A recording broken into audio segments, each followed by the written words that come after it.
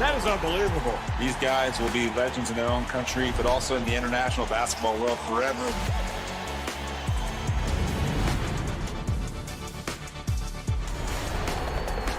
Are you not entertained? I'm not supposed to be cheering, but this is X Series. I can do whatever I want.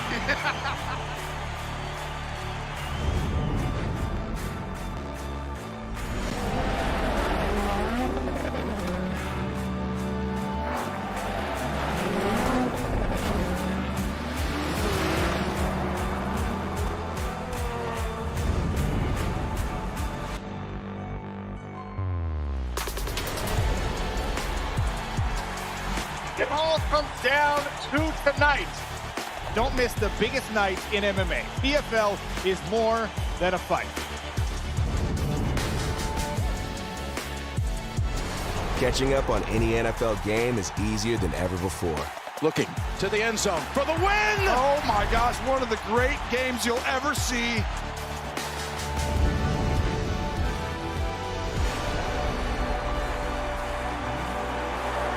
It's their time. A night to remember.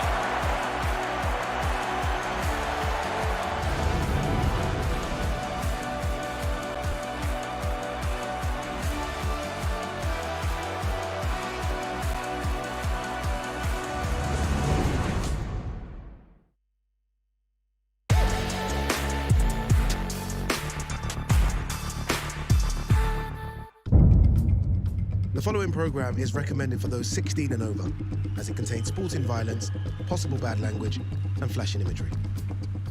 Are live from the ATL Atlanta, Georgia at the OTE Arena, quickly becoming one of the best live fight atmospheres in the United States. And tonight, we have perhaps the biggest event in the history of overtime boxing. In our main event, Elijah Pierce takes on Jose Sanmartin as the Wolf continues to prowl towards a world title opportunity. This is OTX 10. Ladies and gentlemen, good evening and welcome. From the four corners of the world, from the four corners of this ring, the fight starts now!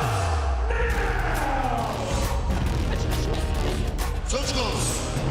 How do you like it?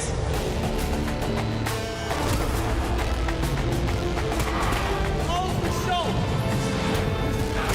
So aggressive, so focused. Look at these two guys. Still the undisputed champion of the world.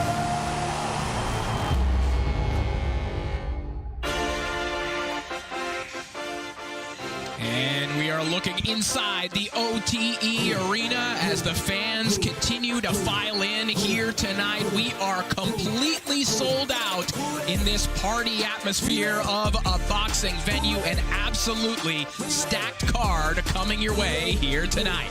Hello, everyone. I am Corey Erdman alongside Akin Barak. Pleased to be calling the action for you all night long here from ringside. And guys, it is a busy weekend here in Atlanta. It's homecoming weekend. It's the start of the chase for the College Football National Championship.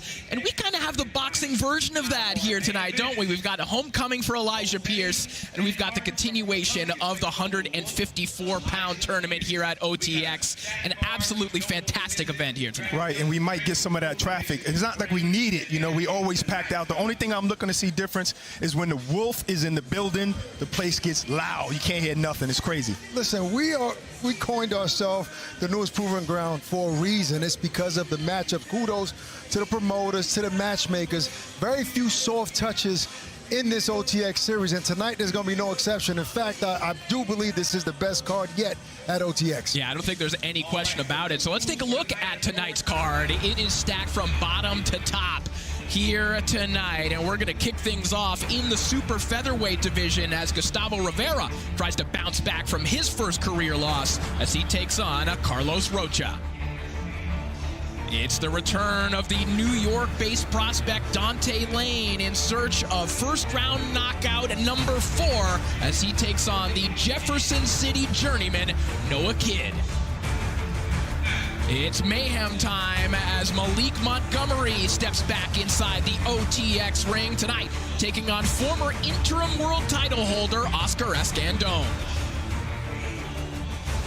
And then the first of two tournament bouts tonight, Andreas Katsarakis taking on the ultimate underdog, Robert Terry. And the tournament specialist, Brandon the Cannon Adams, fresh off a devastating knockout victory, takes on the Argentinian Olympian, Francisco Verón.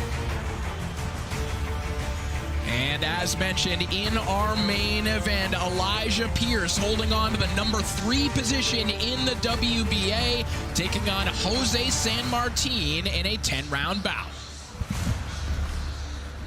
So that's our card for you here tonight. A fantastic card, as mentioned, from bottom to top. But let's start with our main event. It's the return of the Wolf, Elijah Pierce, as mentioned, holding on to a number 3 position in the WBA. Of course, in his weight class, there's only one king.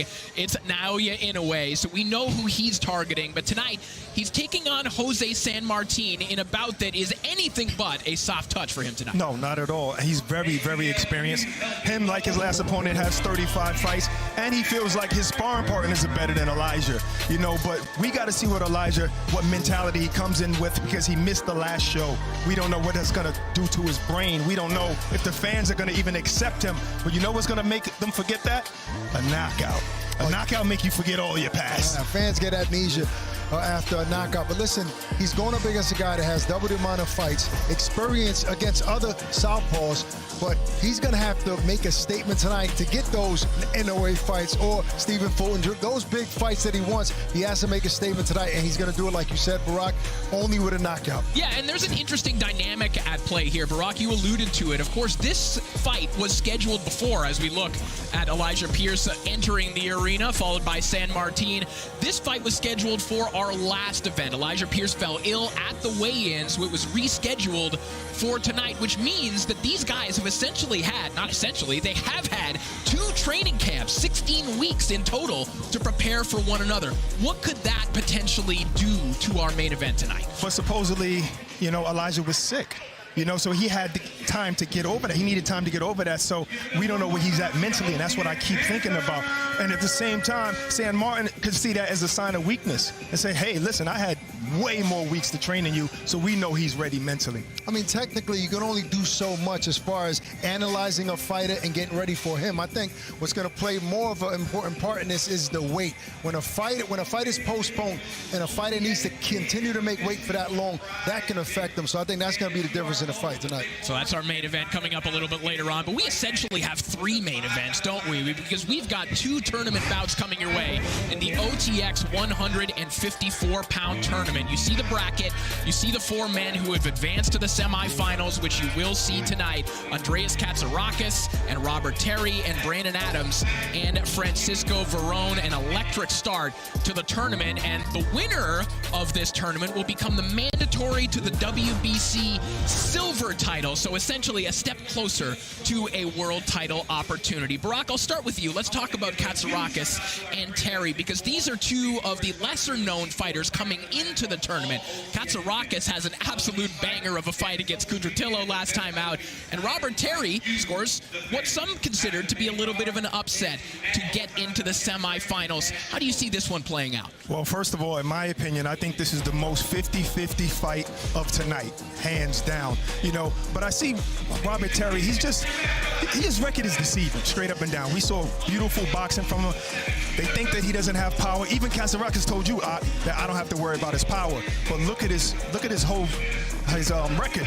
First 6 fights, no knockouts, but let's judge him by the last ones. If you judge it by the last 7, 6 knockouts, 0 losses, 6 wins, 0 losses, 4 knockouts. He got some power that he's gained. Now, Katsarakis, on the other hand, we kind of knew he had power. We kind of knew he had skill. He showed us that he's a complete fighter. He's able to go forward, and he's able to fight from long range and back up even. But there's one thing that he really showed me that was the most interesting is his defense. His opponent threw 971 punches. He made him miss 822 of them. Fighters, that's basically 82 missed shots per round.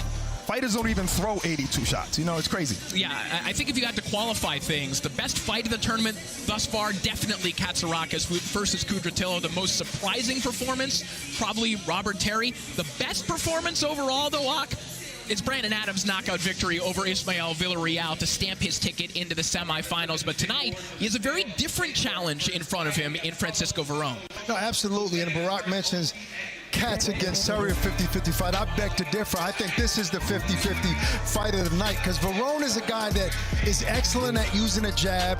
He is a longer fighter, much longer than Adams, but he doesn't always use that size. Sometimes he likes to minimize that by getting too close to his opponents. And for him to be effective against Adams, he has to stay on the outside and use the jab often.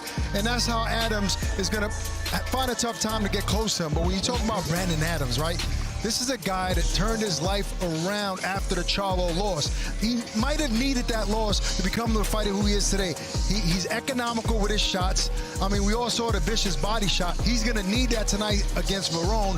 Maybe be a little bit more busy because Verón is a high-volume puncher, so he can't let him get away with a lot of rounds. So I think the two important punches of this fight is going to be Verón's jab and Brandon Adams' left hook to the body. Yeah, Brandon Adams, the pre-tournament favorite, so you'd have to think the winner of this fight, considered to be the favorite in this tournament. And should we show them what we're fighting for as well? Yes, we got a trinket here. Now, there tonight is the semifinals, but the winner of the finals get this belt right here thanks to the WBC. And this is no light belt. This has all the bells and whistles. This is the real deal, folks. Real diamonds, too, you know. That's what I heard. That's what I heard. Just one of the many innovations that Overtime Boxing is bringing your way, including the tournament that we're talking about, and also including the overtime rules. If you're not familiar with what we've got going on here, we have a knockout bonus. If you score a KO at any point in the night, you've got some extra cash headed towards your wallet. If you can do it in one of the money rounds, those being the first and final rounds of the fight, you get even more cash. In that final round of the fight, it could be an overtime round. If the fight is a draw at the end of the prescribed rounds, we will go to an overtime round, which we have done twice in overtime boxing history. But with that, let's introduce the fourth member of our broadcast team, Overtime Tom. Thank you, guys. I am down here with Gustavo Rivera Rio. Now, you're about to fight. We're ready for it, but you train with the legendary Ronnie Shields. Can you tell me some of the things that he says to you in preparation for this and also what your camp was like? Yeah, it's amazing to be with such a legendary trainer as Ronnie Shields. All the experience he has with also great fighters, some of the greatest fighters. It's been great, and it's also given me a lot of confidence in the ring, knowing that I'm with the best. There you go, of course, of course. And now you are coming off of a loss. So talk to me a little bit about what's it like to get back in the ring and hopefully get that redemption. Yeah, you know, my last fight didn't go my way, but I'm here again. I'm here again with another chance, and I'm ready to put on a great performance. I'm not just looking for the victory. I'm looking to put on a great show for the fans. And you're about to walk out here right now. Can you give us a little prediction? What happens tonight? It's going to be spectacular. It's going to be, I'm going to make people ask themselves, when am I going to see this guy fight again?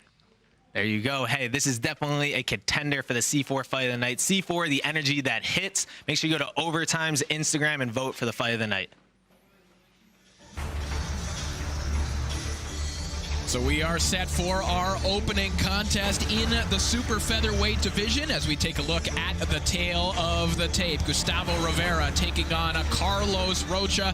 As mentioned, Rivera trying to bounce back from his first career loss, and tonight he'll enjoy plenty of physical advantages. You see the height and reach advantage as Gustavo Rivera looks to pick up a bounce back win over the 30-year-old Carlos Rocha. And with that, let's send it up to our MC for this evening. But prior to that, let's take a closer look at both of these fighters. Boxing, of course, it's not like other sports. We risk our lives when we step a foot in the ring. Good shot over the top there from Rivera. My main goal for this fight, not just to get the victory, it's to put on a show. Bad intentions on every shot. Bom, meu oponente é adversário muito forte, muito bom.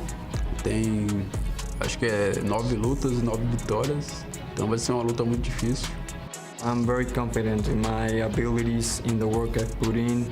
I trust in my team, and that's what's most important. Bom, estou muito focado, treinei bastante.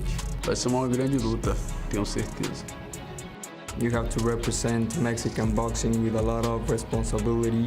options. You can either have that pressure or that confidence. In my case, I have that confidence that I come from a fighting country, because I know that in Mexico we don't fear nobody. Ninguém tem medo de ninguém. Vamos pra luta. Medo é... Ninguém tem medo de ninguém. Vamos que vamos.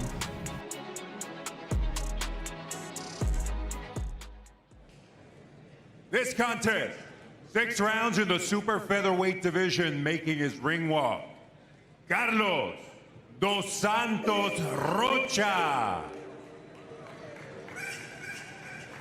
Lembrei daquela sexta-feira, pé descalço e poeira, menino que se achava dono da quebrada inteira, de bicando pipa, saudade dessa idade. Nunca tive nada, mas tinha minha vaidade. Sonho da bicicleta, quem sabe a mobilete, carrinho de rolimã, não atiçava as piriguetes. Que se for do personagem que quer me ver infeliz, que olha pro meu troféu, mas não vê minha cicatriz. Promotions card in Orlando, and he has faced 5 consecutive unbeaten prospects. Technically, tonight breaks that streak because Gustavo Rivera is 9-1, but in spirit, it's the same kind of tough fight that he's taking once again here tonight.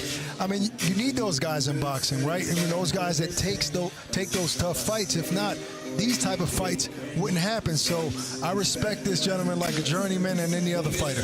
Yeah, Carlos Rocha taking the tough road to start his professional career. He's the kind of guy that could have been taken down an entirely different road. He was a national amateur champion in Brazil, almost made the Brazilian Olympic team for Tokyo in 2020. He's a member of the Brazilian Army, but instead he's kind of gone this route, the guy who takes these short notice tough fights. I mean, over 125 amateur fights. That type of amateur usually is a better pro than this.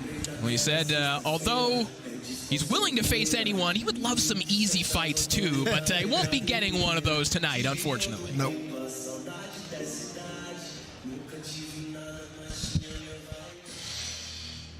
His counterpart, Gustavo Rivera Rio.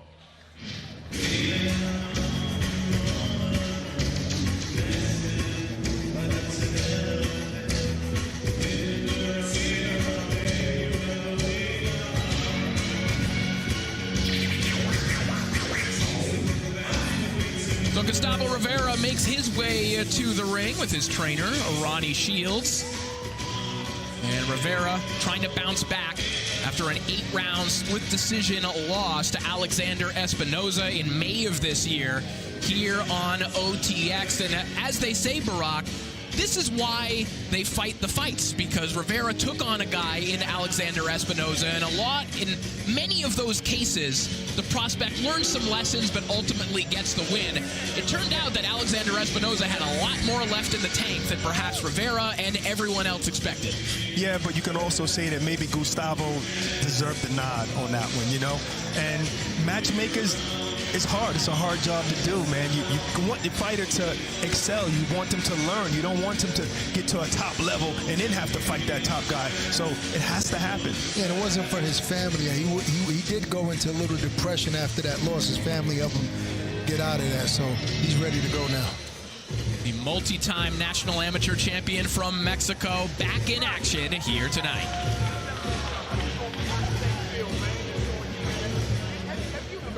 From professional boxing's newest proving ground, OTE Arena, Atlanta, Georgia. It's another edition of OTX. Friday night fights powered by C4 Energy.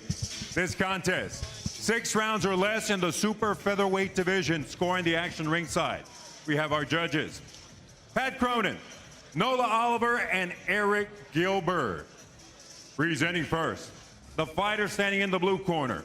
This South American slugger is making his OTX debut. Tonight, he enters the ring in his 9th bout as a pro with 3 victories against 5 losses, 2 of those victories coming by way of knockout. From Sao Paulo, Brazil, Carlos Dos Santos Rocha.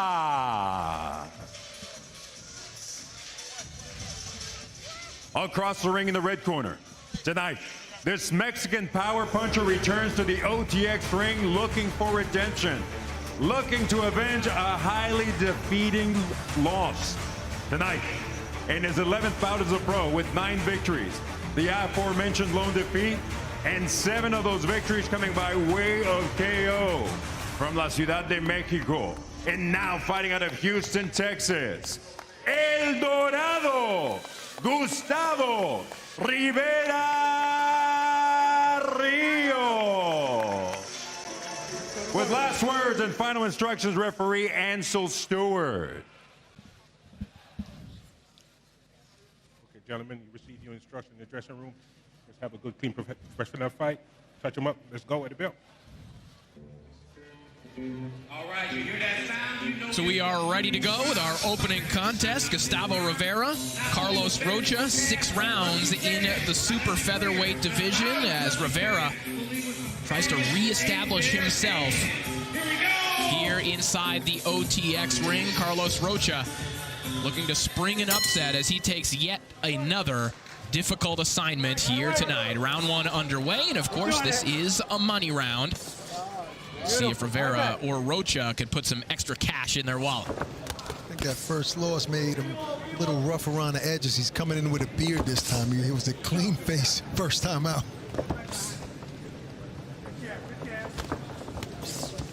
The edict from Rivera's trainer, Ronnie Shields, was to throw power shots in combination. They felt that even though he hurt Alexander Espinoza in that fight, and Alexander Espinoza apparently told Rivera as much, they felt that he didn't throw those power shots in combination. He was throwing just one of them at a time. Not only that, not getting his distance with the jab, which is what's needed, especially against a guy like Rocha. Like he landed a good jab to the body, but then he came in without a jab to land power shots. You have to establish that jab first to get the right distance. Right. I like what Gustavo, I like what Rivera's coming in to do initially, is keep his guards up high, come in, but he gets within range and he doesn't be first. And that's the thing. You don't want to give Rocha the opportunity to be first in any exchange. Saw some good body work from Rivera a moment ago. There he goes back downstairs. Some of those catching arm, but going back to what Ronnie Shields was asking for, we're immediately seeing those combinations from Rivera. Right. Yeah, when he's in the pocket, letting those hands go, he stays right there on the line. You have to move after throwing those shots, and that's why Rocha is able to land a few shots there. He's digging those shots to the body. That's beautiful. But one thing he told us in the fighting meetings is that you can't knock everybody out. So you can't fall in love with the knockout. And that's exactly what he did. He kind of lost a little bit of his technical, abilities because he was looking for the knockout. It's a nice counter left hook from Rivera a moment ago. Looked like it might have rocked Rocha backwards, as now he backs Rocha up against the ropes. I think Rocha got a good jab. You see, and that's the thing. Rivera's getting into the proper distance where they both could reach each other, and he's not being first. So Rocha's kind of beating him with the jab. And he's walking into the jab where Rivera is. Nice uppercut there from Rivera a moment ago, and a nice right hand comes over the top as well. Rivera starting to find his flow early in our opening contest. He definitely sees that. Rivera definitely sees that he has more speed. There is that good jab from Carlos Rocha. Nice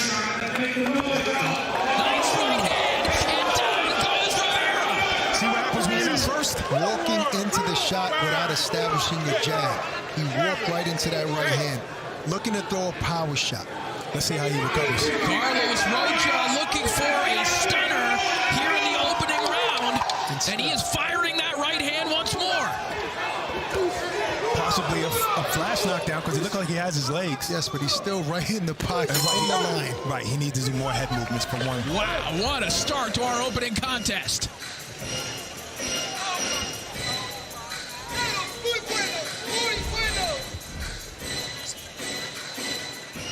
That was a beautiful uppercut by Rivera, and he was digging to the body, just left himself a little wide open for this shot right here. I mean, you got to be first. That 1-2 was crisp. It was on point, and he put him down. He did throw a jab, but he dropped the hand. Don't worry about anything. You just keep concentrate on what you're doing. You're looking at our live cam. You're looking at the view from Ronnie Shields. Counter behind that. Wow, you really get the look into his eyes. And when you get close, you got to dig that from body. the view of a trainer. That's what we have to do. Give me a towel. Innovation here at OTX, folks. You shooting a commercial? right, let's go to work.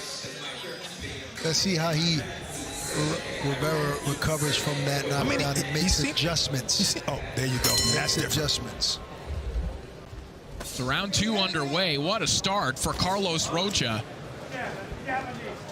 The 3-5 underdog in this contest. But guys, going back to their backgrounds.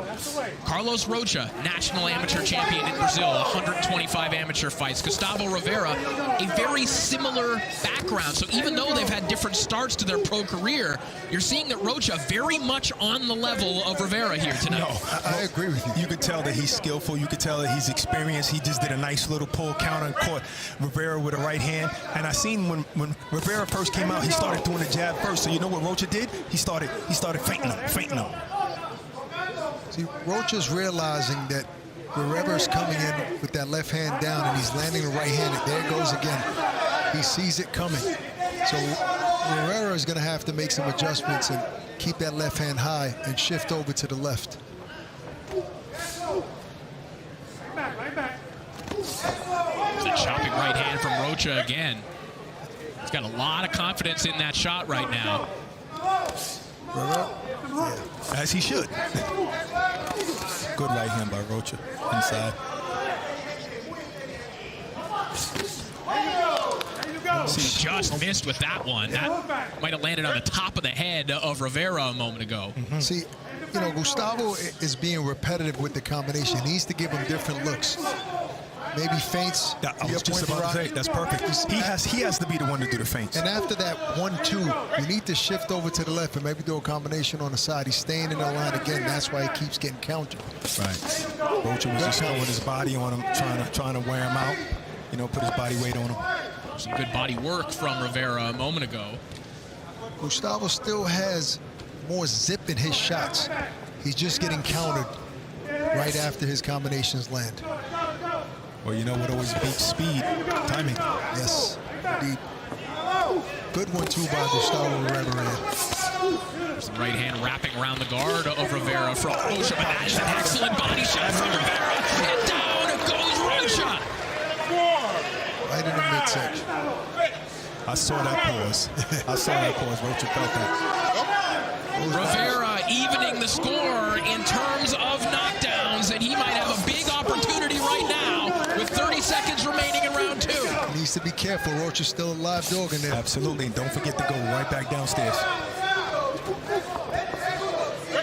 An exchange of knockdowns in the first 2 rounds, but Carlos Rocha is now bloodied and hurt to the body. What a turnaround for Gustavo Rivera here in round 2. Good approach. He's going right back to the body. Oh. You know, sometimes a fighter gets knocked down from a body shot, and it's not because it's a soft area, he's not tough. He just wasn't ready for that shot. So you're trying to hit it again, and he's ready for it. Yeah. And here it is, right? It was in the middle of an exchange. It's usually a delayed reaction. You feel that pain shoot down your leg, you take a step back, and you say, boom. Oh, I can't take it. I need a break. And that's a veteran move right there, too. Take a knee. I've been hit with those type of shots before. I know what that feels like. Oh, you get hit with a whole bunch of shots. I know you know. I didn't take a knee, though, buddy. You just got knocked out. Mueve lado y lado. Toca. Chapea, piensa con el chapeo. Papá, tira a la derecha, gancho y sal. No quede a frente, por favor. Exacto, así estamos bien, vamos a trabajar. Gocealo, tú lo tienes. Así no, pensando con el chapeo. Empieza, vamos, go. So Rocha's trainer, Ray Farrat, has a tough task ahead of him, but his brother is the trainer of Edgar Berlanga, who has a tougher task ahead of him with Canelo. Yeah, just a little bit. Yeah. Round 3 underway. What a wild start to our opening contest. A knockdown apiece here between Gustavo Rivera and Carlos Rocha, but obviously the momentum very much in favor of Rivera. Carlos Rocha looked hurt for all of those final 30 seconds of the round in round 2. I agree, but he's a veteran, man. He's a veteran. I tell you, Rocha's record is very deceiving. Sounds familiar. No, I agree with you, brother. More body work there from Rivera right along the belt line. Now climbs the ladder, steps to the outside with a nice left hook. Seems like Gustavo Rivera has a little rhythm going now. He's confident after scoring that knockdown, and he feels good. Keeping that left hand high, which Ronnie must have given us some advice in the corner. Well, back to the point that you made earlier, Ak, about Rivera needing to show some different angles, particularly on the inside. We're seeing Rivera take a step to his right a lot more often to find a different path for that left hook, and that's actually how he scored that knockdown also. Absolutely, Corey. Different angles, different looks, lateral movement. You can't stay in front of a guy, especially a guy like Rocha who's crafty. See blood trickling down from Rocha's nose. I think sometimes when a fighter gets hurt, you can throw him off his game plan because he's trying not to get hurt again. So Rocha's not fighting as crafty as he was in the first couple of rounds. Yeah, beautiful combination there from Rivera. An uppercut, a right hand. That one rocked Rocha back. He's getting hit with a lot more regularity now in round 3. I think that body shot took a lot out of Rocha. Still tricky in there, but no zip in the punches right now of Rocha. Well, understandably, Rocha not quite as bold as he was offensively after he scored that knockdown. Now he's hurt and starting to second guess what he has going on as well. A lot more movement, a lot more work from the outside. Yeah, this is when you're going to see how long the camp was. But Rivera looks like the fresher fighter right about now. Absolutely. And he probably had the longer camp, like I'm saying. Rivera just continuing to drain the battery of Rocha with those body shots, but there's a nice left hook from Rocha just a moment ago. See how he doubled that jab and how that right hand was able to slide in there easily? I mean, I hate to sound cliche, but it's the most important punch in boxing, and fighters don't use it enough. What's that, the uppercut? Nice chopping right hand there from Rivera. 15 seconds remaining here in round 3. You know, Rivera also has a chip on his shoulder. Oh, yeah.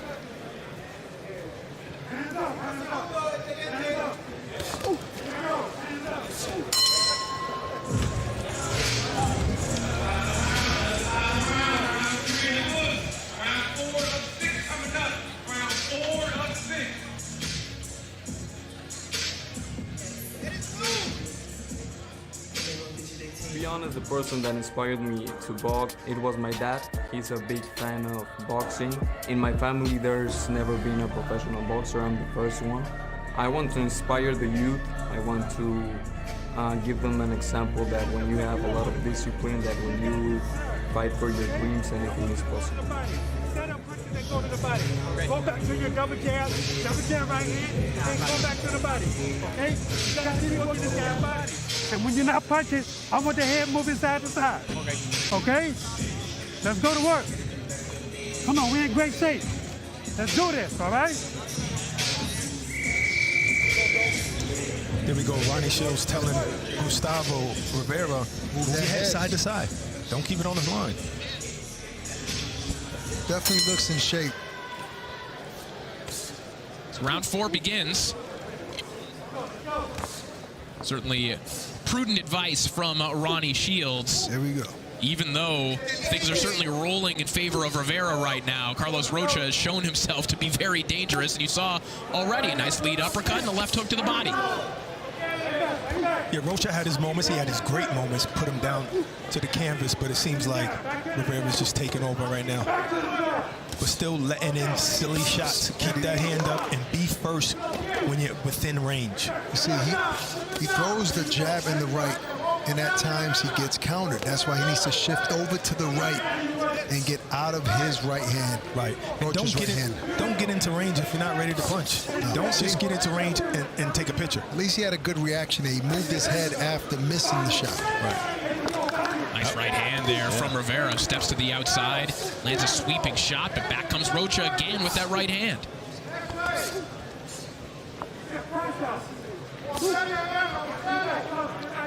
Let's see if Rivera does any head movements that Ronnie Shields told him to do.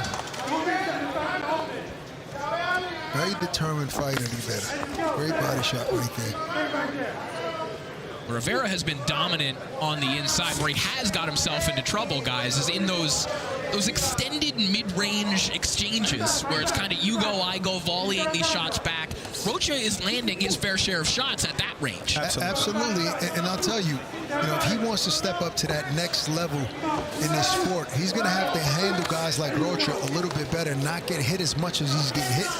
I think Rocha is just seasoned. He's seasoned, he's experienced, he knows how to slip shots, he knows. That's true.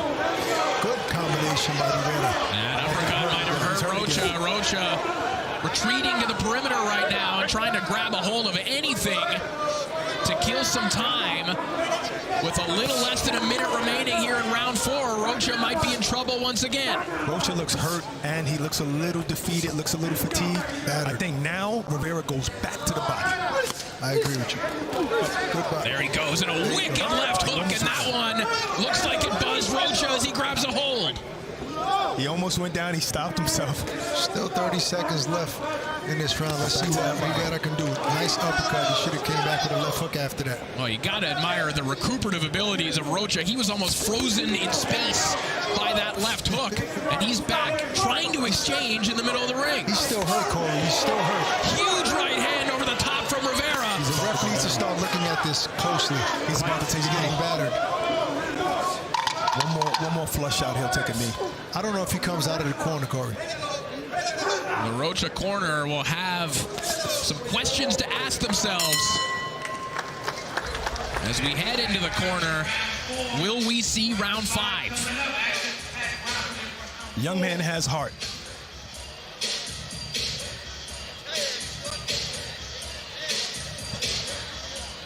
I mean, this was clearly Rivera's round. Coming shooting the jab from that high guard. Big round for Rivera. And he's just willing to take Rocha's shots because there's no steam on it anymore. And that uppercut is just tremendous. Just missing that left hook. It was that left hook that clipped the chin, hit the button. Rocha almost went down. He caught himself and finished that round. No queda frente. Boxear 1-2 y sal. 1-2 y sal. 1-2 y sal. Más nada. ¿Ok?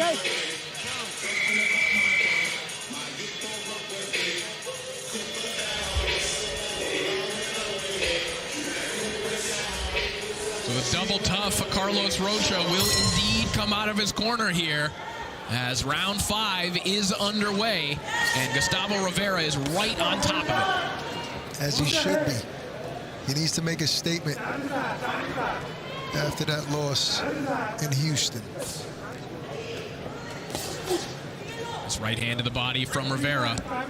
Just continuing to make those investments downstairs, and you'd have to think that's contributed to taking some or all of the zip off of Rocha's punches right now. Yeah, absolutely. The zip is gone. The zip is gone, and Rivera is in shape. He is not breathing hard at all. You see how literally punching like he was in the first round. Still needs to work on moving his head coming in there. Rocha's still landing his little peppery shots there. There's no steam on them. Still at all. They're landing. He did a little head movement right after you said that. So he just got hit with an unnecessary left hook. No, but that was a counter shot. You know, it's hard to move out of those. You got to keep your right hand up. Keep your right hand up. That was right after he threw it. He got caught.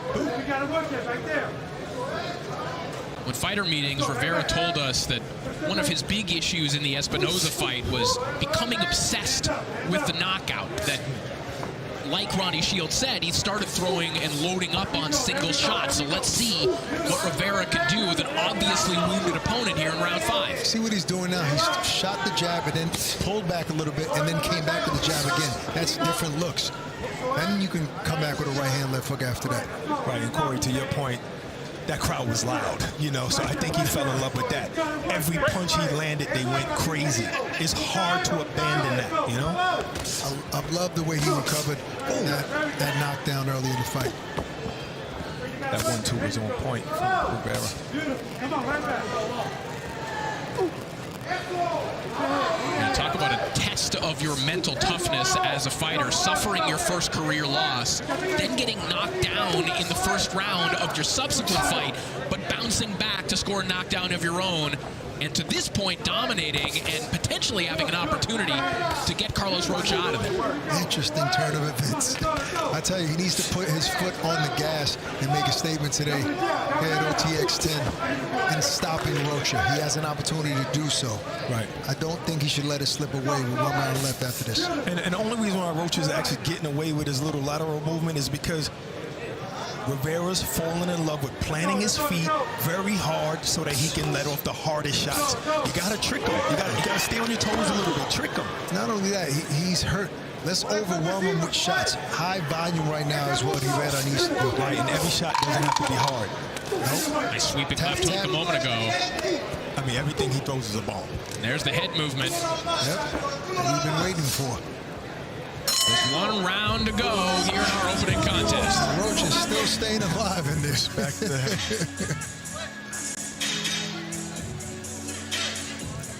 This is why we work hard in the gym for fights like this, okay? This guy is better than you. This guy got nothing on you, and you got to show him that. Every single round, you got to show him that, okay? Listen, this is the last round. I need hands up, moving their head side to side. When you get close, keep going to the body. But look, go behind the double jab. The double jab, the right hand, and then the hook is going to be there. All right? The hook ain't going to be by itself. Okay? You got to throw the hook in the combination. Okay? I'm taking the vibe, Cam, because you really get to look into the eyes. That's the last round. Listen, the eyes of the fighter. Don't be careless. Keep your hands up and keep your head moving side to side. That's all we need. Uh-oh, when you hear that sound, you know it's the 3 round.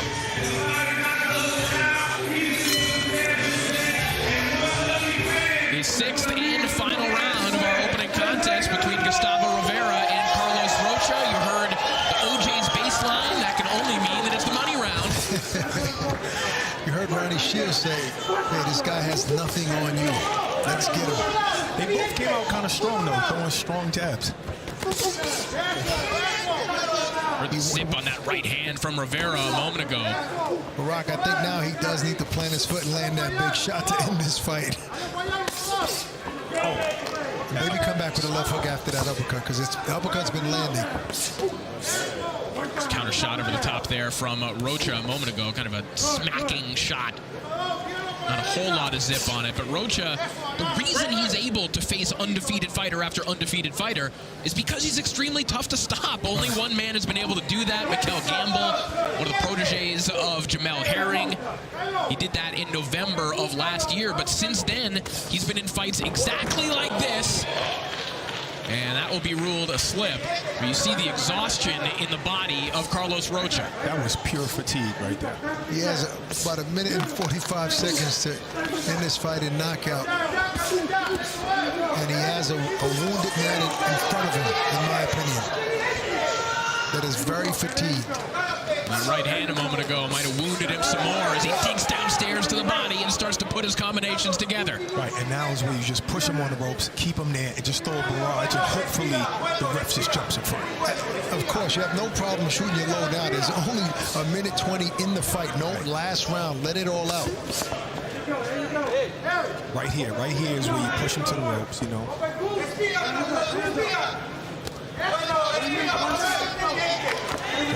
Stop waiting for one shot. He needs to let his hands go.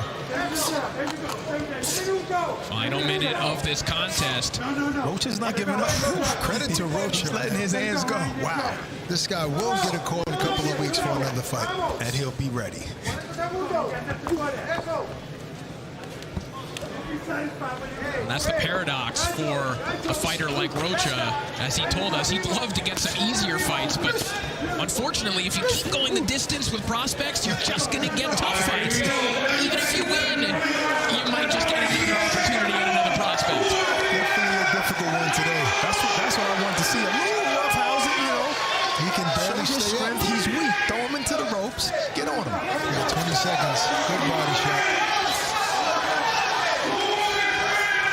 Rivera checking the clock on one of the many LED boards around the OTE arena. He's got less than 10 seconds. Looks like Rocha's going to get out of this one again without getting stopped. Should have never left him with the ropes right there. Yep. Good fight, though. Good fight. Nevertheless, good victory.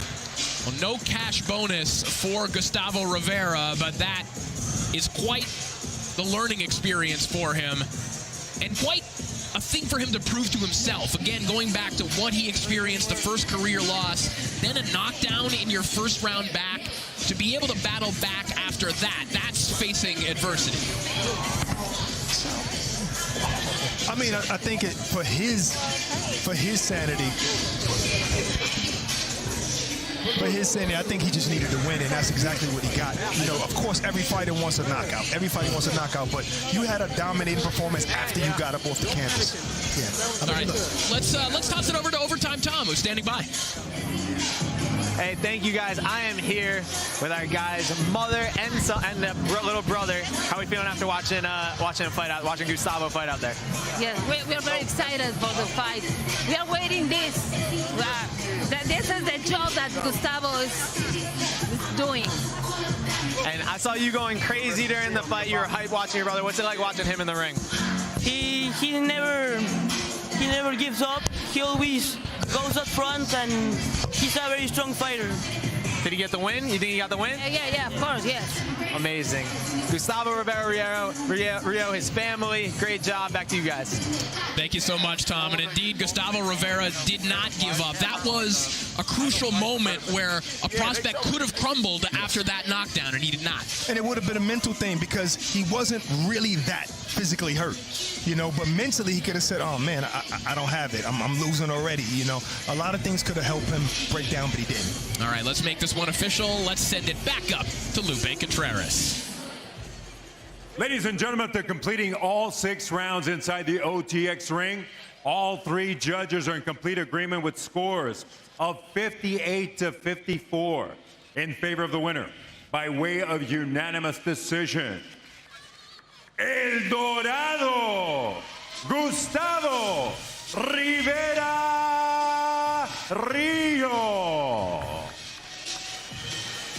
So El Dorado rides again back in the win column, now 10-1. The pride of Acapulco, Mexico. Now training out of the Ronnie Shields gym in Houston, Texas. He certainly had to earn it here tonight. And he is standing by with Ak. Gustavo, entertaining fight. You came off a loss. What was going through your mind after being knocked down and getting hit with that right hand? First time being knocked out in my life. But I'm surprised I keep my composure, man. And I think even that round, I came back to win it. Listen, learning experience for me. What did Ronnie tell you in the corner coming back after that round? He told me we're doing good, relax. He caught me with a good shot. I recovered pretty easy. And if I could have shown one thing to the world is that I'm a fighter. I'm a fighter. You landed a big left hook to the body that, that knocked him down. What was the biggest adjustment you had to make in a fight to turn it around? My trainer told me, hey, if you're moving forward, keep your hands up. Don't be like this. So I put my guard more tight and keep doing the same job, pushing him back. How long before you want to be back out there? Tomorrow I want to be back, as soon as I can. Good job, congratulations. Thank you. Guys. Thank you so much, Ak. So Gustavo Rivera, your winner in our opening contest. Boy, those first 2 rounds were something, weren't they? That was quite a way to start the broadcast as we take a look back at some of the highlights. And look at that. That right hand came out of nowhere in the exchange, put Rivera down. But like he said, he kept his composure. Look, was able to get it back, with a beautiful body shot. And a lot of shots like that landed, like flush. And it just goes to show that maybe Rocha didn't have a long camp, but he was able to take these shots, so he's just a tough competitor. And that was the last round. It was just a little frustration, like, I'm trying to get you out of here. And the Rivera family obviously hyped up about this one. You see the look on his mother's face. Little brother throwing some right hooks of his own. What a victory for Gustavo Rivera as we take a look at the final punch stats for our opening contest. And Carlos Rocha certainly brought a level of resistance that maybe Gustavo Rivera didn't anticipate in this one. As we see those numbers, Gustavo Rivera 147 of 368, but Carlos Rocha, 109 of 321. And again, boxing is scored round by round, but this is reflective of a very competitive fight. Maybe, he definitely didn't expect this type of performance from Rocha tonight. Surprising. No, but I think this was the right opponent. The record said something different, and you're right, it was deceiving. He was very experienced, he was very crafty and sneaky and tricky in there. So this is great. It's not like you just came and bulldozed over a guy that was supposed to lose. You came, got tested, and won. That has to wash away your Especially loss. coming off of a knockdown and then being able to knock your opponent down and finish strong like that. Great job. Well, that's exactly what this series is about, tests like that. And coming up next, we've got a familiar face, the 3-time KO bonus winner, Dante Lane, who will be taking on the Jefferson City journeyman, Noah Kidd. The Zone is the home of boxing, with over 150 live fights a year. And you can relive history by watching the biggest fights at any time. Just head to DAZN.com and go to previous events to catch up on all the action from the biggest nights in boxing. He's in trouble! The big fella! Garcia is having the fight of his life on the biggest stage possible!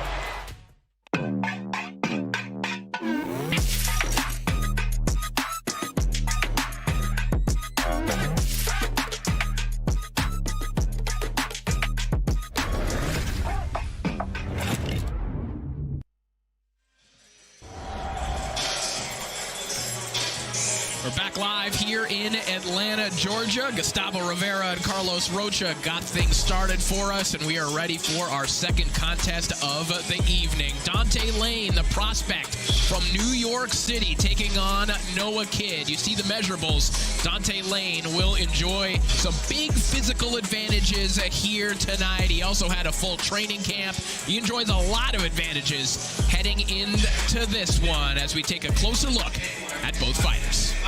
Down he goes, and he is out.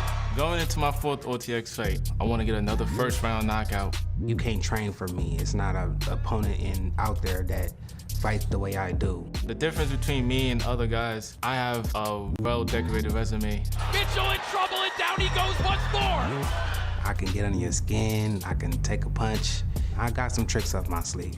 If I can describe my boxing style in one word, it would probably be precision. I just know I got that dog in me. Been doing this for 21 years. He's 21. I've been fighting since he was born. Dante Lane heading back to the bank. I'm ready to get my 4th KO bonus. I'm ready to get 15 KO bonuses. It's going to be the fight of the night, because I ain't stopping. Do not, I repeat, do not hesitate, because I won't. My opponent doesn't stand a chance. He shouldn't even be in the ring with me.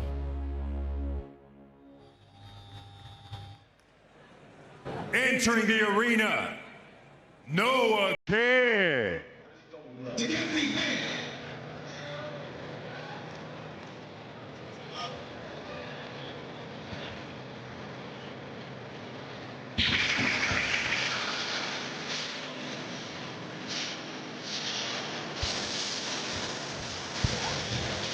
So Noah Kidd makes his way to the ring, and Noah Kidd gave us probably one of the most memorable fighter meeting interviews that we've ever had. Noah Kidd, a character to say the very least. This is a man who does not have a gym to train in right now. He works at Andy's Frozen Custard in Jefferson City, Missouri, and he said that one of the big problems that he has is that all of his jobs have been in fast food, and he doesn't get any time off. So the food is free, and he can't get time off of work to train, but somehow he keeps making weight and keeps taking these assignments against undefeated fighters. He trained 1 week for this fight. Yes, and met his trainer, I think, today. Yes, and his sponsor yesterday. That's right. One thing Dante Lane said earlier was he doesn't belong in this ring, and that's something that I agree with. Yeah. And we're going to see that in a couple minutes. Noah Kidd most famously faced Sergio Martinez back in 2022. He did that 5 weeks after after having back surgery and relearning how to walk. He said that my back was too sore to go to my job, but I still had hands and I needed a paycheck. My God. Did you make a prediction if you made 6 seasons? Did I hear you make a prediction for the first time?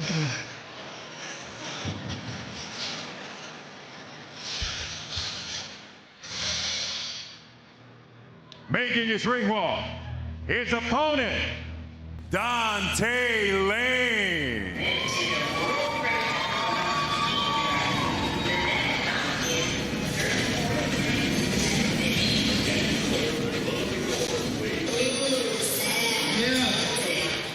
Make some noise for Dante Lane.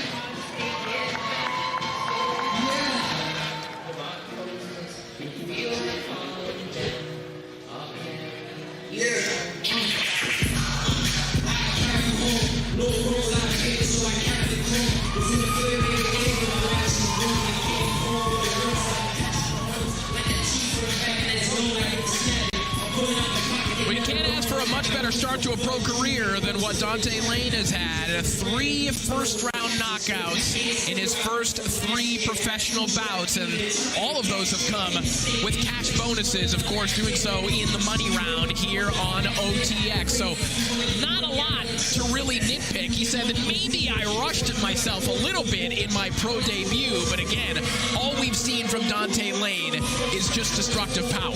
And, I mean, he mentioned a few minutes ago that he wants the money bonus 15, 16 times. So I guess he wants to follow in Edgar Berlanger's, with that streak in first-round knockouts. So we 3 fights in, and we got a rapper walking out with us already. We last saw Dante Lane scoring that first-round knockout victory over Deshaun Mitchell here on OTX. The 21-year-old Dante Lane in search of another KO bonus here tonight.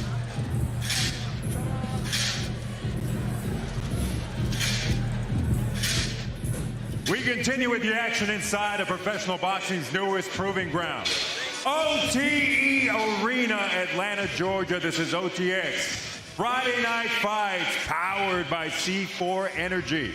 This contest, 4 rounds or less in the super middleweight division. Scoring the action, our judges ringside: Pat Cronin, Nola Oliver, and Eric Gilbert.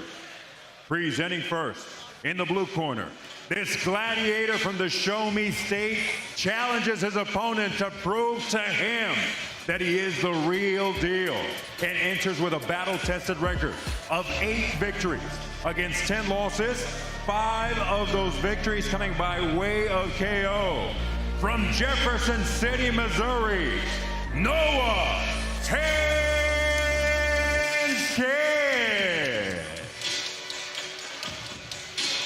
Standing across the ring in the red corner tonight, this 21-year-old boxing phenom looks to continue his first-round KO streak, as well as remaining undefeated as a pro with 3 victories. All 3 victories coming by first-round stoppage. The knockout machine from Elmont, New York, Dante Lane. With last words and final instructions, referee Malik Waleed. Okay, fellas, you both have been given the rules. I'm expecting good, clean boxing. When I say break, stop punching, take a full step back. Remember, protect yourselves at all times. Touch them up. Good luck to you both. Did Lupe give him a nickname, the Knockout Machine? A guy that doesn't like nicknames. Maybe so. We'll see if Dante Lane can grab that bag of cash once more. Looking for knockout victory number 4 in round 1. Dante Lane and Noah Kidd. This one's scheduled for 4 rounds. They might as well put that bag in the ring right now. Wait, relax. He's being aggressive. Noah Kidd right here is coming swinging. Swinging. Wild shots. You know, it's easy to counter those wild shots. But you don't want to get hit by them as well. He has 8 wins, right, and 5 knockouts. Noah Kidd very nearly defeated Derek Findlay a couple of fights ago. You might recognize that name. One of the quintessential journeymen in the sport of boxing, and Kidd fought Findlay on a show where Findlay was both the promoter and the matchmaker. Kidd said he didn't know that, so not suggesting Findlay did anything untoward, but you talk about the deck being stacked against you, that's about as bad as it gets. I think he would have went harder if he would have known he was the promoter. And back comes Noah Kidd with a nice left hook. And landed a shot. The corner of Dante Lane said they're stressing not throwing meaningless shots. I noticed that. I'm glad you said that. I noticed that he's actually picking his shots a little bit better. That's why he's not missing as much. Even though he's still trying to get the knockout. He's going to the body early. You figure if this guy's out of shape, I'm going to catch him in the body. Just caught him with a left hand, and that one had Noah Kidd stumbling a little bit. See, you don't want to get wild in there just because your opponent is wild. Right, because fighters like that, that's what they tend to do. Right. Get you out of character. Absolutely. Guys, as you know, there's a shot that Kidd is saying was behind the head, but this one is just going to be counted, and this one might be over already. Get up, young man. And that is it. Cash bonus. Like I said, bring that back. Not the highlight reel shot that he was hoping for, but the payday is all the same. I mean, I like to see the replay. Maybe it was behind the head, but you got to understand he was ducking so low. He caused that. Definitely had intention behind the head.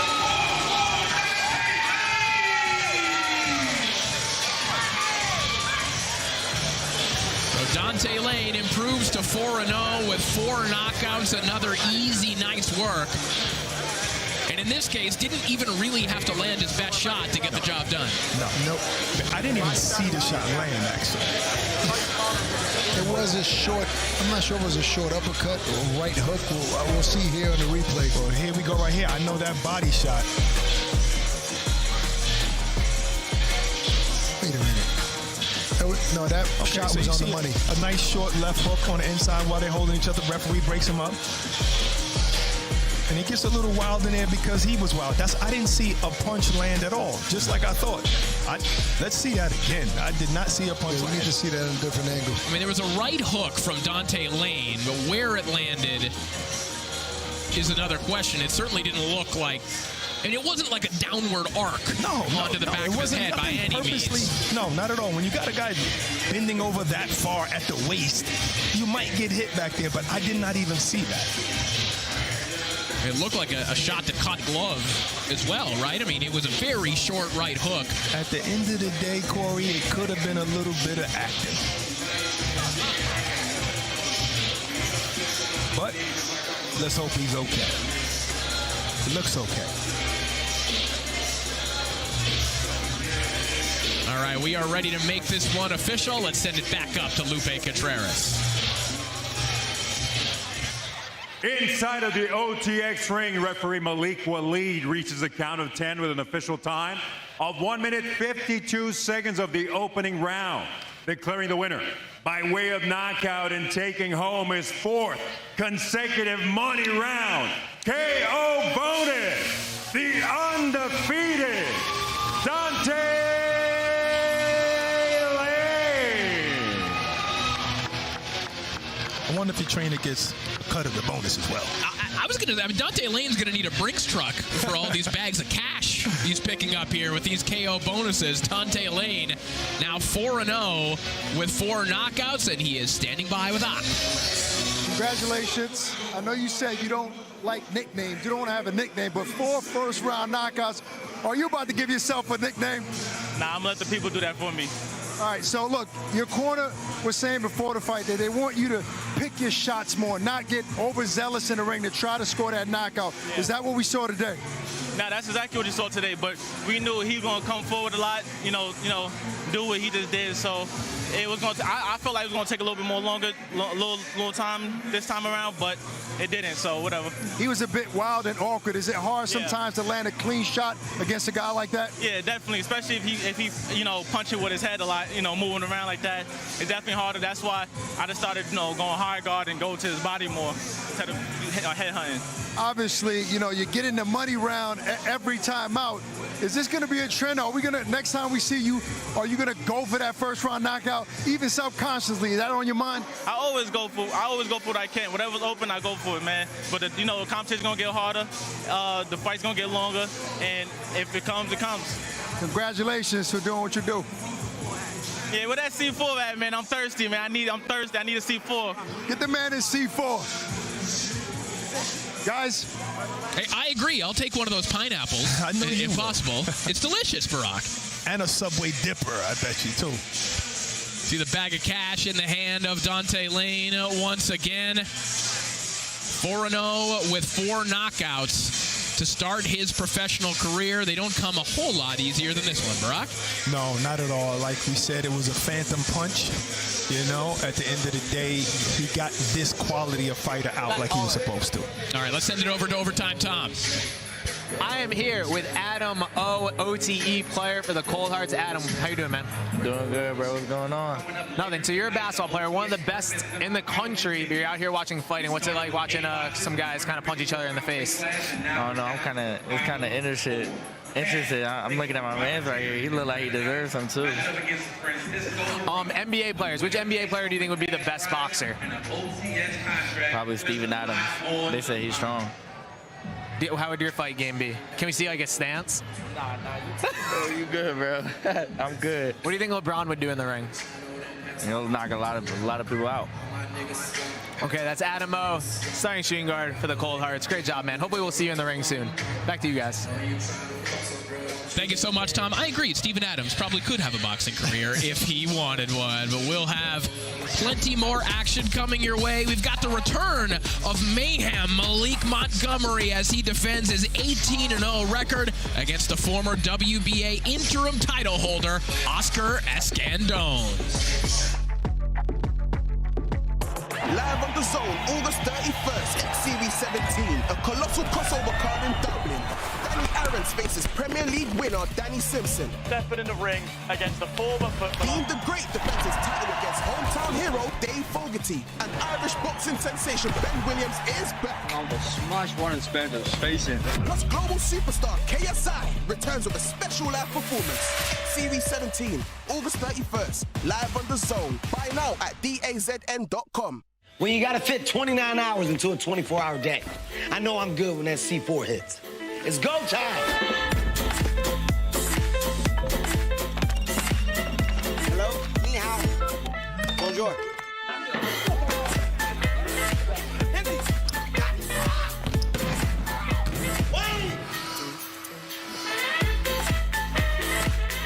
Because before you know it, it's another day and you gotta be ready to go. So let's f***ing go!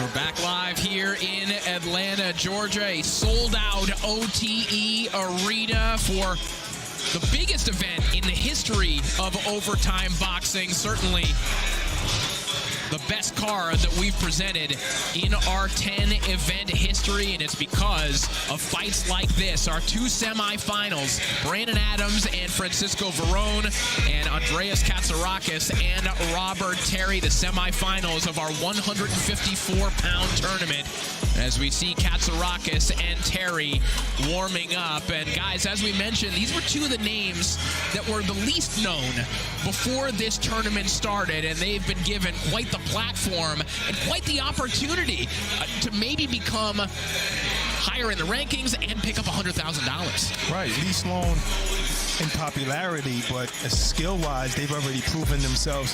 Both, actually, their last fights were their step-up fights, and they came out on top. So that's our first of 2 tournament fights coming up a little bit later on. Katsarakis and Terry, and of course Brandon Adams and Francisco Varone. But we are ready for our next contest.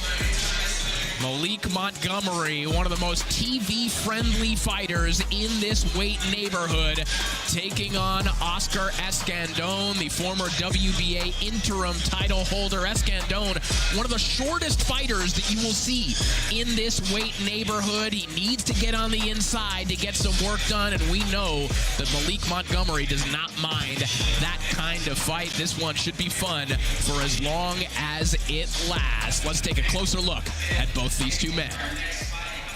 It's nothing I've never seen before. I'm coming here to dominate and stop my opponent. Bueno, yo vengo es a hacer mi trabajo. Yo vengo a hacer mi trabajo y vengo a ganar.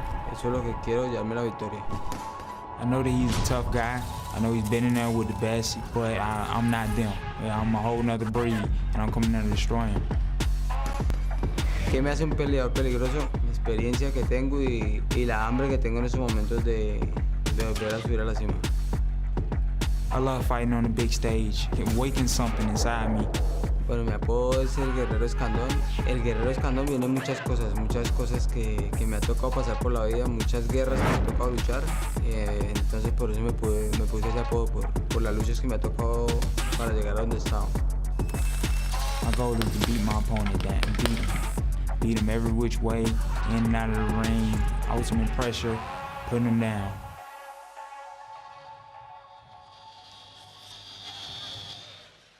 Entering the arena, Oscar Escandón.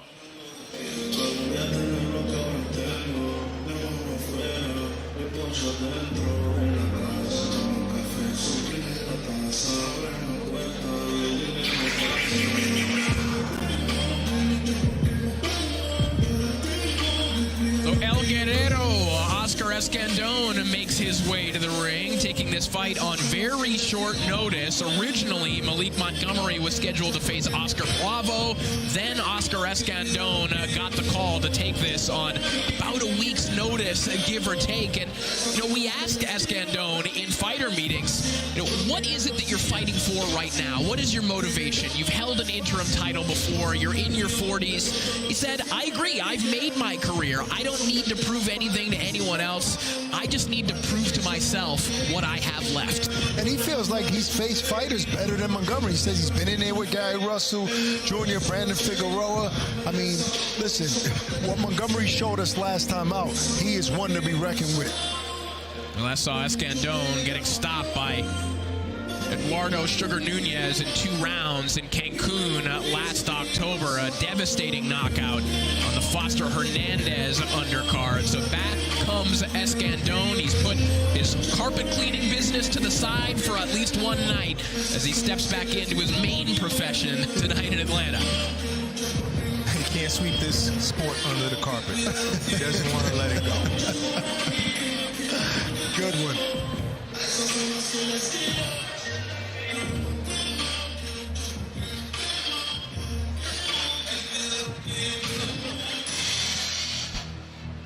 Its counterpart, Malik Montgomery.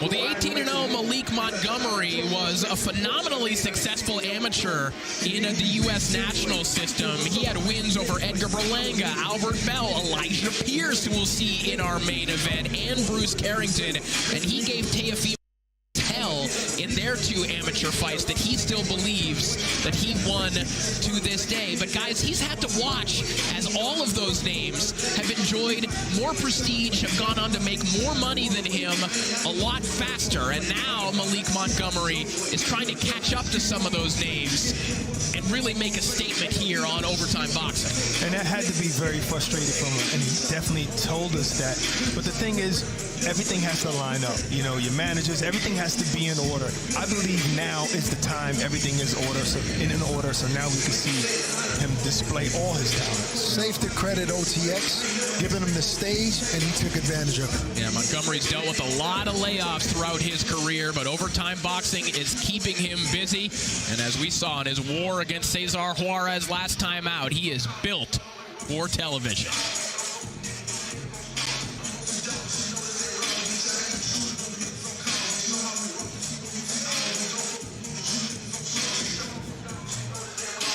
We continue with the action here in professional boxing's newest proving ground, OTE Arena, Atlanta, Georgia.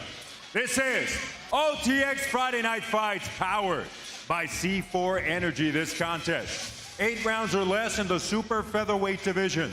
Scoring the action once again, our judges, Pat Cronin, Nola Oliver, and Eric Gilbert.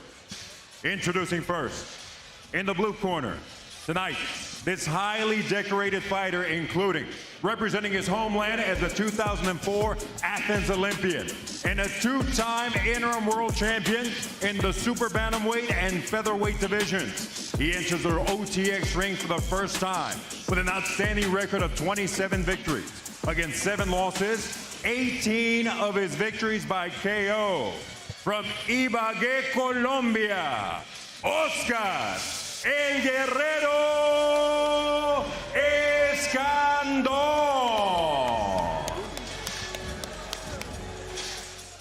Across the ring in the red corner, after a show-stealing performance in his last bout, he returns to the OTX ring, looking to remain undefeated as a professional, with an outstanding record of 18 victories against no losses. 16 of those victories coming by way of KO. Tonight, he puts his hometown of Macon, Georgia on his back. Malik Mayhem Montgomery. With last words and final instructions, referee Ansel Stewart. Okay, Trunk, you good right here. Receive your instructions. Gonna have a good professional fight. Touch him up. Go by the belt.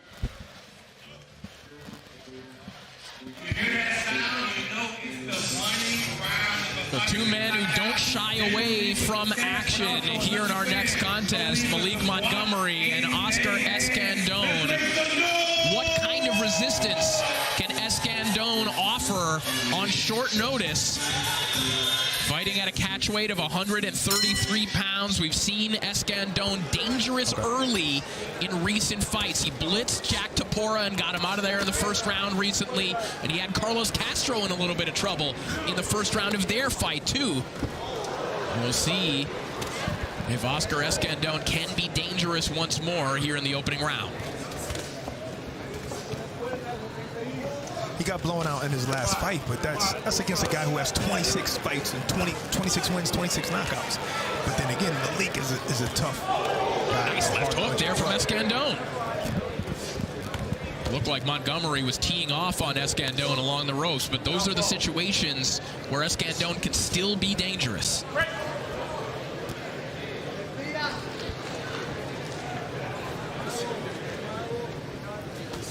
Malik looks so much bigger than him. Right, and I think it's Malik's style that's making this an awkward fight right now, because Malik doesn't want to fight like a tall guy. Yeah. He wants to go in there. Now, he could just jab one to him to death, you know, overhand right maybe, but he wants to be in the mix, and he's like, this guy is short. Yeah, I mean, I think it's going to just take him a couple minutes to get the right distance, and he's doing that right now. So I think before this round is up, Malik is going to be in the right spot to land those big shots. You see how he's throwing that right hand, like chopping downward, you know, it's just, it's awkward for him probably to fight somebody this short. Absolutely. And, you know, Escandón is not busy enough to even make Malik think twice, so that's why he's so comfortable being in the pocket right there, landing that big left hook to the body. Right, and I think he should come up with a left uppercut. Big left hook. That's the shot that Escandón is obviously looking for. If he can wade his way through this barrage of punches and land a big left hook, that's the miracle shot that he's hoping to land. Yeah, but he's just staying on the ropes. He's literally just, you know, allowing Malik to just target practice, you know? I'll tell you what, I don't know why he doesn't move away. I'm not worried about off these ropes. Escandón hurting Malik Montgomery after the shots I saw him get hit against Juarez the last time out. I don't see this guy hurting Malik. Remember, guys, these are 40-plus-year-old legs with no time to train. And this might just be what Escandón has in the tank right now. Just trying to counter with something big off the ropes as Montgomery just keeps the shots coming. Tell him to get the bag ready. Get the bag ready. I mean, he's literally, Escandón is squared up. That means his feet are parallel. He's only trying. He's just waiting on the ropes, like trying to land that lucky left hook. Yeah, he's like, I'm not going to expend no energy, but punches from a squared position, so you don't really have any balance for any power. Malik might not get the first round bonus, but I see him getting a bonus at some point in this night. That was the best shot for Escandón right there, and that was after the bell. Capacity crowd here in the OTE arena. Looks like a middleweight fighting a bantamweight out there. I mean, this whole round was fought just like this on the ropes. And basically, Malik did whatever he wanted. Didn't catch him with everything, but caught him with a lot of significant shots, like that shot to the body. Tried to pull the lead hand down a little bit, chopping right. But you're right, Baraki. It took him a minute. Nice left hook by Escandón. Off the ropes, but like I said, his footing was parallel, so he didn't have any power behind that. We're going to stop playing with him and stop being open.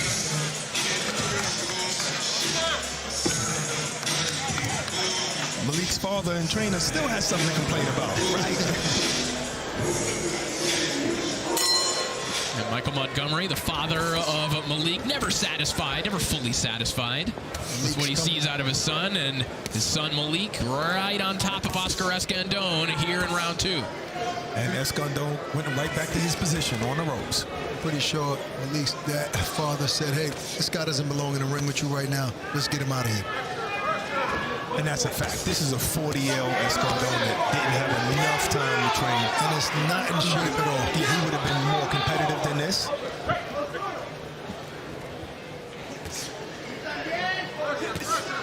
Montgomery, a super high output guy, just given a green light to let his hands go.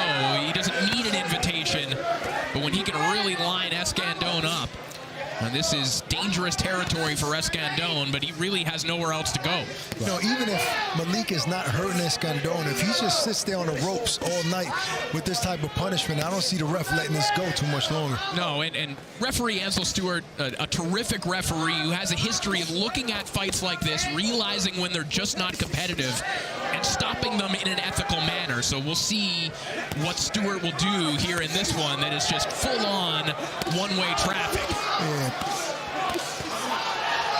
Punching bag right now. This is target practice for Malik. See Escandón looking at the canvas right now, and he takes a knee. Yeah, he seems to be holding his eye. Those headshots really hurt him. And the blood is dripping down onto the mat, and this one is over. Absolute mayhem from Malik Montgomery. That nose is broken. Shattered. That nose is broken. Definitely broken. There's a faucet leaking out of his nose right now. Escandón absolutely gushing blood in front of us right now.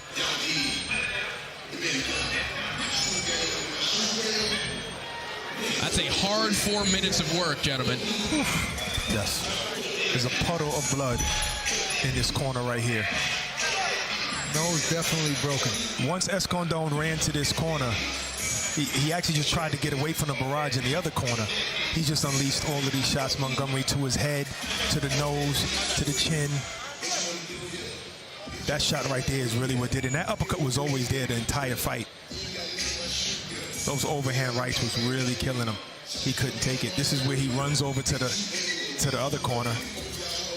I think he already knows that his nose is broke there with the motion that he made. Yeah, there was another left uppercut that did not help matters. And that's what I was saying in the first round. I was like, he's open for the uppercut, and that's what I wanted to see. Malik did about 4 or 5 of them this round. I think to your point earlier, Barack, you know, even though this was mostly target practice, it did take Montgomery a little bit to get used to seeing shots coming upwards at him Yes. and having to deal with this kind of height differential. But once he figured out that Escandón just didn't have anything in the tank, it was one-way traffic. Absolutely. I definitely seen it. It was the first corner he was in. It was an uppercut that broke the nose. All right, let's make this one official. Let's send it back up to Lupe Contreras. Ladies and gentlemen, inside the OTX ring, referee Ansel Stewart counts out the blue corner with an official time of 1 minute 39 seconds of round number 2. Your winner, by way of knockout and still undefeated, from Macon, Georgia, Malik Mayhem Montgomery.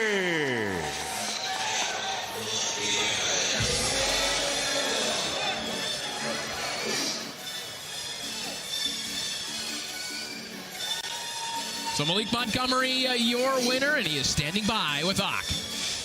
Congratulations on a phenomenal performance. It seemed like early in the first round, you weren't used to fighting a guy that size, so you had to adjust to the distance.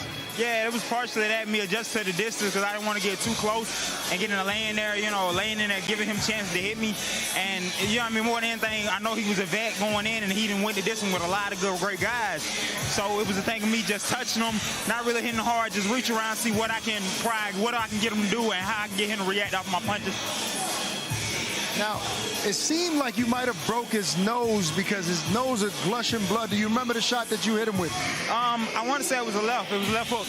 I think it was left hook. I'm not sure. I started putting them together. It might have been a left uppercut.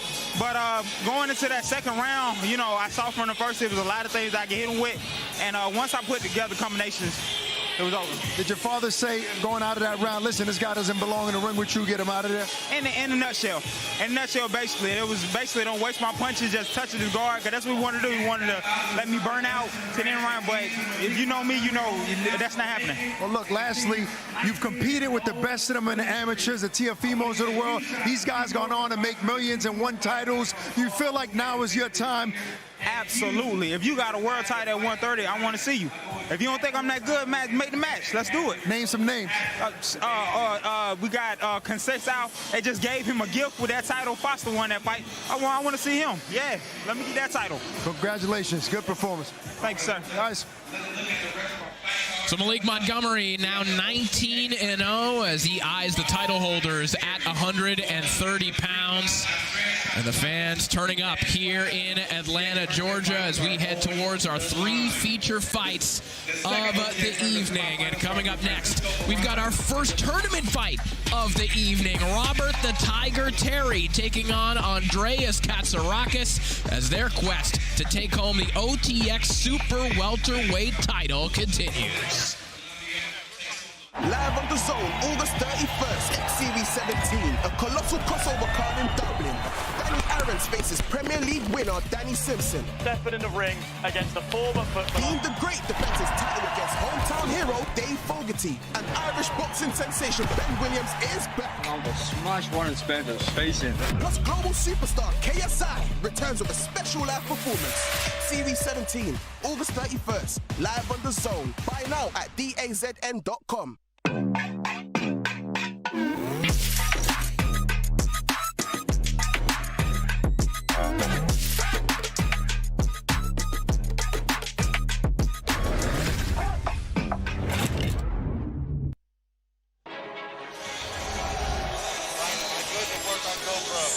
Back live here in Hotlanta, and it is semi-final time as we take a look at our bracket for the OTX 154-pound tournament. The semi-finalists, Brandon Adams, Francisco Verón, and our next 2 fighters, Andreas Katsarakis and Robert the Tiger Terry. The winner will face off in the finals. The winner of that will become the mandatory challenger for the WBC's silver title. In other words, just a step away from a world title opportunity.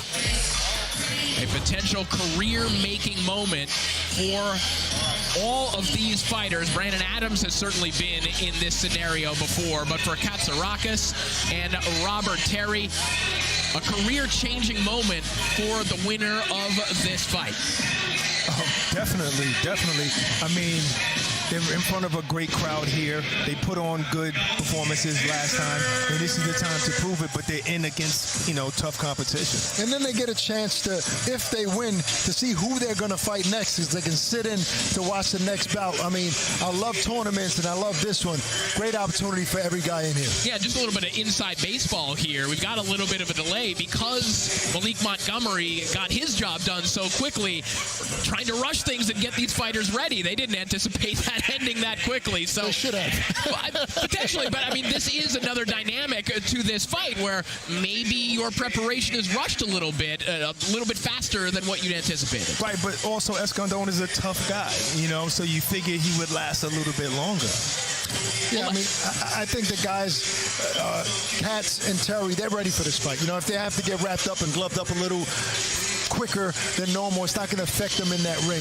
They prepared for this. Well, let's talk X's and O's, for this fight, because this is kind of your classical pressure fighter versus boxer matchup, and perhaps to the advantage of Katsarakis, because going back to some of the overtime boxing innovations, we're fighting in a very condensed ring. This is a pressure fighter's ring. It's an all-action ring, and it's a fast ring. So do you think that plays in the favor? I mean, you'd have to think it plays in the favor of Katsarakis. Of course it does, but we've seen Terry move in this same ring 10 rounds against Villalobos, who he said was his hardest puncher he ever fought to this date.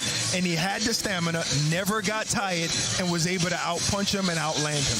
I just think that Terry is being overlooked as a boxer. I think he's a better boxer than people anticipate. He showed it the last time out. I mean, he's going to fight a fighter that's a bit more busy, you know, so it's going to be tougher for him, but it's not an easy fight for Katz at all. I love this matchup. All right, the fighters are ready, and we're ready to take a look at the tail of the tape for our next contest. Our first of two semifinal matchups, Andreas Katsarakis and Robert Terry. You see the measurables. Katsarakis, the pressure fighter, also a little bit taller, a little bit longer. The 26-year-old Katsarakis looking to stamp his ticket into the finals, but Robert the Tiger Terry, the ultimate underdog in this tournament, looking to spring the upset in the semifinals. Let's take a closer look at the Tiger. Katz thinks he's the best in this tournament, but I'm an action-packed man, and I'm going to show the world who I really am. I'll beat Katz by just being better than him, moving better than him, seeing everything that he's not going to be able to see. The Tiger's going to be victorious against the Katz. Big Katz owner. I'm going to win the OTX Super Welterweight tournament. 1 down, 2 to go.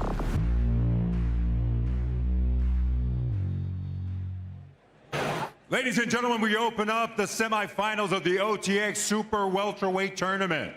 Making his entrance, our first semifinalist, Robert Terry.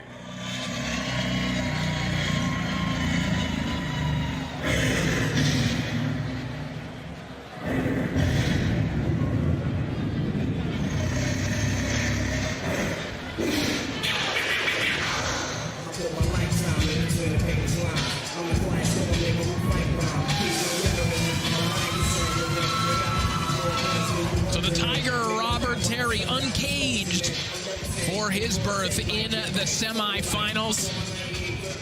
Coming off that 10-round unanimous decision win over Esteban Villalobos in May of this year in Houston. Coming into the tournament, as we've referenced, the odds for Robert Terry were longer than anyone else in the tournament. But then he gets a matchup against Esteban Villalobos, certainly a tough fighter, but took that fight on short notice. And no disrespect to Robert Terry, he did exactly what he needed to do, was thoroughly dominant in that fight. Absolutely, and almost got him out of there in one of those rounds. So he shows that he can put pressure and has power, despite of what most people think, to your point earlier, Barack. Like I say, sometimes power is natural, but power can also be honed. It can be taught depending on your balance and your conditioning and your training. So he acquired some power along his career. Robert Terry, an inspirational tale if there ever was one in boxing, still works the graveyard shift at his day job and went through a lot of tough times in his younger years, and to this day still runs purposely through the streets where he got himself into a little bit of trouble just to show that he's still standing. And what a moment it would be for him if he could be victorious here tonight against the man they call Cats, Andreas Katsarakis. He's gonna be stopped at some point. My power, my stamina, my smartness in the ring. I think I'm a well all-around fighter, and I'm gonna show it tonight. At the end of the day, I already trained, I already did what I had to do, so it doesn't matter what he did, it doesn't matter what he's gonna bring to the table. I know what I'm gonna bring to the table, and it's gonna be more than what he does. I'm definitely gonna win the Super Bowl tournament. 1 down, 2 to go. His opponent, Andreas Katsarakis.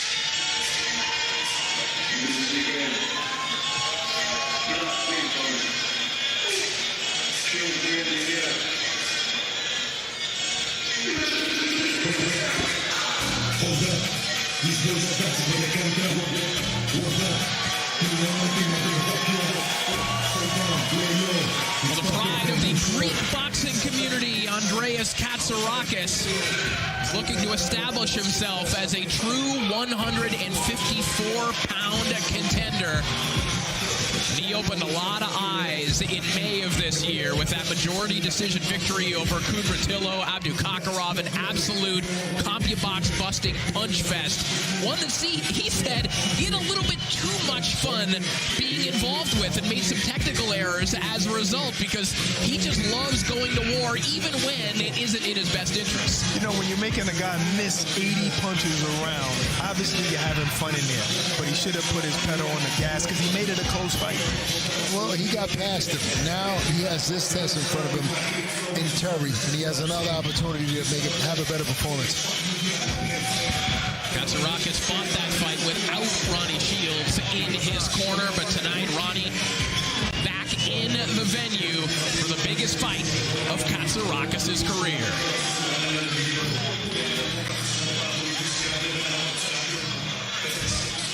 We continue with the action on professional boxing's newest proving ground, OTE Arena. This is OTX. Friday night fights powered by C4 Energy. This contest, 10 rounds. The winner secures a spot in the OTX Super Welterweight Tournament Finals. Our judges are Pat Cronin, Nola Oliver, and Eric Gilbert. Presenting first, in the blue corner, after a dominant performance in the opening round tonight, this mild-mannered fighter looks to unleash the beast and remain undefeated as a pro with 12 victories. 1 bout even, 4 of those victories coming by way of knockout. Representing Jersey City, New Jersey, Robert Tiger Terry. Across the ring in the red corner. In the opening round of the tournament, he had to walk through absolute fire in an all-out war, and tonight, he looks to secure his place in the finals as well as remain undefeated as a pro. With 13 victories, no losses, 10 of his victories by way of KO. Representing his homeland of Athens, Greece, and now fighting out of Houston, Texas, Andreas Katsarakis.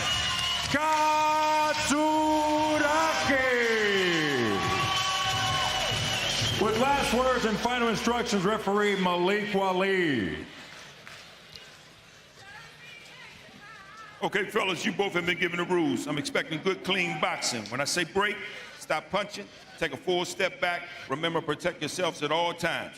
You're a little bit high right here. I'm going to allow a little work right here. Touch gloves. Good luck to you both. You hear that sound? You know it's the money round. We got a good one, y'all. If the fighter gets a knockout... So the semifinals are underway. Who will advance to the finals? Will it be Andreas Katsarakis? Will it be the tournament long shot Robert Terry? Round 1, this one's scheduled for 10. as Robert wears the Snyder Tiger colors. For those that don't know, it's a big Jersey City high school, Snyder Tigers. I like his ring entrance, you know, with the cage. That was cool. We know that Katsarakis wants to get to the inside. The primary objective of Katsarakis offensively is to land that left hook to the body, and everything he does is in service of that, trying to open up a route to land that left hand. Right. I like Terry's game plan already, you know, go up top, go to the bottom, you know, with that jab.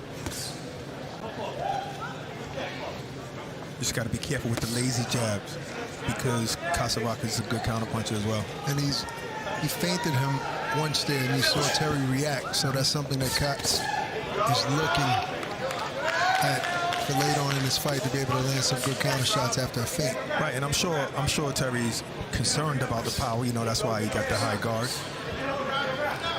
A little bit of a chess match here in the first round. Shot to the body there from Terry. You'd have to think the quieter this fight is, the better it is for Robert Terry. The busier it gets, the better it is for Katsarakis. Right, it's already a good round for Terry already. You know, all his shots are to the body, but he probably landed maybe 7-8 shots already to the body. And this is winning rounds if you're not going to let your hands go enough.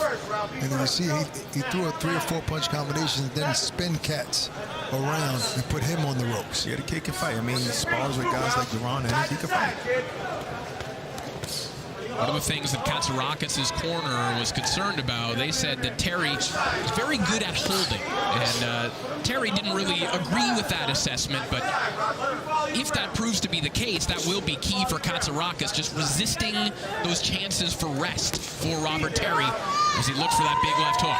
And you see Katz is the aggressor, at least with his feet, trying to walk Terry down, but Terry is letting his hands go as he moves.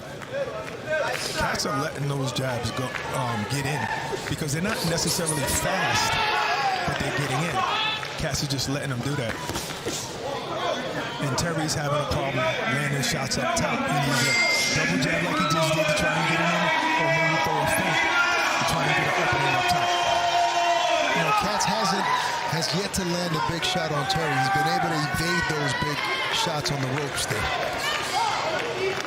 So what I see Katz doing is trying to close the distance and land a big right hand over the top, as he just did. Katz has to come in with the jab as well, not just walk in. Exactly, as I said earlier in the night. And try and counter him. Those jabs are not that fast. I've seen him throw faster jabs. Those jabs are not that fast. He should try and counter that jab, especially the ones up top. I would say it's a decent round for Terry there. I would give him that first round. The way you fight, you got to go back from the beginning. We wanted to put him on notice right from the beginning. Okay? Listen, you're using the jab, okay. But sometimes you got to feint behind the jab, then go behind the jab. But when you get close, you got to let both hands go. All right? As soon as you touch anything, if you hit him here or hit him here, as soon as you know you're close enough to let the hands go. So you got to let them go. All right? Body shot. You're using 2 hands now. You did everything with your left hand that round, right? Now start moving that right hand too, all right? Keep right. You get this, you start touching the body, finish up top. Every time your back hits the ropes, I want you going one way or the other. Don't stay on the ropes at all. The right gets sharp, all right? Nothing weak, nothing slow, everything fast.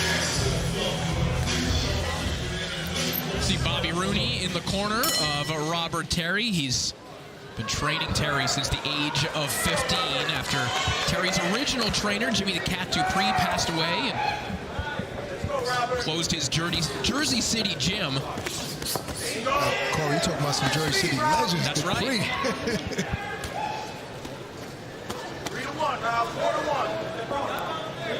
4-1. You can hear Bobby Rooney in the corner of Robert Terry yelling 3-1, 4-1. In essence, trying to outwork Katsarakis, just touch him with stuff, keep moving that lead hand, especially if Katsarakis, to your point, Barack, is not jabbing his way in to this point. That's right.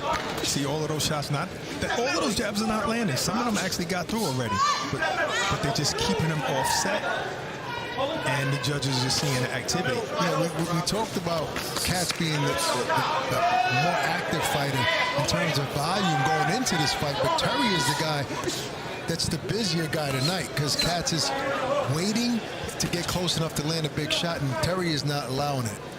Yeah, he's fighting a totally different opponent than Villalobos. He's fighting someone who's in shape, who's gonna get on the inside and let his hands go. And so he knows he has to keep him away from it.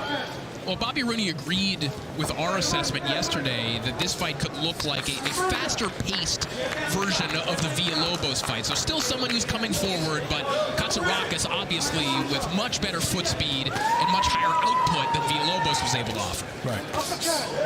Nice left hook there from Katsarakis. Snuck one in there.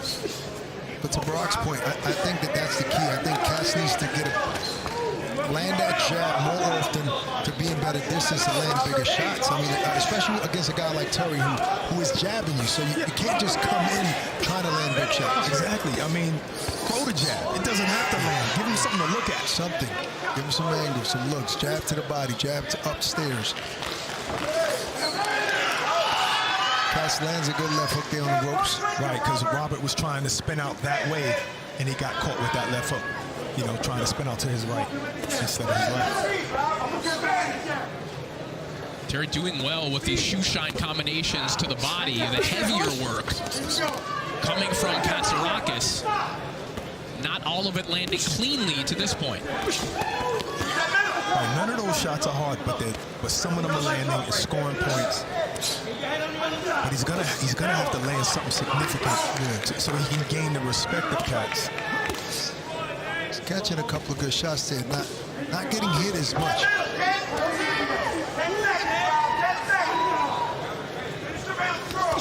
Final 10 seconds of round 2. Robert Terry continuing to move and keep Katsarakis off of him as Katsarakis just misses with a sweeping left hook.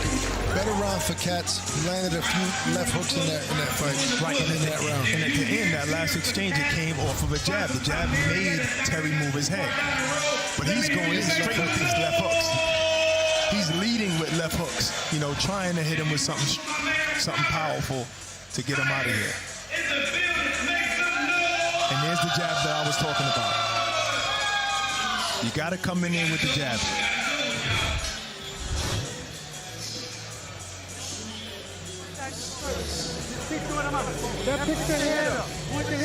Take a look at the live punch stats here, courtesy of CompuBox. See Robert Terry busier than Katsarakis thus far, outlanding him 30-24. Stalking you down, right? Take a deep breath. All right, a little more water. Move. And a lot of those landed shots are to the body. I tell you, Robert Terry is silently outboxing these guys. And I think Katz needs to make a statement in this next round and turn things around, because I would possibly give Terry the first 2 rounds, so maybe 1-1. Maybe 1-1, but when you only got a 6-punch difference and most of your shots is to the body, it might look like Katz is winning to the judges. Right. Round 3 underway. You got to think, Brock, will those body shots start to take an effect on Katz a little later on in the fight? We also have to wonder if this fight keeps this same pattern, let's say for 5-6 rounds, how are the judges seeing it at that point? Because then it becomes that conundrum of, yes, Terry is a little bit busier than Katsarakis right now, but do you like the weight of Katsarakis' punches? Do you like that forward pressure? What are the judges seeing right now? 100% as a judge. Listen, it's not like he's outlanded him 10 shots to 1. It's he only had a 4-punch advantage. Right. So obviously the bigger shots, you win the round. Yeah. And Katz is obviously throwing the hardest shots in there. But are they landing? I mean, it's not about just throwing hard shots, Brock. You got to land. Katsarakis catching those shots up top. Robert Terry very, very relaxed in his approach. Just very relaxed as a human being as we take a look at the vibe cam, which is being worn by the referee right now. See that left hook just missing from Terry. And another one.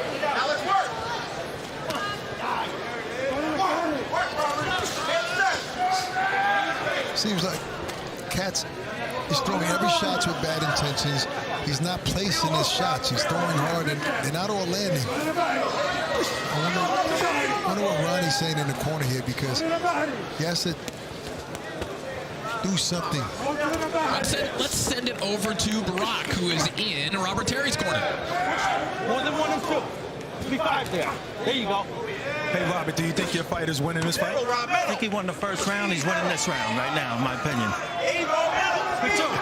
And do you want him to sit down on his punches or just touch him? For right now, I don't mind touching him. Once in a while, I want to put something on it. Once in a while, not load up, but let him feel something. Has he said anything about Katz's power? No. All right, thank you, Robert. Good luck.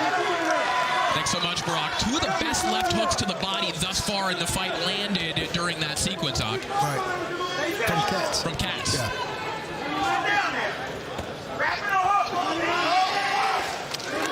Katz is the faster fighter. He's beating Terry to the punch in this round. Katsarakis doubling, tripling up on that left hook. Starting to find some confidence offensively here in the 3rd round as we're inside the final 10 seconds.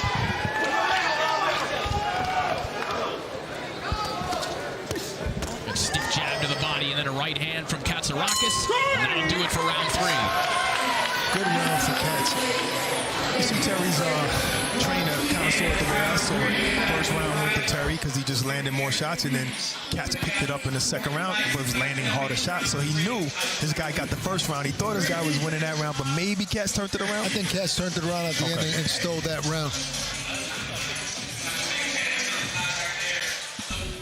I'm fighting for my family. I'm fighting for my kids. 2 kids I'm fighting for. I want to be a great role model for them. And I want them to look back on some of these moments and be able to watch and say, wow, that's my dad, and be inspired by that alone. It means the world to me. I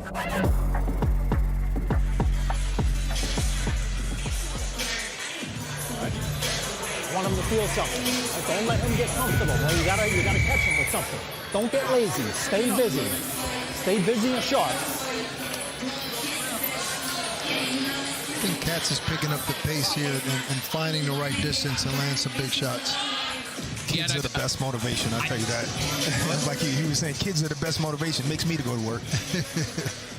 Well, to your point, Aga, I think that shift in momentum is being reflected in the advice from Bobby Rooney right now in Terry's corner. You heard him say, hey, you got to catch him with something. Keep being busy, but at some point you're going to have to get his respect, because right now you're seeing one man putting everything into his shots, and Terry, you know, touching Katsarakis, not really sitting down on a whole lot. Yeah, you got to put some mustard on some of those shots. He heard that. He landed a nice looping. I don't know if it landed, but he shot it. It grazed Katz. See, now that one touched Katz, but it was a pity pat.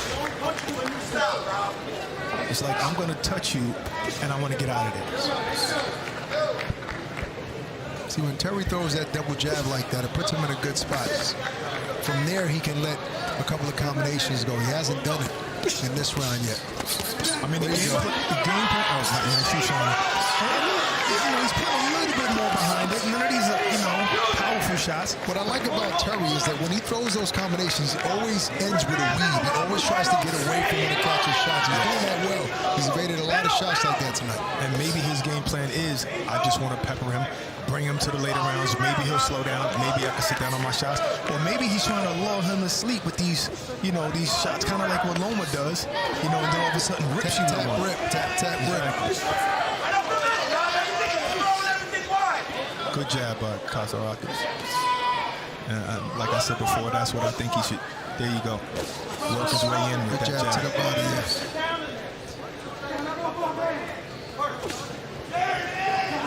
Good right hand from Terry. Yeah. And spin out the way. And look, when Katz has Terry on the ropes, he's throwing 1 or 2 shots. He's not putting combos together. Terry is doing that and then spinning off. Yeah, there's constant foot pressure from Katsarakis, but he is being outworked volume-wise by Robert Terry. I'm sure we'll see the CompuBox totals again, but through 3 rounds, Terry was a little bit busier as he cracks Katsarakis over the top with a nice right hand. Katsarakis is concerned more about the harder shots. He's trying to face harder shots. Tough fight to score, guys, to this point. When speaking with Katsarakis earlier this week, he felt that he could get Terry out of there maybe in less than 6 rounds. And you're seeing the body language and the approach of a fighter who clearly believes that. He's willing to just walk through this because he really does think that one of these left hooks is going to do the job. And maybe he trusts in his conditioning. Maybe he's ready to be at that pace for 10 rounds, and we'll see. Nice left hook to the body there from Katsarakis a moment ago. I don't know how Terry took those shots. That's a hard left hook, and that one got the crowd into it as Terry fighting his way out of trouble here. Good end of the round there for Andreas Katsarakis.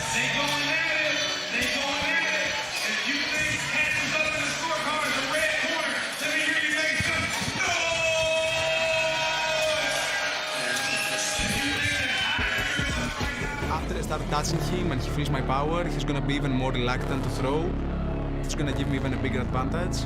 He leaves himself too much open, and I'm going to capitalize on those opportunities. I've sacrificed so much in my career to be where I am right now, so I feel like as soon as I win this tournament, he's going to put me in the right position to win the world title.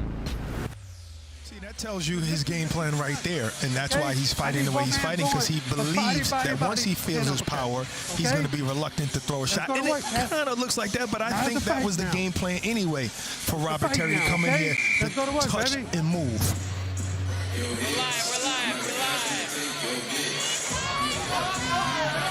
See the Greek community out in full force here in Atlanta, Georgia, cheering on their man, Andreas Katsarakis, as he takes on Robert Terry here in our first of 2 semifinal matchups. We'll see if Katsarakis can continue to build momentum here. We've seen Robert Terry have to endure a war in the past. The only blemish on his record wasn't an 8-round draw, an absolute war against Raul Sanchez on Showbox. And he might have to dig deep to pull out the victory in this one. For sure. Good, great triple jab by Katz there. And they all landed. I think we've been saying it all night, Barack. That's the money shot for Katz. I'm sure Ronnie in the corner is telling him that you know, you need to jab your way in. And now he's cutting off the ring, but the last round he was kind of following him around. Katz might have found a little sweet spot here as far as distance, because he's able to land a little easier than he has early in the fight. Oh, that's what a jab will do for you. Jab your way in there.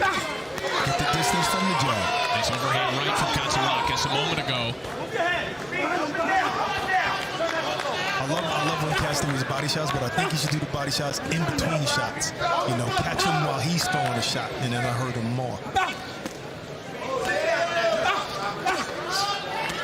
Nice right hand to the body from Katsarakis. I tell you, like he's in a hell of a shape.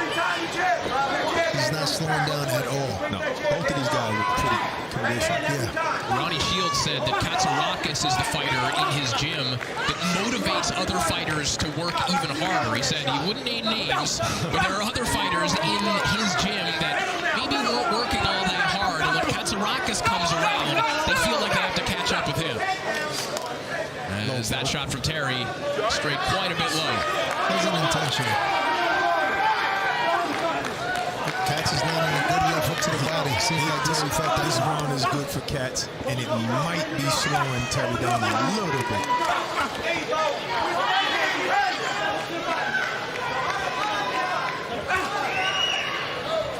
Katsarakis trying to whip that uppercut to the body. And that is a combination that he likes, when he throws that uppercut to the head and then throws the left hook. It's kind of the Canelo Alvarez combination, the pet combo that he likes to go to. Pop the head up with the uppercut, then throw the left hook to the body. Yeah, that's his money shot.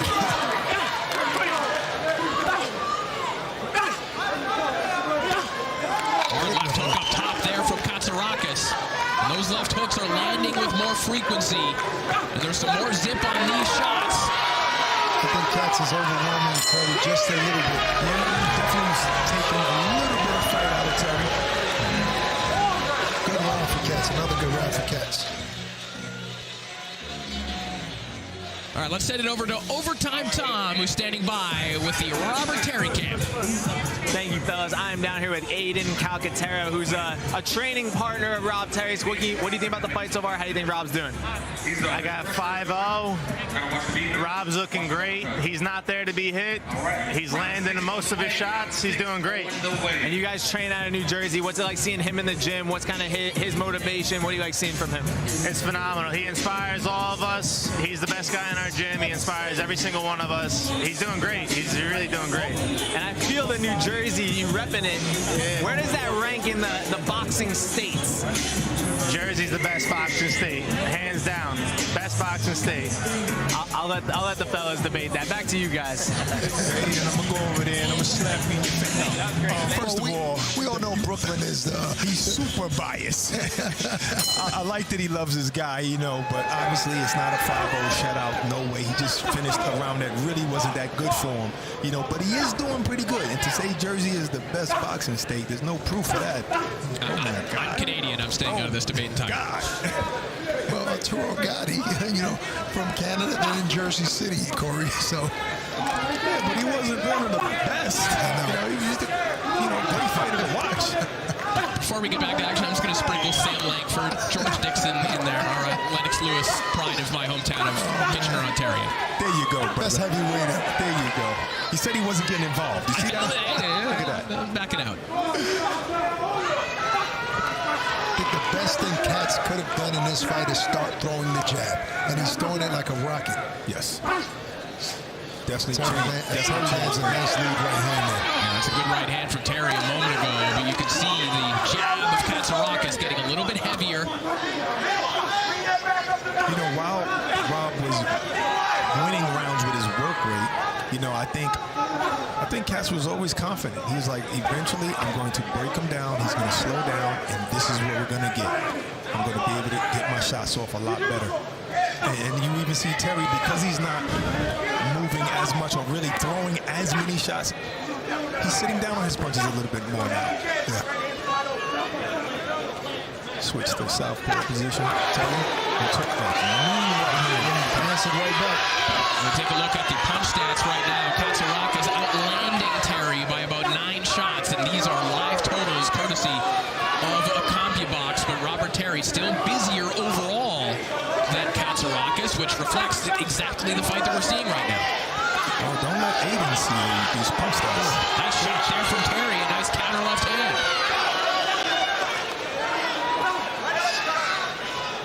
Good response from Terry. Yeah, he's feeling these shots though. Yeah. Still got some legs in him though. Katz is landing some body shots too. I think that has slowed Terry down.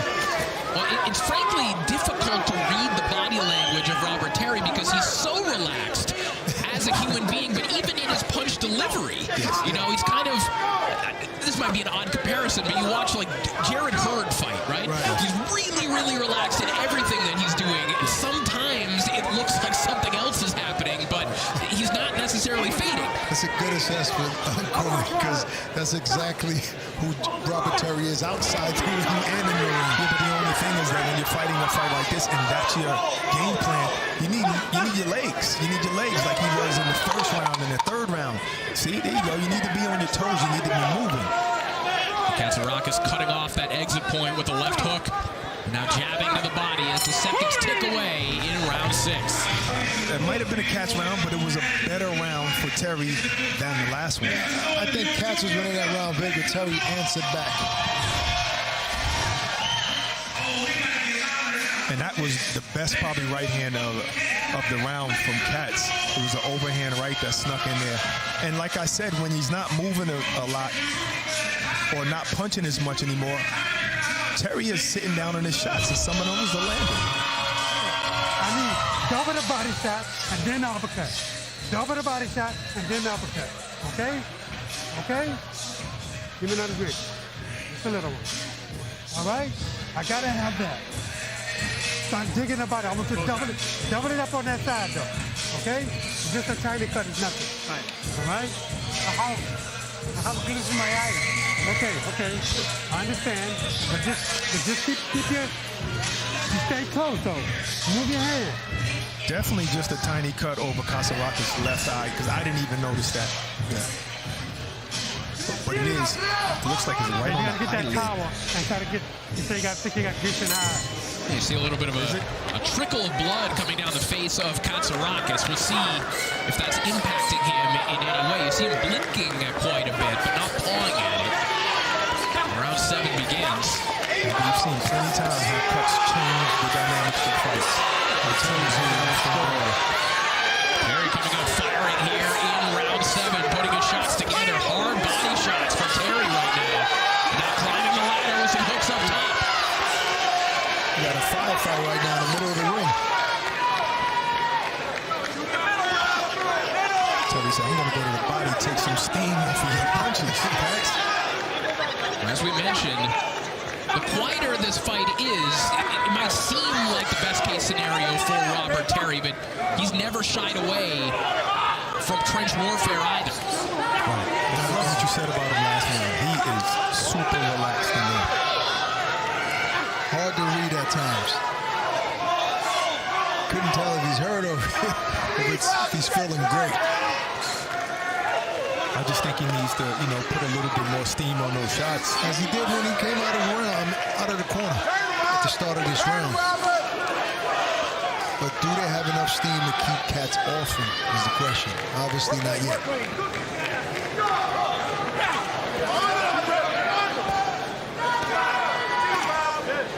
Leaping left hook there from Katsarakis, partially caught by the right glove of Robert Terry, who shoots that right uppercut right through the middle.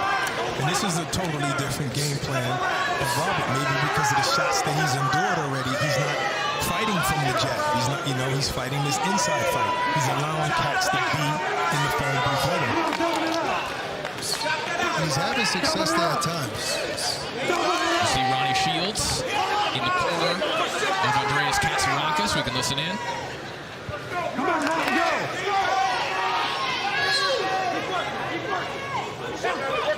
He's just saying let your hands go because he got him in position. Let's go, let's go, let's go.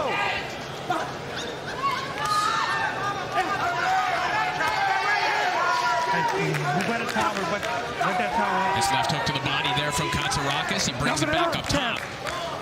There's most of the encouragement coming from Ronnie Shields right now. And not to say, guys, that there aren't technical adjustments being made, but clearly the game plan of Katsarakis is just one of persistence. It's keep doing the thing you've been doing from round 1 onwards and hope that it breaks the other guy down and that he slows down. The technical advice that Ronnie gave him in the corner was double up to the jab and then come up with the uppercut. Now he has been doubling up with not the jab, but to the body and then come up with the uppercut. Now he has been doubling up to the body, but I haven't seen the uppercut yet. Well, sometimes that's all a fighter needs, a push and not technical advice. Right. Yeah, because basically he's doing what he says to do. He's on him already. So he's just saying, go ahead, let's go. Let your hands go.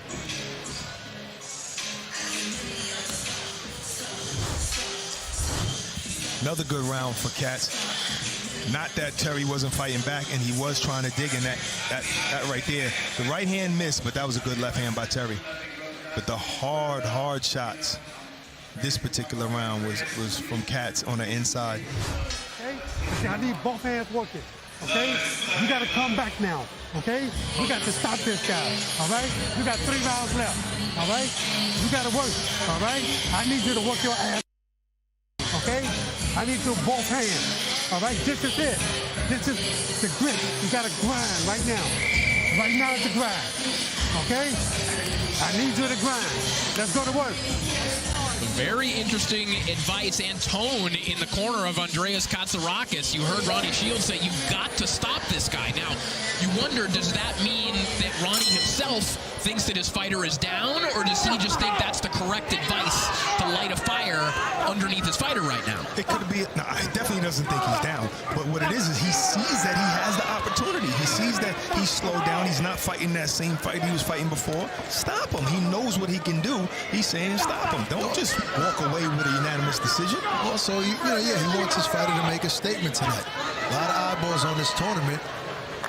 I would also say, guys, Robert Terry is doing a lot of quiet, sneaky work on the inside, and I'm sure that there are people watching this fight who are seeing this fight in an entirely different way. If you're watching from a Robert Terry perspective, there still is a lot to like about what he's doing right now. Very true. Very true.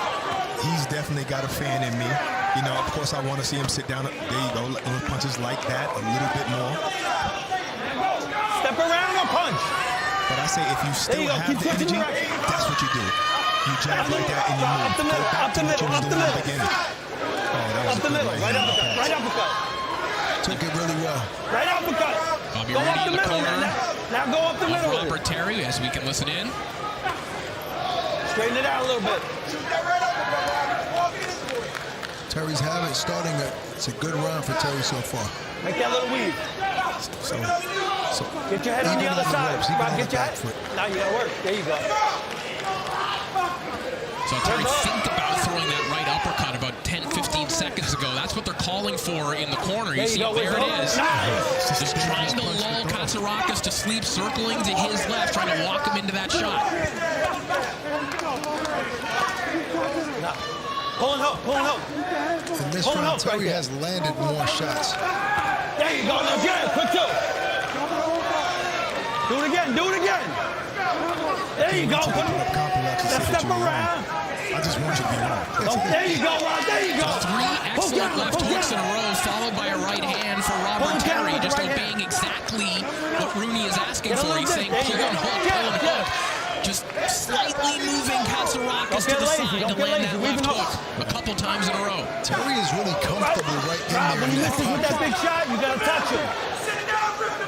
I think Terry's always comfortable, even when things are very uncomfortable. I'm impressed with that.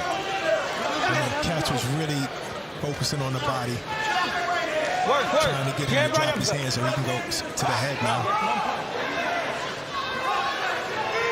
I like the way Katsarakis is trying to go in with a jab, and ever so slightly, Terry is just pushing that jab away. Pushing that jab away. Just beautiful work. Might not be winning the fight, but it's just some subtle, beautiful work, as Corey was saying. I would say he won this round.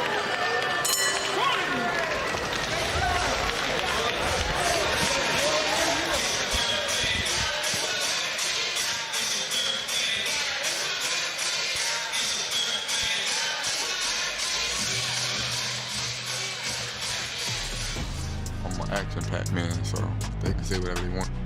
Winning this tournament, I feel like it'll change my life. I've been working most of my life for an opportunity like this, so I'm definitely gonna take full advantage of that.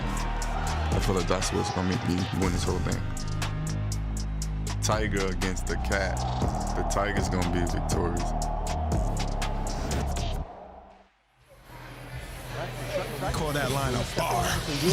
That was a bar. Tiger is going to beat the cat. Step around, rip that hook to the body, up the middle, right? Deep breath.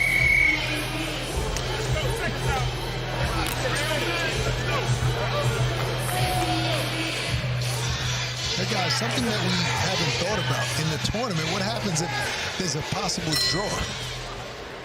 That's what we've got overtime rounds for, gentlemen. Exactly. What the hell is that? Exactly. What the hell is a draw?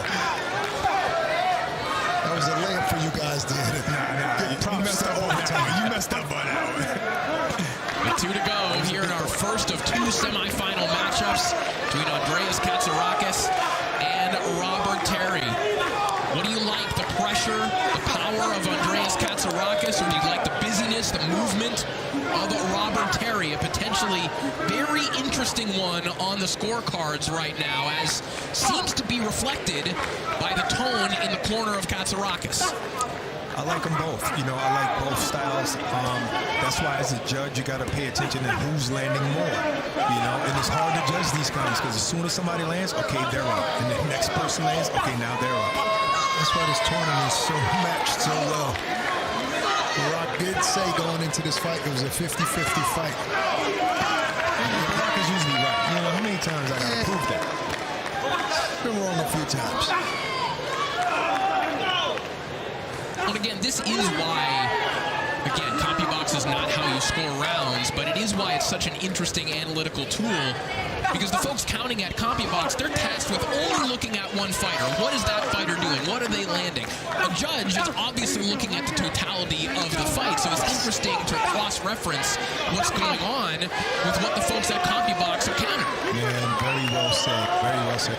I'm looking at the Terry that I saw in the first round. You know, moving, fighting a little bit from long distance. The Cats are still throwing one punch at a time. Giving him that's been a problem for the rounds that he hasn't won. And a little sweat.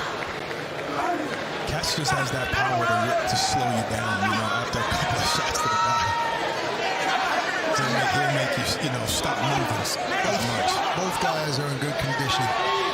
Still going at a decent pace in round number 9. I'm just in love with Terry's timing, when he times that jab and pushes it away, like literally doesn't even move his head. Timed that right hand a moment ago. But truly amazing that Terry has the conditioning that he does, given, of course, that he works those overnight shifts. He's going to work right after this. He might be. Well, after he gets off work, he does his road work running all the way down Kennedy Boulevard. You like that reference? Yeah, I do. How does a guy from Canada know about Kennedy Boulevard? How does he know these things? Got a couple sky miles. I'll tell you, not only that, the body shots that Cats have landed in this fight, and Terry's still showing that condition. A lot of miles being put on the tires of both of these men. A tough physical fight that will head into the 10th and final round. That was a good round for both of these guys. I'd love to see the point stats on that. It kind of looked like Terry probably landed more shots. Obviously, the harder shots like that left hand to the body is from Cats. But look, he's ducking, he's moving. Yeah. Even on the inside, he's actually getting away from shots and landing shots like that left hook right there and moving away. And right after that, he slipped the left hand from Cats. One guy I wouldn't want to be tonight is a judge for this fight. Really good round. I love the camera angle, but that was a really good round for Terry. Okay? And then come with the uppercut on the right side. Double the hook on the left, uppercut on the right side. Then go pick his head up, then come back with another hook on the top. Okay? You gotta work up and stop punching. Non-stop, right? Hooks on both sides, up and down. Let's go. Let's go! Stop fighting! Let's go!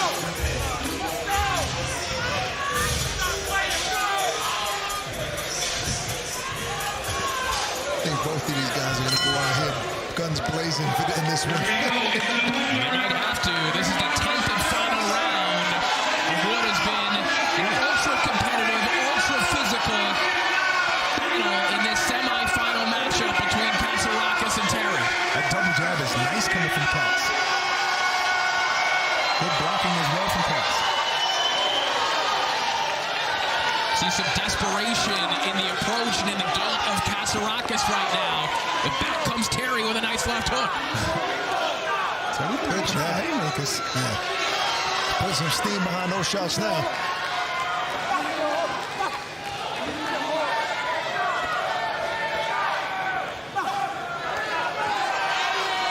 Now Terry said, okay, I'm going to jab you now, since you jabbing me. Nice jab from Terry, nice right hand, right over the top of it from Katsarakis.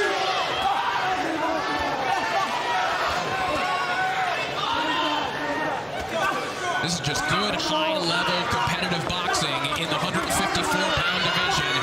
Two guys going at it for a berth in the tournament finals. In the center of the ring.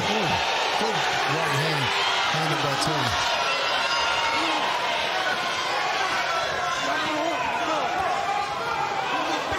Katsarakis really bringing the heavy pressure here in this round. Robert Terry right there to meet him. When you're fighting a guy like Terry, it's important, power puncher or not. All right, you see you can't get him out of there. You know what you do?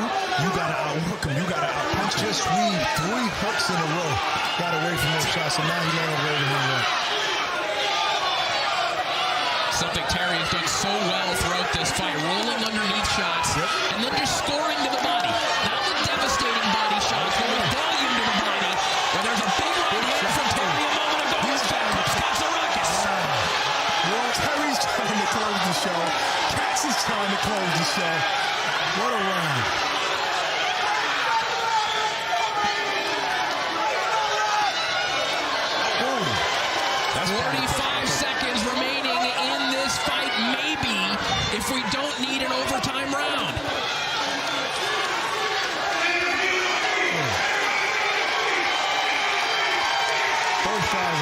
some good shots in this round. Wow.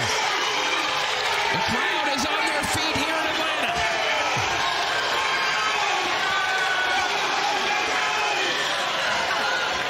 Guys leaving all out on. Terry got a good chin. That right hand from Cass was forcing the top. Final 10 seconds. All-out warfare in the final round as these men battle for a life-changing victory. Wow. What a fight. What a round. Wow. Look at the blood pouring out of the mouth of Katsarakis, who is smiling like a jack-o'-lantern right now. He said he loves this kind of fight. He got what he asked for. He got what he asked for. I don't care who wins. Both of these guys better leave this ring with their heads held high. 100%. That was a good fight. I mean, Terry surprised the heck out of me with being able to take those shots. I kind of figured he was going to be conditioned, but I thought those body shots that Cass was landing early was going to slow him down. But in reality, even when he didn't move as much, he was able to slip a lot of shots in there. Just a good fight, really good fight. This was good momentum for both of these fighters, but especially Terry in this last round with these shots that he's really sitting down on these left hooks and these right hooks. And Katz was pressuring him, pushing him, but it seemed like because of Terry's defense, he was landing most of these shots right here in the last round. I wouldn't mind seeing an overtime round in this fight. Well, both these men are staying gloved up. We're not sure if we will get an overtime round or not, and the fighters aren't sure either. So everyone's standing by. Nervous moments for both Katsarakis and Terry as we take a look at our YouTube poll. The viewers at home, they feel that Katsarakis pulled this one out. 61% of the voters feeling that he pulled this one out.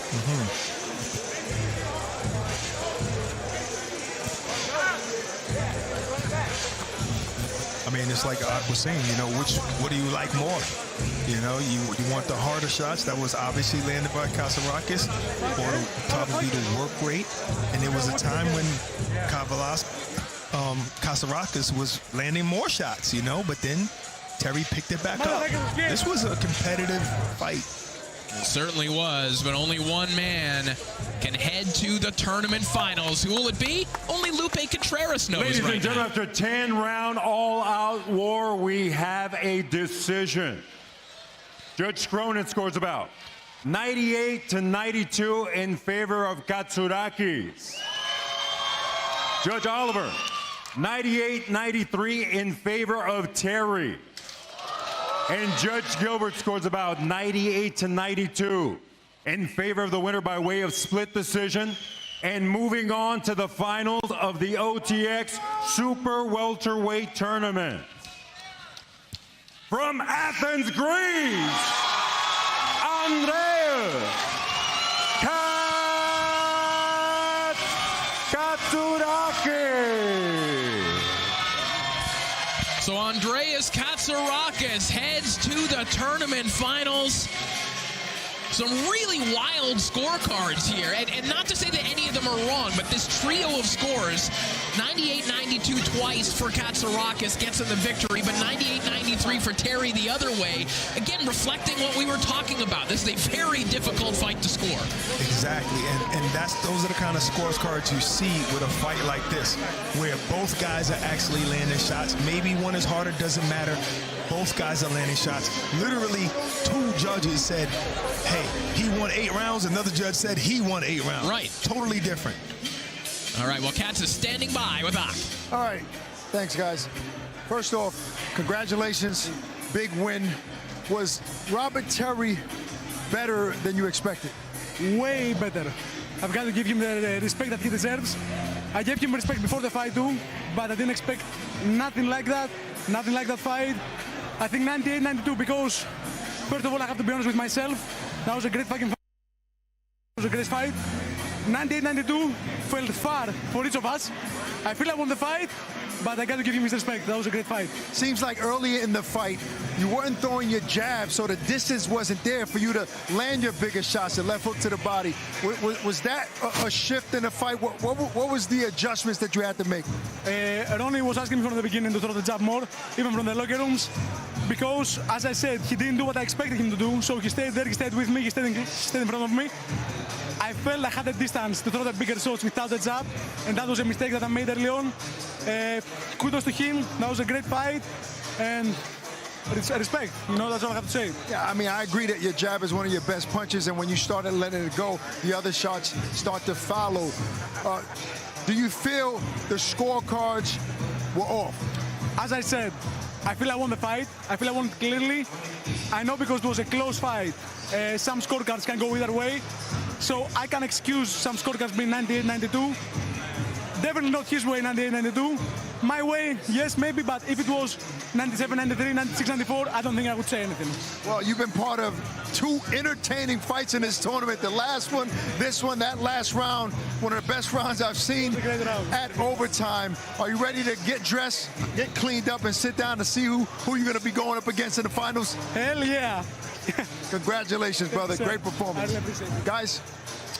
Thank you, Ak. Very honest assessment by Katz. He said he wouldn't be upset if it was 96-94, meaning he believed Terry could have won 4 rounds. And this was the beginning of the fight where these guys were fast and they were letting their hands go. Obviously, the harder shots were coming from Katz, but I mean, it was just the barrage, shoe shining like that, coming from Terry. Just a beautiful display. And I love this angle right here, showing the two fighters going at it. One thing Terry did was stay composed, stay relaxed, and he let his hands go. Even when he had to move, he gave him angles. Katz just, in the middle rounds, kind of broke him down with that body, slowed him down, and forced him to fight this inside fight that we're seeing right here. That last round, probably one of the best rounds I've seen in overtime. And it was the jab that actually changed it.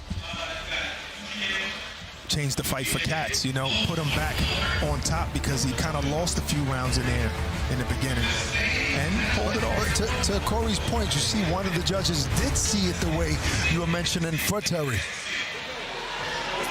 Gave him, what, 8 rounds? Yeah, 2 rounds. Two judges gave 93 for Terry on one of those scorecards. A terrific fight between Katsarakis and Terry. A high-volume, high-output fight. As we take a look at the punch stats, you see Robert Terry outworking Katsarakis, 732 to 619. Perhaps that's what that one judge was seeing, but Katsarakis overall outlanding him 193 to 185. A well-matched, physical, competitive battle in the semifinals, but it's Katsarakis who will head to the finals to face the winner of our next contest between Brandon Adams and Francisco Verone. So Katz awaits in the tournament finals. And now it is time for our second tournament fight of the evening. Brandon the Cannon Adams taking on Francisco Bebu Verone. This one promises even more action. When you gotta fit 29 hours into a 24-hour day, I know I'm good when that C4 hits. It's go time.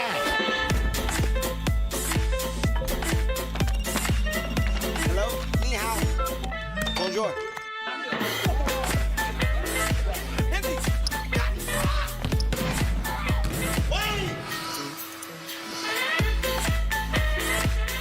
Because before you know it, it's another day and you gotta be ready to go.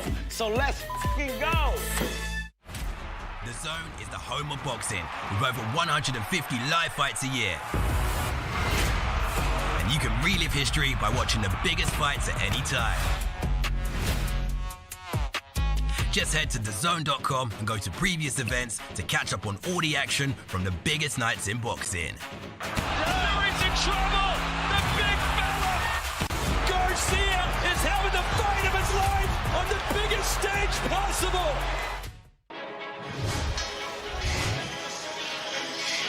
Well, our bracket is almost full. We know who's waiting in the finals. It's Andreas Katsarakis with a gritty win over Robert Terry in their semifinal matchup.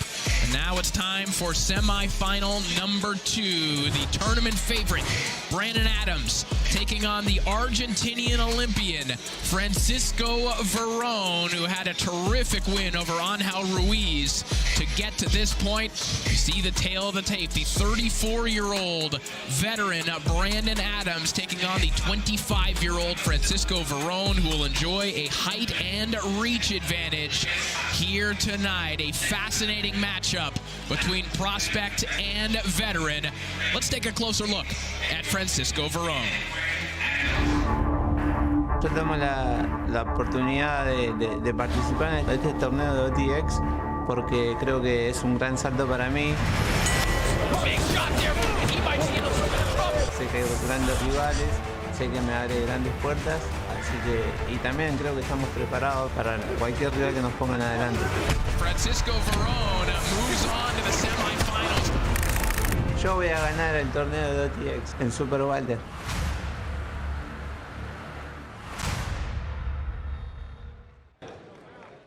Ladies and gentlemen, this is our second OTX Super Welterweight Tournament semifinal. Making his ring wall, Francisco Verón.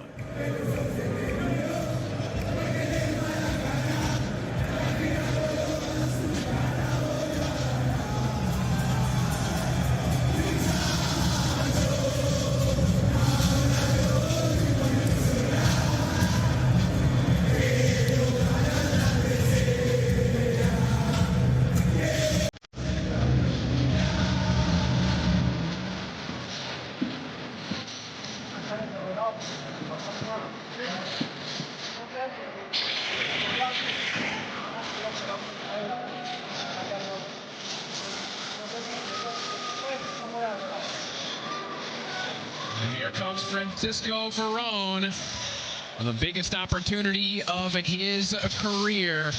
The 2020 Olympian represented his native Argentina. He's got a degree in physical education. He was a candidate for mayor in Sanmartin, back in his hometown, a really popular figure back home. And he's from a family of high achievers. He's got 4 brothers who are boxers. Eduardo Francisco, the eldest brother, is a researcher and PhD candidate. So you've got to do a lot to impress Dad in this family. But I seem to think if Francisco could make it to the finals, that Papa would be proud. I know he will be proud, and that's some very nice out-the-ring accolades. He has to be real smart in the ring when you're fighting a guy like Brandon Adams. He feels like the better fighter just won before. He feels like Katz is the harder fight than Adams. We'll see if he can get past Adams. Wow. Well, he got his hands full. Exactly. If he wins, he's going to have to fight Kat. Here's a live shot of the Verón family back home in Argentina. The watch party is well underway. And look, guys, a Giants fan in the front row as well. Some more jersey flavor for you guys. No, that's Photoshop. He's not really there. Us Big Blue fans are worldwide. You bunch of losers. Well, Verón will have his hands full here tonight against the tournament favorite, Brandon the Cannon Adams. The absolute only person who could beat me this tournament is myself. The cannon detonates and sends him to the semifinals. I have everything. I have the it factor. I'm fast, I'm explosive, I'm powerful. Respectfully, nobody has the skill set to beat me. Brandon won't lose this tournament. Brandon Adams will win this OTX Super Welterweight Championship and move on and become your world champion. His opposition, Brandon Adams. The time for games has ended. No more charades. You see me as I am, and it will be the last thing you will ever see. Prepare to face your destiny and your doom.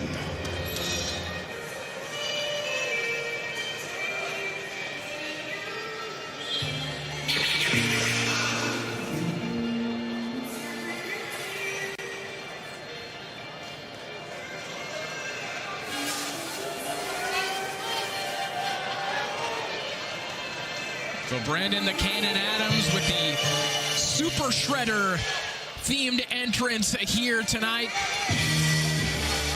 He demolished Ismael Villarreal in 3 rounds in April of this year in the first round of the tournament to stamp his ticket. 2 fights ago, he also stopped Sergey Bohachuk in 8 rounds. That was way back in March of 2021 in Puerto Rico, which speaks to the inactivity that Adams has dealt with in his career, but also speaks to his status as a fighter who's been a little bit overlooked. Look at the hell that Bohachuk gave Virgil Ortiz just a couple of weeks ago. This is a man with a knockout win over Bohachuk who's saying, hey, where's my opportunity? I have to win another tournament to get that opportunity. He's got 2 more steps to get that chance. He went back to his old ways. 1, in fighting in another tournament. 2, in fighting in a 154-pound division, where he was always actually a really good fighter, and he's showing he has power in this division.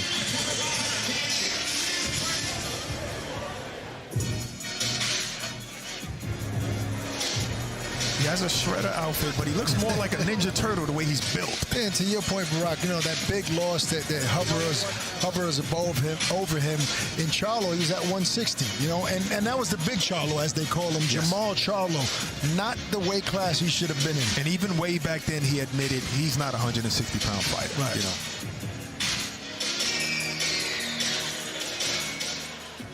We continue in professional boxing's newest proving ground, OTE Arena, Atlanta, Georgia. This is OTX Friday Night Fights. Powered by C4 Energy, this contest.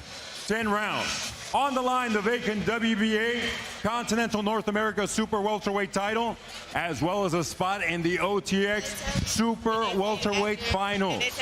World Boxing Association President Gilberto Jesus Mendoza. Supervisor Julio Time. Our judges at ringside. We have Pat Cronin, Nola Oliver, and Eric Gilbert. Presenting first, in the blue corner, this 2020 Argentinian Olympian with a decisive win, secured his place in the semifinals, and tonight he looks to continue his success as well as remain undefeated as a pro with 14 victories. 1 bout even, 10 of those victories coming by way of KO. From Buenos Aires, Argentina, Francisco Bebu Berón. In the red corner, this crafty and always dangerous fighter earned his spot in the semifinals with a soul-snatching body shot KO. And tonight, he continues his quest for the $100,000 finals grand prize with an outstanding record of 24 victories against only 3 losses, 16 of those victories coming by way of KO. He puts the city of Watts, California on his back. Brandon Cannon Adams.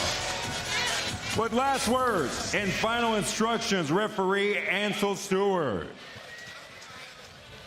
Okay, trunk is right here. Gentlemen, you receive your instructions in the dressing room. You're going to have a good, clean, professional fight. Protect yourself at all times. Bang up, let's go at the bell.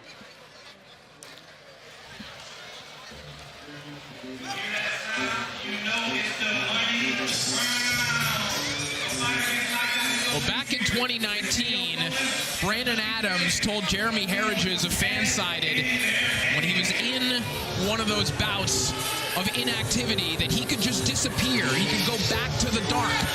With a victory here tonight, he'll give himself an opportunity to get back into the limelight. And for Francisco Verón, who's traveled the world, training in different gyms, going to Tijuana to learn how to fight and be in a war, he might have to go through one to stamp his ticket in the finals here tonight. And that's a fact. And Verón is doing what he does best, you know, and that's that jab. You know, he doesn't always fight tall, but when he does, it looks good. Very effective. So we all know that Brandon is going to have to get underneath that jab and get close to him in order to land his style of punches match of close quarters. It says Verone is 5'10". He's probably like 5'11", maybe closer to 6 foot. And Brandon is probably an inch shorter than what, you know, the stats probably say. So this is going to be an interesting fight. Yeah, both men visually in fantastic shape here tonight, but to your point, very different body types as Verone looks for that left hook to the body. And power, as we know, it could be developed in very different ways and from very different bodies as well. The long, kind of whippy power of Francisco Verone or the short, stocky, compact power of Brandon Adams that we saw in that first round. Thomas Hearns, Marvin Hagler. Sure. Tito Trinidad, long and lanky. Why you always got to bring him into the conversation? No, bro. Always have to no, Thomas Hearns, Marvin Hagler. Leave Tito out of this. So, you know, it's in Brandon's best interest, you know, to fight on the inside, obviously. Last fight against Villarreal, he was trying to jab, wasn't hitting the mark, but he worked his way inside, and that's how he got the stoppage. It's going to take him a minute or two to get close. Oh, he already got a little left hook in there. No leverage on it. And his blood already coming from Verone's nose. Might have been from a headbutt, I'm not sure. Either from the headbutt or from that left hook that did connect. Yep. But Adams applying heavy pressure here in the opening round. And at least at the moment, Verone not finding a lot of space to operate. We'll see if he can get used to this pace that Adams is setting. Small ring, plus what he did just now, Adams, is parried the jab, and then he worked his way inside. Parried, countered with a right hand. And as I said earlier in the night, Verone doesn't always fight tall, but Brandon is making it even more difficult for him to fight tall because he's in his face and he's able to cut the ring off really well so far. Absolutely. Not landing shots yet. Big shots. The first line of defense is your legs. There you go. That's how you do it, Verone. The first line of defense is your legs. Use your legs for defense. Use your legs for distance, and then you can fight long. See, he's not moving back far enough. He wants to load up with his right, so he's not trying to move back too far. That's easy. Right hand there from Verone. He tries to flurry behind it. An interesting opening round here in our second semifinal contest. Yeah. I think we're going to see Adams go to the body a little bit more. I think that's where he's going to go can be there. The only thing I'm worried about is him looping over. I would say trying to come with the uppercut. He's also did a little more in that first round. Work off the break that round. But he's not sure about that. What you're doing, but I'm not too sure about get there. that. I seen him land several jabs. I think in the first 20, 30 seconds. And then I seen Adams on him, countering him. Yeah, but he didn't land any big shots. And you can suck in behind the jab, but not yet. Don't tell on yourself. When it's time to get him, we'll get him. That's what I saw. Beautiful work. Put your contacts in. 2020.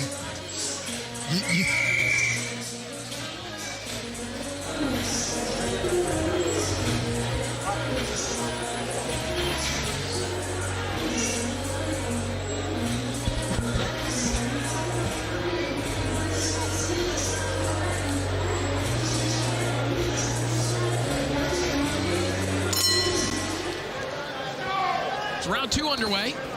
Brandon Adams and Francisco Verone fighting to decide who will face Andreas Katsarakis in our tournament final a little bit later on this year. I think a couple of feints that Adams started the round with were pretty good. I think that's what's going to have Verone commit to some shots. Yeah, and I also see when they tie up, Adams is trying to show him who's the stronger guy. Like right now, pushing him against the ropes, you know, with his big legs. He's trying to get out, but he's just showing him I'm the stronger guy.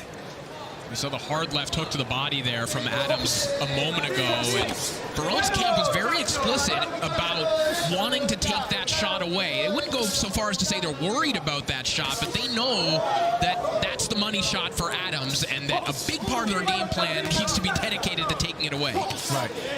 I totally, go ahead, Doc. Yeah, no, I'm just saying, Brandon is going to have to put some punches together, not only stalk with the legs. Like, you have to start landing some shots and more than one left hook to the body. He's looking for that shot. I mean, obviously, he's a powerful puncher. Got a moving target in front of you. Yeah.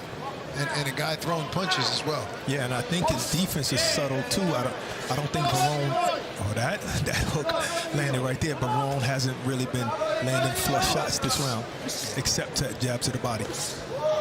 Adams said the key for him tonight will be to diversify his offense, but you're right, that's a nice uppercut from Verone a moment ago. And that will be available because Adams, no matter how much he diversifies his offense, a key to it is going to be getting low and weighting his way to the inside. So there will be opportunities for uppercuts if Verone can find the space to throw them. Absolutely. He's going to tuck his chin into his chest and work his way inside, and that uppercut will be there. And that power jab from Adams landed flush on the chin of Verone. Yeah, the jab got there before the uppercut of Verone could get there. Might have been what has Verone's nose leaking in the first round. So now Verone is trying to jab upstairs, jab downstairs, and also he's trying to check hook him when he comes in, like that. Jab to the body, but he kind of lost his footage.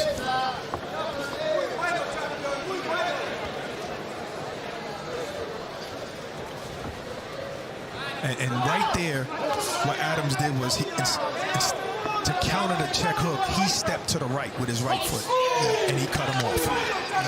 Nice uppercut again there from Verone, and that one just whistles past the face of Brandon Adams. You can see one thing Verone is doing. As he's turning those corners, he's staying low. He doesn't want to get too high when he's turning that corner and get caught with one of those leaping left hooks up top from Adams that you saw him look for right there. That's a good point. And that way also you're not pulling out with your chin in the air. Good competitive fight. I've seen good from both of them. I think we're going to. I have seen good from both. I think we're getting into a fight that's going to be like the last one, hard to score because it depends on what you're looking for. Because you're scoring it for Verone already. No, I haven't said who's winning the fight at all. I'm telling you moments that I'm seeing that he's doing well. I think I know who the Verone family is scoring this one for. Who's that in the back with a mask on? A watch party continues in the hometown of Francisco Verone. And I'm sure there's a whole lot more people watching in his hometown. Tiro la derecha, derecho. Recto. Levantámelo un poquito.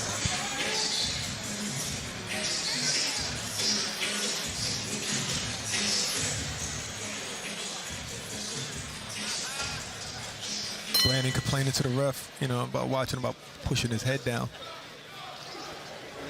As round 3 begins, we saw the father of Francisco Verone in his corner, and the two of them, as we alluded to during Verone's ring walk, nice uppercut from Verone, they've kind of gone on an international boxing journey, taking Francisco to different gyms. And we mentioned him sparring extensively in Tijuana, sparring extensively with Virgil Ortiz, with Raul Curiel.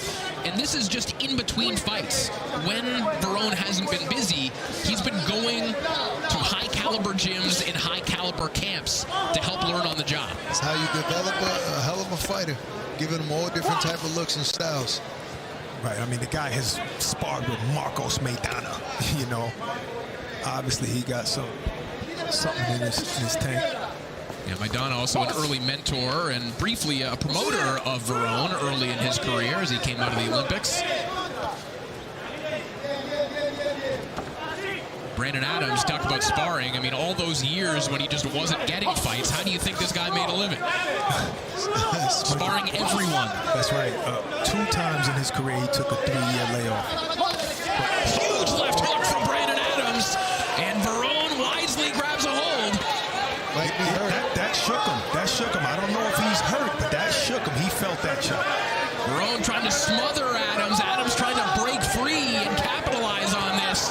This could be a big moment for Brandon Adams. That left hook reminded me of that left hook in Puerto Rico against Bohacek. Yeah, very similar. Just has to be careful of Verone's uppercut. Yeah, because Verone was doing very good at the beginning of his round. We talked about the dangers of Verone getting high along the ropes, and he got caught with the left hook that Adams is looking for. Back to the jab, back to the stick, Verone. Staying tall, staying long. Good three-punch combination. Here it comes. Good reply from Verone there. You see, like I was saying earlier, Barack, that one shot obviously is not going to be enough. You have to put some punches together. Obviously, Verone was able to eat that. This round, I agree with you. You know, I feel like, yes, that shot was the biggest shot of the round, but then he just probably hit him with 6 shots. And that's Verone I'm talking about.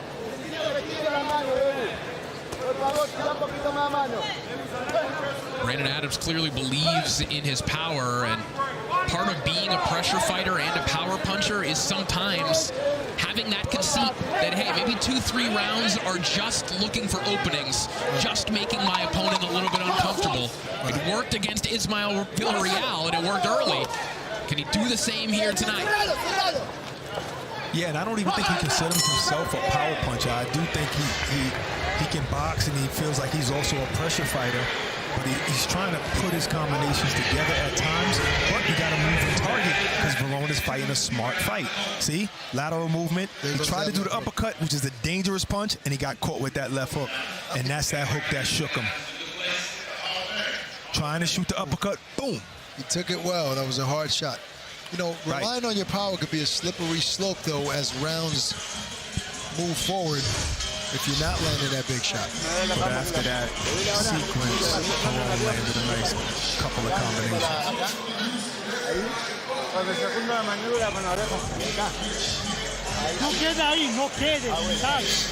Brandon Adams is showing off his conditioning, standing up early.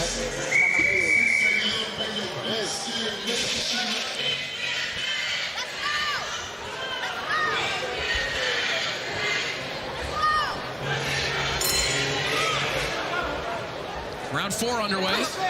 The semifinal matchup between Brandon Adams and Francisco Verone.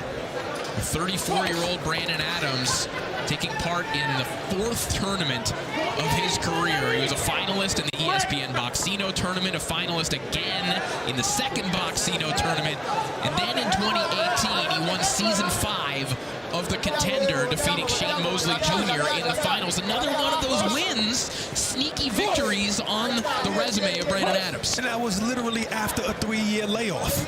Home in the gym, you know, being a sparring partner. After a 3-year layoff, you move up. Nice right hand by Adams, and that one might have Verone wobbled. Oh, that wobbled. Yeah, he's on shaky legs. But he's smart to hold. So Verone trying to fire back to the body. Verone's not going to shy away from a war, but the power of Brandon Adams clearly having an impact. And yeah, Verone just trying to push Adams down, maybe buy some time as he gets belted with another overhand right. And this is what he's been complaining about, holding his neck down. Yep. You know, Verone is holding Adams' neck down.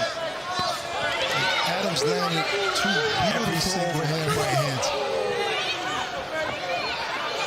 We go back to what Adams was talking about in terms of diversity of offense.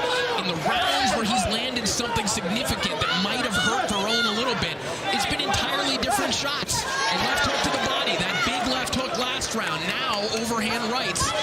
Verone doesn't necessarily know what he's looking for in terms of the power shots of Adams at the moment. But that's the thing, when you're training for one punch, you're saying, okay, I'm going to stay away from that left hook. That's when you switch it up on him, and that's how the right hand snuck in there. When you're focused on that other punch. We're listening to the corner of Francisco Verone. Perhaps some nervous moments over there. Nice overhand right again, and that one might have buckled Verone again. You got to follow back with some other big shots. If you hear the female voice, which is louder than the corner of Adams, that's Clarissa Shields. The Globe liking what Brandon Adams is delivering right now. Less than 30 seconds remaining in round 4, the biggest round of the fight for Brandon Adams. Verone sneaks in an uppercut there. But this is an Adams round. 2 big right hands wobbling Verone in round 4. Brandon Adams has completely turned this into his type of fight. Verone has not been able to use his size at all. Wow. Big left hook from Adams there a moment ago, and you see the right hand stapled to the side of the face of Francisco Verone, who's looking very uncomfortable right now.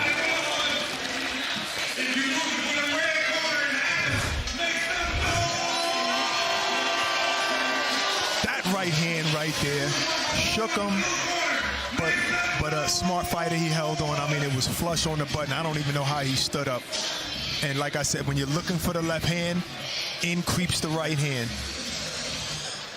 Boom. And that might have been the second shot of the fight, which wasn't as deadly, but it was still right on the button. And there was another one as well in this round. So this definitely was a great round for Brandon Adams. And even in the midst of that, Who's in charge? was landing a couple of shots here and there. You're not supposed to be in here treating us up. Nothing significant. Child, all right? All of a sudden, Basing it on the round I just watched. Yes, sir. I do think Brandon Adams is slowly taking control of this fight. He's feeling himself now. When he starts dancing, that means something. Round 5 underway. The confidence just oozing out of Brandon Adams right now as he lets go the same right hand that was connecting time and time again in round 4. It lands once more. That's the money punch. I've seen Floyd do it a million times. If it works, I'm going to keep doing it. He will beat you with the same punch for 12 rounds, Floyd. Good body attack.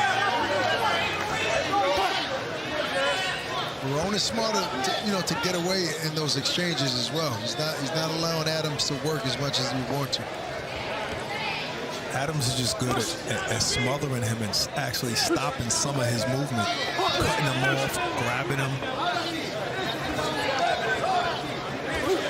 Adams truly believes that he is one of the best 154-pounders in the world. He just hasn't been given the right opportunities, so now he has to kick in the door here in this OTX tournament.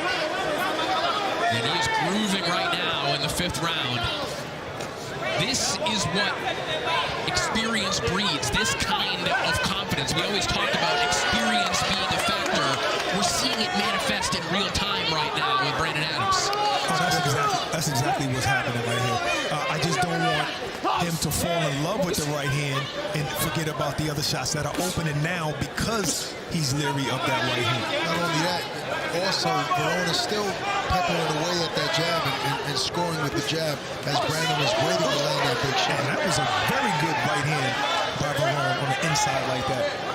I think Barone is still making this a very competitive fight.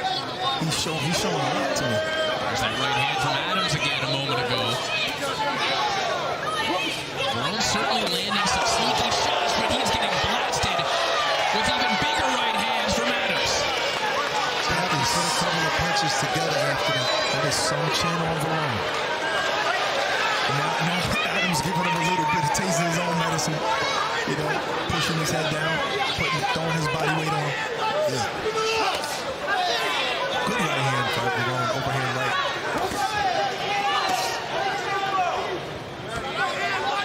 The one shot hasn't been able to do it yet with Brandon, so I guess a follow-up after landing a big right hand, coming back with a left hook, uppercut, a couple punches together. Barone has been able to take those shots well. Yep. And this is the thing, the right hand is landing because Barone is choosing to fight low. Yep. He's choosing to bend his knees and fight low.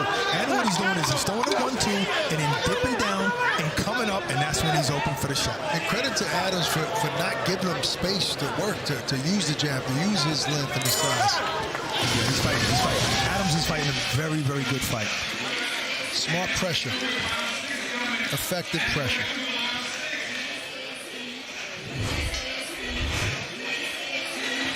So the jab is there. He's just fighting low, like I said, susceptible to the shots, and Adams snuck a left uppercut in there. Still looking for the right hand. Boom, that right hand landed, but it landed on the forehead. Yeah.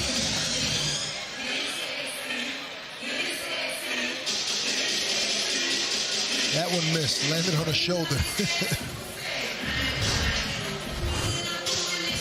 I see good from both. Obviously, it was probably I said obviously and probably Brandon round. Take a look at this on YouTube poll.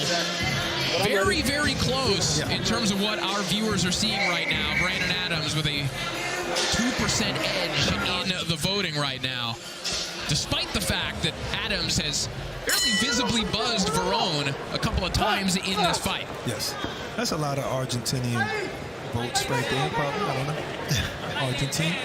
You think the Verone watch party has some like AI bots that are voting here tonight? I saw the guy in the mask. I don't know. He looked like he's very technical. It's round 6 underway. Brandon Adams right back to the inside.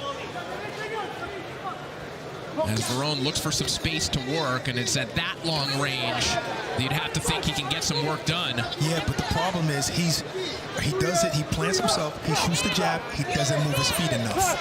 You know, so if you shoot the jab and don't move your feet, you're not long distance anymore. That's what you got to do. What you're doing right now, shoot the jab and then move like he was doing earlier. And Ak, I think this was exactly the game plan you laid out for Verone in an ideal sense off the top. Yeah, I mean, letting the jab go and move your legs, spin Adams, and not let him set to land those big left hook. You can't let him set. But Brandon is quick on his feet as well, so he's been able to get to position and land big shots. And that's the thing with Verone. He's also, in his mind, a power puncher. So he doesn't want to move back. He wants to plant that right leg and let that right hand go. But how are the judges scoring this fight? When Adam lands a big right hand and then Verone lands 2 or 3 or 4 jabs, it's not an easy fight to score either. No, well, I think maybe earlier, but the last couple of rounds, maybe Brandon was landing a little bit more. As we mentioned, the dimensions of the ring here at Overtime Boxing can make I like to see the nice shot there from Adams. But they can make movers work a lot harder than they would otherwise, guys. Right. I like to see Katsuraka sitting ringside, taking in the action. We'll see who he faces in the finals. But going back to the dimensions of the ring, you know, if you're a mover, if you're trying to fight like Verone is right now, there aren't those extra few steps where you can kind of take a breather. You're either planting your feet and trying to exchange, or your back is on the ropes and you're in the danger zone. You've got to do something. There's always, it's a non-stop active moment if you're a fighter fighting backing up like Verone in this ring. I mean, well, one of the best fighters in the world in Lomachenko has been able to master even doing that in a small ring. That's by spinning. You have to spin quick before your back gets to the ropes. And that's the thing, when you're spinning, you're not exerting a whole bunch of energy. You're not moving that much. You got to turn yourself tired. Good 1-2 by Verone there, landing on Adams. Adams took a left hand. But you're right, Corey. He's letting his back get to the ropes. He has to turn Adams before they get to that point. Yeah, Verone doing some good work in this round. He just has to work really hard to do it. As Adams digs that left hook to the body, and Verone felt that one right before the bell. That absolutely hurt him. Perfectly placed shot by Adams. Yeah. Good body. This is a competitive fight. And it's kind of like what Katsarakis was saying he wanted. He said either Brandon go in there and blow him out or something like this. But that was that last that was the last punch of the round. And it really hurt him. He tried to grab right there. And this was the work in the beginning. Little counter. Let's send it over to Overtime Tom, who's standing by with Andreas Katsarakis. Hey, thank you, fellas. Yes, I'm down here with Katz. You've had a little bit of time now to kind of soak in the victory. How are you feeling right now? I'm feeling amazing. That was a great fight, and I'm just enjoying this one right now. Hey, you just came out here. You watched a little bit in the locker room. It sounded like, what are you going to look at when going between these two fighters? Tell me again, excuse me. What are you going to be looking at between these two? So at the beginning, I saw Verone working a lot around the ring and doing a good job breaking Adams down. The opposite boxing Adams, but Adams already broke him down, and I think he's overpowering, and I think a knockout is coming. A knockout is cooking. Who you got winning this one? You got to pick one. Anyone. I prefer Adams because of his resume, but anyone will do. All right, there we go. Congrats again. Appreciate you. Back to you guys. Thank you, Tom. Hard shot over the top there from Adams a moment ago, and I think we're hearing Clarissa Shields' coaching more than we were hearing Katz there. Absolutely. She's definitely coaching him, saying that the hook to the body is the shot. He's saying that he's weak down there.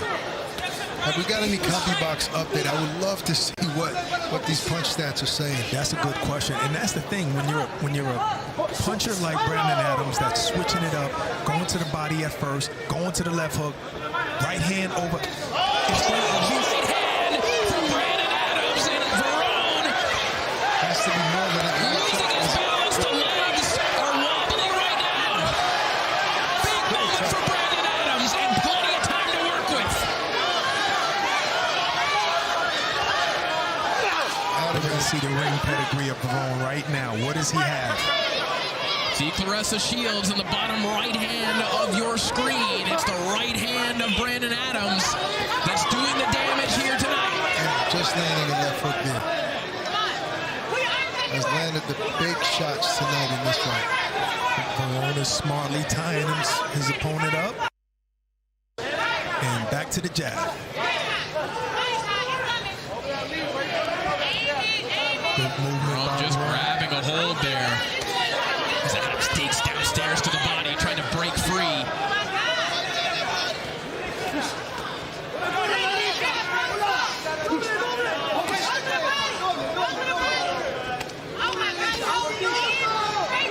Less than a minute left to go here in round 7. Brandon Adams, he's not throwing a ton. It's a lot of pressure.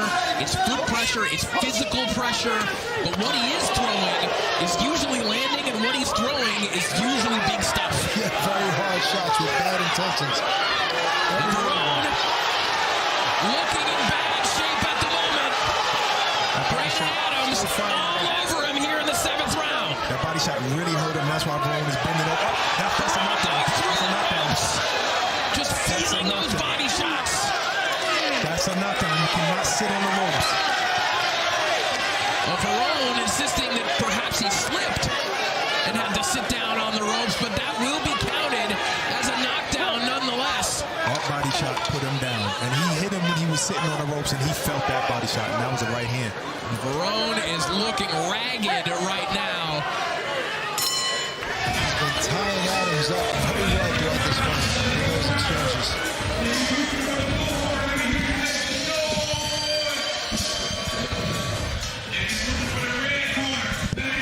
Good round for Adams. Big right Set that overhand right up with the jab. Can't always go with the overhand right without the jab like he was doing earlier, but he set it up with the jab. Boom. Flush.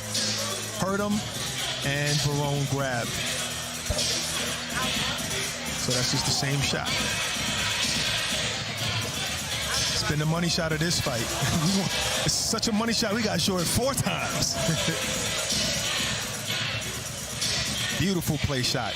But this round also was the body shot. It was the round of the body shots for Adams. And look, you asked for it. You asked for it. All right, so we got Adams at 27.3%. Same amount of punches landed. But, you know, all numbers are not created equal, I guess, because the harder shots are obviously coming from Brandon, even though it's equal amount.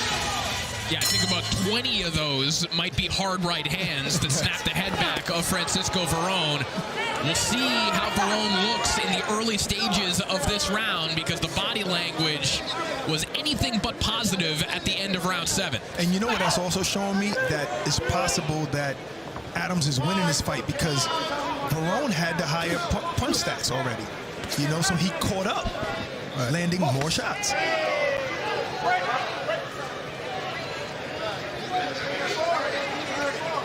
Verone complaining about a right hand on the hip there from Brandon Adams. That's not the right hand that he needs to worry about right now. It's the one that's been hurting him, like that one that just came right over the top again. Damn, Verone is a warrior because he took that, he threw a 1-2 just like that. Nope, and that 1-2 just landed. And he's fighting hard right now in the middle of the ring. Yeah, Verone, he's a warrior.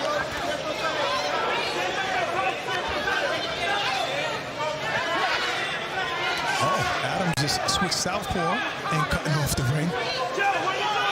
Doing whatever he can to get Verone on the ropes. I want to see what punch he's trying to set him up with in the southpaw stance. What is he looking for? Is it a left? Oh, I was about to say, if it was an overhand left. Well, Brandon Adams, in my understanding, is a natural southpaw, left-handed. And one of many fighters who learn to fight as an orthodox fighter so that they can really crank that left hook, their power shot. Yep. Miguel Cotto, another example of that. Oscar De La Hoya learned the same way.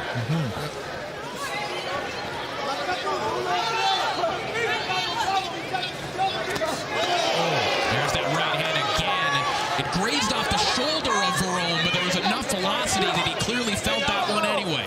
And that's purely that's just boxing skills. That's just experience because he actually weaved a shot, a left jab to land the shot. Good combination.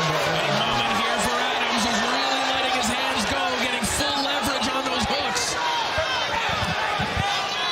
As sweat drips on our paperwork here. Good barrage of punches by Adams there. Oh, another right hand, and these are just titanic shots that Verone is absorbing.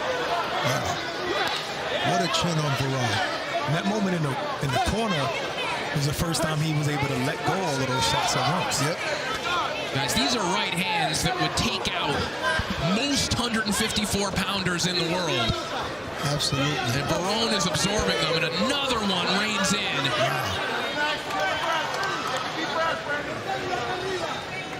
Final 10 seconds of round 8.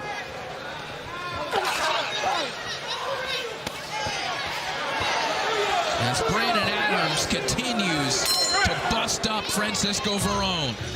Brandon Adams is super conditioned because that wrestling that they're doing, it takes a lot out of you to wrestle your opponent, to push him up against the ropes, and he doesn't even seem tired. This was another great round, and this combinations right here was the first time he was able to actually unload big shots all at once in the corner. And he set it up with that. Like I said, he weaves the jab and comes over the top with the right hand. And then he tried to do a shot to the body, but he pushed his head down, and Adams, it made him straight low. So here it is again. Boom, weaves the jab, come over the top. That's going to be the story of this fight so far.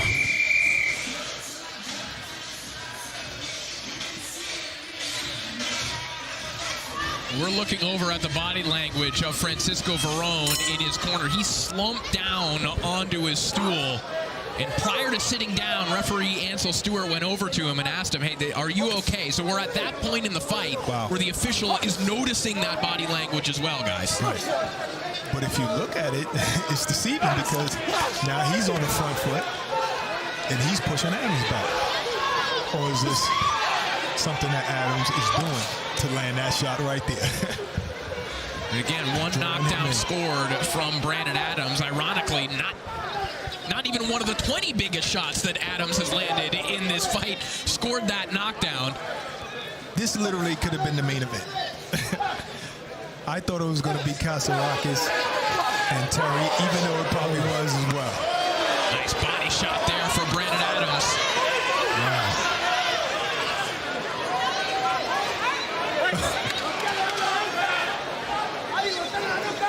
Hard shots thrown by Brandon Adams, wanting to end this fight in this round. You know, one time Jimmy Lennon Jr., when he was introducing, nice chokehold. Nice chokehold by Verone.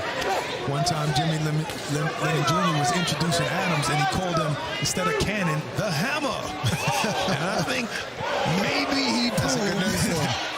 he's proven him right in this fight. I mean, cannons are definitely more powerful than hammers. Yeah, that is true. Nice left hook there from Brandon Adams. Cannon is like long distance. It is, yeah. You know, it's a long distance shot. Man, those are hammers right there. He's starting to wear Verone down. Verone's been able to tie him up and clinch very important times. As he lands another left hook, Brandon Adams. The jab snapping the head back of Verone. And Verone, you see the swelling on the face. He's wearing this exhaustion. Good right hand by Verone. Yeah. I mean, Adams shook it off, though. Don't get too comfortable. I think Adams should put his hands up because Verone is not a sitting duck. Still a live dog. Absolutely.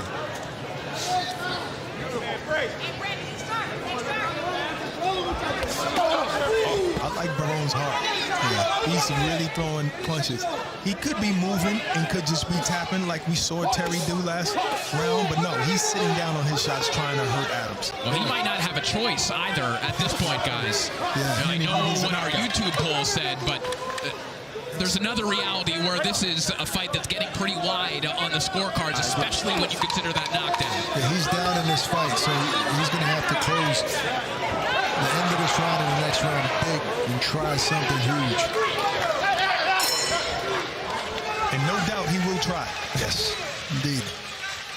Heart of a lion.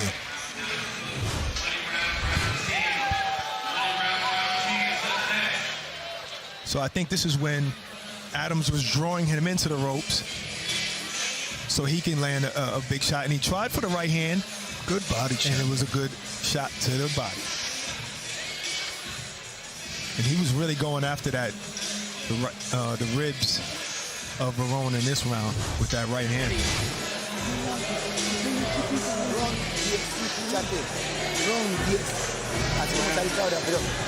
Let's take a look at the punch stats thus far. You see Brandon Adams outlanding Francisco Verón, 103-94. Verón just slightly outworking Adams, but again, it's about the quality, the heft of these shots that we're seeing from Brandon Adams. A good number of those. I would say 50% of them are power shots. Potential fight enders. Right, that's the difference, you know. Verón is landing some good shots on his own as well, but he's also landing jabs. 10th and final round, and should we go to the scorecards, we'll see if this calculus pays off for Brandon Adams, if quality over quantity will pay off here tonight. Francisco Verón coming out firing here in the 10th round. He's fighting like someone who believes that he's down on the scorecards and needs something big in the final round. Yeah, nice. I was just about to say, I think Adams is trying to set him up for that right hand, and that's exactly what happened. He landed a couple of nice little flickering jabs.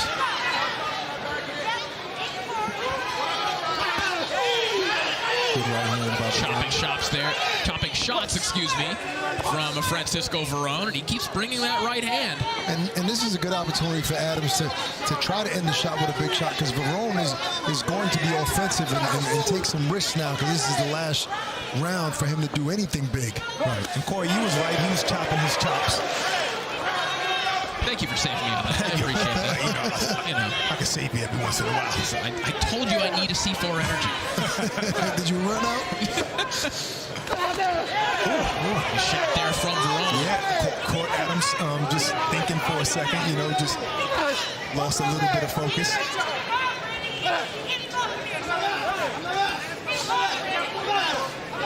Half a round left to go in this contest as Verón keeps firing that right hand. This left hook there from Brandon Adams seemed to throw Verón a little bit off balance, and yet another chopping right hand from the cannon. Little over a minute left for Adams to try to close his show, but Verón is nice. Verón is landing good shots. They're just having no effect on Brandon Adams. Yeah, and again, I think the other battle that Verón is waging in terms of convincing the judges is, again, back to the body language. When Verón gets hit with something, it looks bad. It moves. Right? It moves him. He looks exhausted. He looks hurt, even though he's still in this fight and firing back and going punch for punch in terms of output. Yes. With Brandon Adams, the visuals of it are not in favor of Verón right now. This is one of his better rounds. Yes. You know, compared to the last 3 or 4. It's going to take more than a good round to win this fight. Oh, looks like Adams is teaming it up now. Trying to close the show. Wow, Verón is coming on strong in this round. Best round of the fight for Verón, but will it be enough? See Brandon Adams yelling at him right now as he rains down another right hand. Oh, wow. I think Adams got caught up in trying to set up that right hand so much, he let Verón win this round. Whether he won or not, he just let him throw a lot of shots. No KO bonus, like you said. but it's the $100,000 grand prize that's more meaningful. A lot of respect between these two men.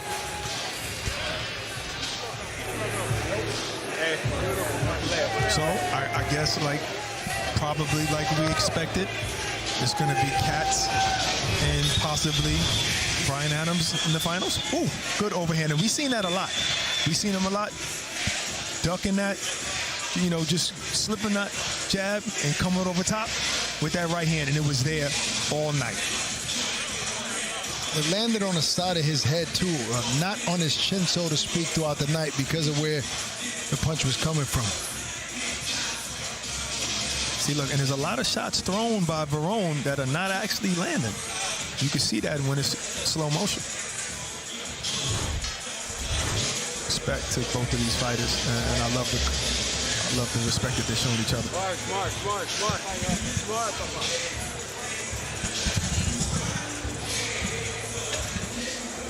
Just a reminder, there is the possibility of an overtime round. As we await the decision, both fighters keeping their gloves on just in case. We do have to head into round 11, which you do see in Argentina, where Francisco Verone is from. 11-round fights. Man, they better take them gloves off. We know who won. Good fight. Very good fight. Competitive. Verone fought his heart out.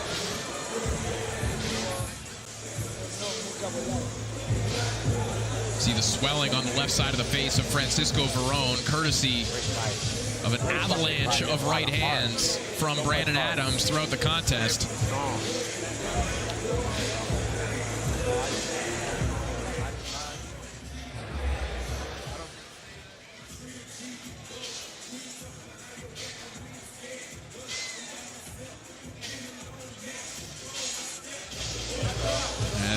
Scorecards still being tabulated.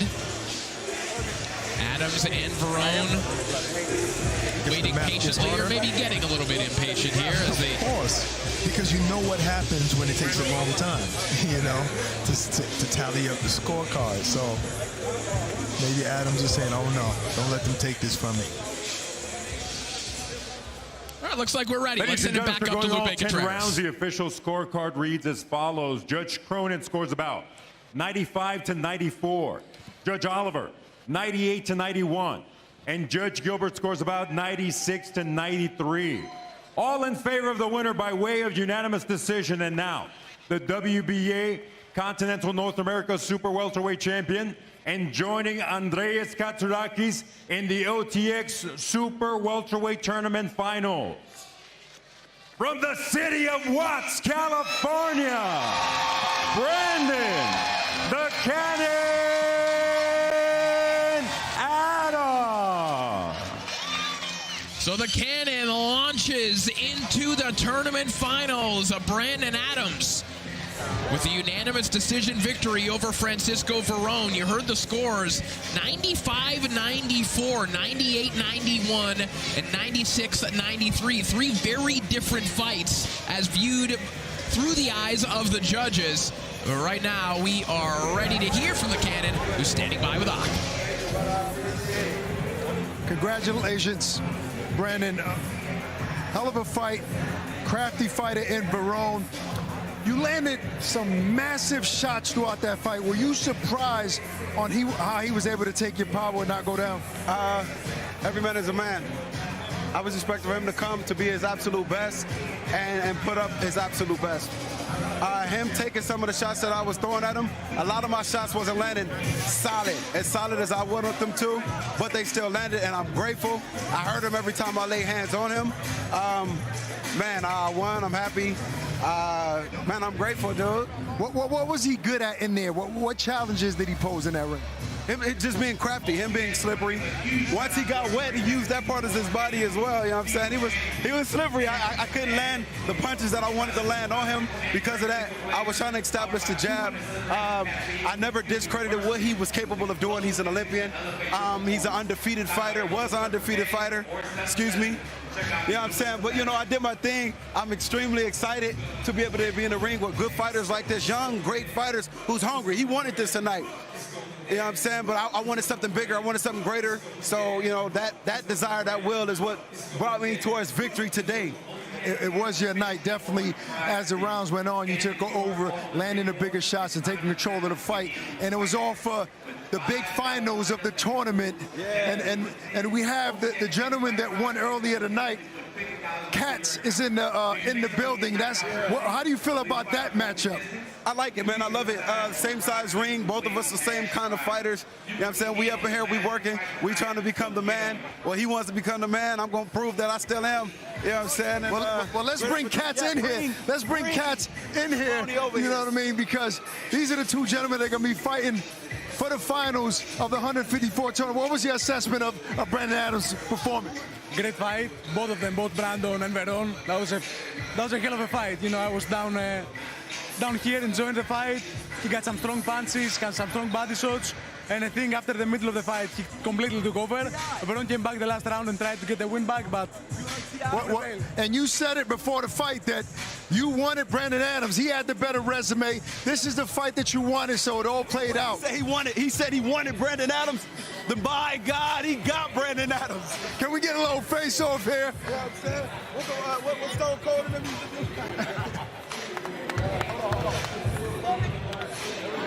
You guys tell me, hold on. You want to take the belt from her and just give like a quick thing? Here we go. Let's move back a little. Bring it up a little. There we go, right there. Follow the green. That's the great eyes. It's square. You know what I'm saying?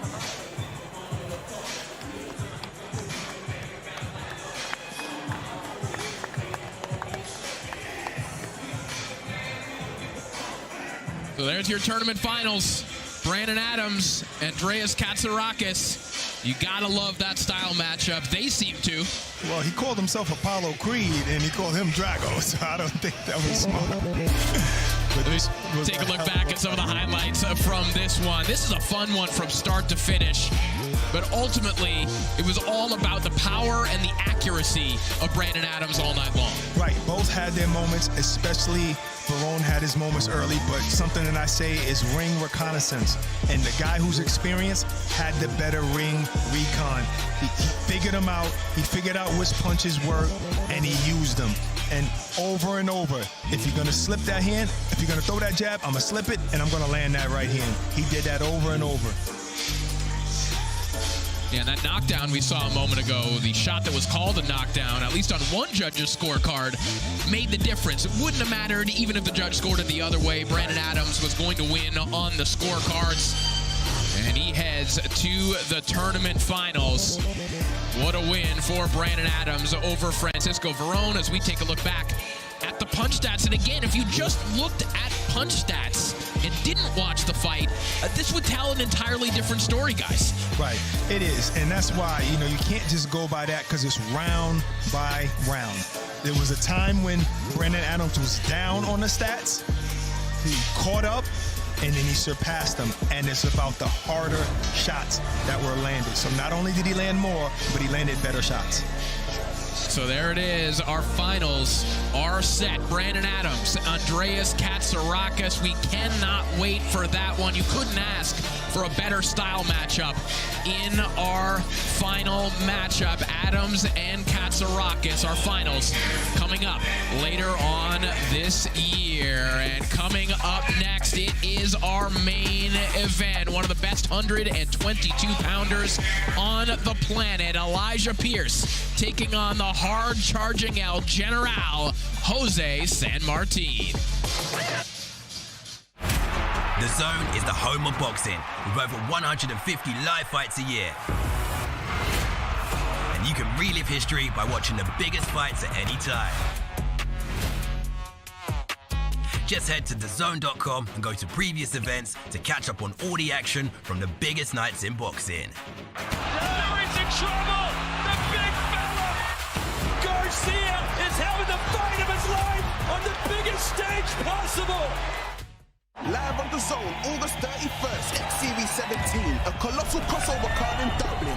Danny Aaron's faces Premier League winner Danny Simpson. Stepping in the ring against the former footballer. Dean the Great defends his title against hometown hero Dave Fogarty. And Irish boxing sensation Ben Williams is back. I'm the smash Warren Spencer's face in. Plus global superstar KSI returns with a special live performance. Series 17, August 31st, live on the Zone. Buy now at DAZN.com.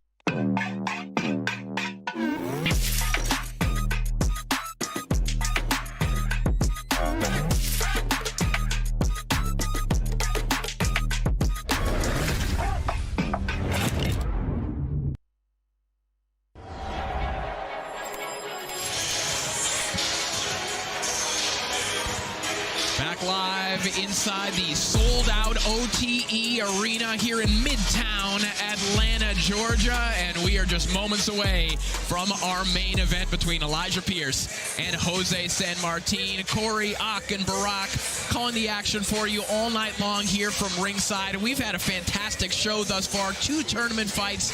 We've got a tournament final set between Brandon Adams and Andreas Katsarakis. They're headed towards what they hope will be a shot at the 154-pound world title. But we've got a guy in Elijah Pierce in our main event taking on Jose Sanmartin, who has a number 3 rating in the world according to the WBA, just steps away from a potential fight against one of the best on the planet in Naoya Inoue. And that's the thing. That's his motivation. Yeah. And I don't know if he can even get up for this kind of fight because I'm already ranked. You're not, you know. I can get a potential title shot right after this. Yeah, I mean, look, the names that he's calling out, I'm talking about Inoue, I'm talking about Stephen Foden. He told us that he's comfortable moving up to featherweight right after this fight. But this fight is so important on how he ends this fight, what type of statement he makes. Well, guys, we talked about this off the top, but an interesting dynamic in this fight, of course, is that this was previously scheduled. This is the same fight that Elijah Pierce was in before he fell ill at the weigh-in at our last broadcast. So now these guys have had 2 training camps to face off against one another, to prepare for one another. Sanmartin had somewhat short notice prior to the first fight. Now he had a full camp, 2 camps now to prepare for Elijah Pierce. So this fight potentially looks very different the second time around. And maybe that works in Elijah's favor, maybe because he's the kind of guy that blows up anyway. So maybe to get that weight off and come in really conditioned, maybe that helped him. Maybe not. I mean, that was a while ago. So remember, he's not going to keep the weight off for that amount of time until this fight. So he had to gain a little weight and come back down. And the last time, he had issues with the weight. This is the same weight class. Will there be a difference this time out? Remains to be seen. Is that proven he had difficulty with the weight, though? Right. Because it was a sickness. I don't know. A lot of questions to be answered, a lot on the line for the Wolf in this one as we take a look at our tail of the tape for our main event, Elijah Pierce and Jose Sanmartin. You see Sanmartin giving up plenty in terms of height and reach. That's nothing new for him. You know what Sanmartin wants to do. He is a pure inside fighter as he tries to battle the electric Elijah Pierce, who has plenty of punching power. He scored some highlight reel knockouts already in his career here on OTX. But let's take a closer look at the man he'll be battling here tonight, the man known as El General. Mi oponente me tiene que tener miedo a mí. Él sabe que tiene una tarea difícil y no creo que él vaya a terminar la pelea antes como él piensa. Estamos listos para llevar la victoria. Pienso ganar por nocaut esta noche y así va a ser. No he contado con suerte que es coronarme campeón del mundo y eso es lo que yo deseo y bueno, nadie me quita la ilusión y todavía estamos en el camino. Él sabe que no la tiene fácil porque él sabe que aquí está el general.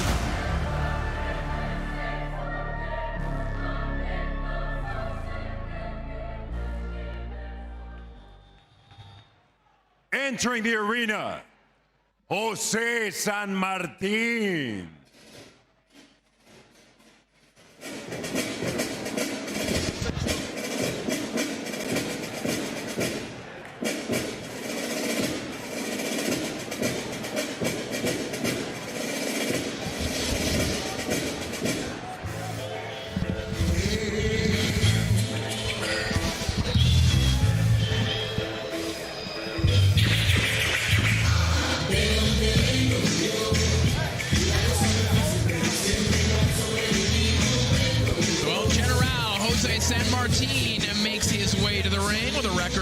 45-8-1. The pride of Barranquilla, Colombia. A longtime contender and challenger.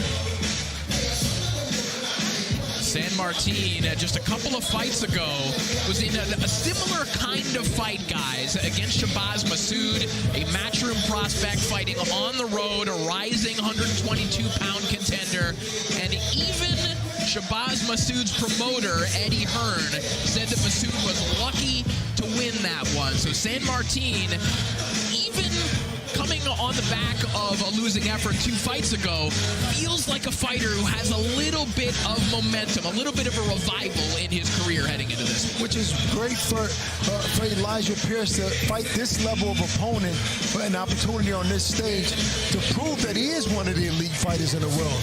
And that's only if Sanmartin really thought like that. He should have, because in a lot of people's opinion, he won that fight. Jose Sanmartin trying to spring a big upset here in our main event. Let's take a closer look at the man he'll be facing tonight. Headlining my 3rd OTX event, of course, I'm looking to take full advantage of it. The hunt continues. You never know what you're going to get when you step in the ring with Elijah Pierce. All it takes is one punch. I know I'm a better fighter. I know that I want it more, and I know that I have the talent to make it an easy fight. He's going out, simple and plain. Like I said, I'm not here to play any games with him. You got to go. I'm going to win, no questions about it.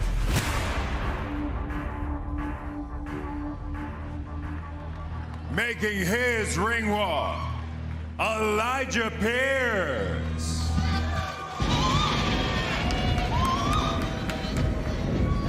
He was a big, bad wolf. I'm sorry, he got a name from a dead man who came out of the cemetery with the dog. He's been howling at the moon ever since.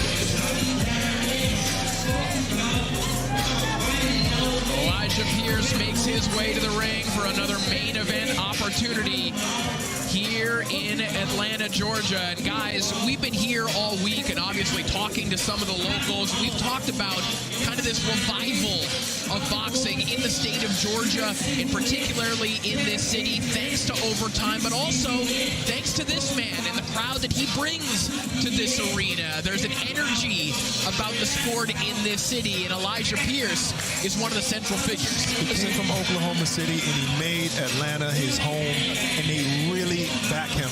And the thing is he ends the fights with a knockout, and that's what people want to see. And he's exciting whether he gets a knockout or not. So he's gonna have a long run here if he continues to win. And listen, Mike Tyson told us once in Uzbekistan that what makes you great outside of fighting is putting butts in seats. That's half the battle in the sport, and Elijah's able to do that on this stage. So once he starts fighting those title fights, believe me, he's going to bring a crowd out. For so many years, Pierce was that talented fighter that was kind of hanging out in obscurity. Took a couple of losses during periods of his career and his life where things weren't really going his way. But he's made the most, as you guys have talked about, of his time in the spotlight. He's been enjoying that Overtime Boxing social media boost. But he's also been talking a big game as well, calling out the Inoways, the Fultons of the world, getting into confrontations with Tank Davis. Elijah Pierce has made himself a notable name in the world of boxing. And now he has to prove it in the ring tonight. Yeah, and he always talks about his wolf pack, and he came with one of his cubs, his daughter.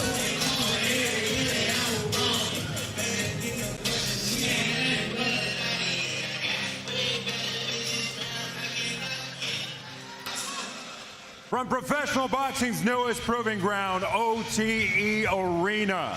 This is OTX Friday Night Fight, powered by C4 Energy. This contest, 10 rounds on the line, the vacant WBA Continental America Super Bantamweight title. Our officials: World Boxing Association President Gilberto Jesus Mendoza, WBA supervisor in attendance, Julio Time. Our judges scoring at ringside. We have Pat Cronin, along with Nola Oliver and Eric Gilbert. And now, Atlanta, Georgia, prepare to be entertained. Your OTX main event is on now. Presenting first, in the blue corner, in only his second appearance on U.S. soil, this heavy-handed Colombiano makes his OTX debut with an extensive record of 35 victories against 8 losses, 1 bout even, and 21 of those victories coming by way of KO. From Barranquilla, Colombia, El General Jose Sanmartin. Across the ring in the red corner, tonight, this ultimate showman and world-ranked OTX standout makes his highly anticipated return to the ring in his 21st professional bout with an outstanding record of 18 victories against only 2 defeats, 15 of those victories coming by way of KO. A native of Oklahoma City, and now ripping the ATL Atlanta, Georgia, Elijah the Wolf Pierce. With last words and final instructions, referee Malik Waleed. Okay, gentlemen, you both have been given the rules. I'm expecting good, clean boxing. When I say break, stop punching, take a full step back. Remember, protect yourselves at all times. Touch gloves. Good luck to you both.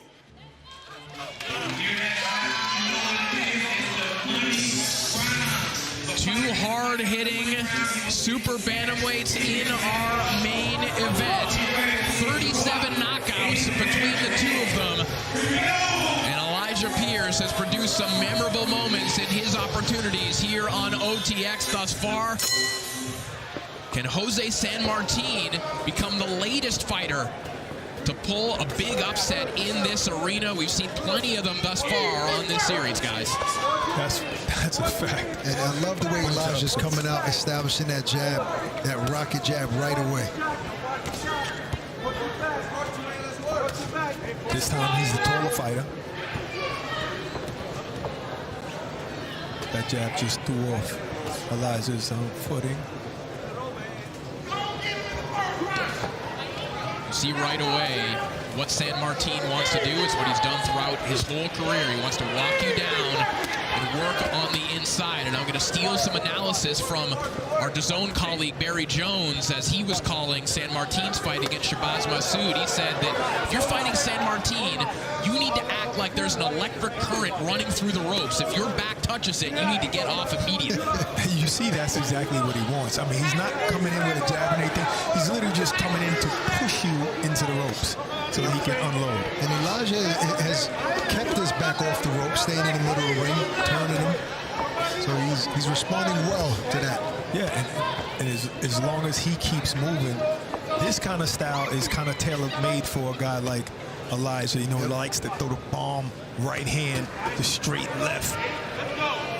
Letting his hands go well, fluid right now with the right hook to the body and back upstairs. Really, the question really is if Sanmartin can take his shots. Right. We've seen Sanmartin. Yeah, we've seen Sanmartin a couple of times here on DAZN. We saw him against Mauricio Lara back in 2022. He couldn't take Lara's shots. Nope. But obviously, as we mentioned, has had much better performances recently, coming off an 8-round unanimous decision over Mauricio Martinez back home in Colombia earlier this year. And that sneaky left hook from Sanmartin does well against southpaw, so Elijah just needs to be careful with that.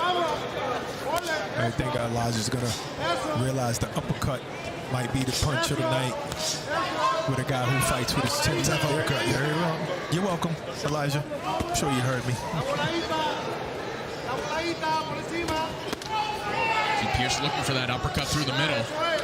Sanmartin keeps a very compact guard, really over-indexes towards the left side. That left hand carried very, very high to prevent against that right hook from southpaws.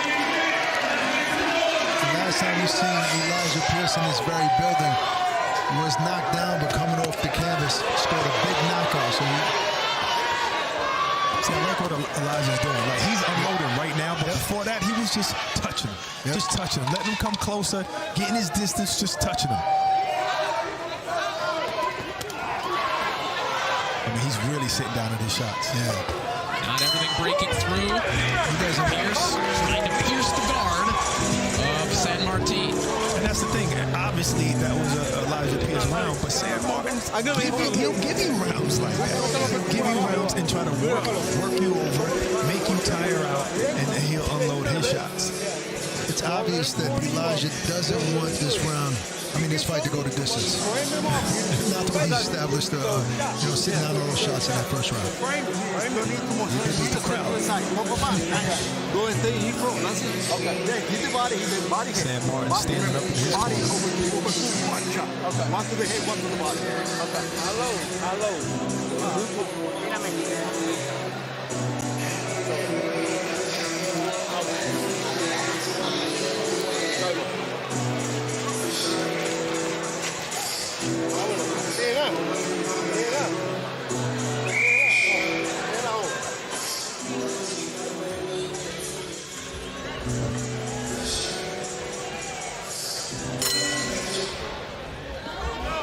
Round 2 underway. Elijah Pierce and Jose Sanmartin.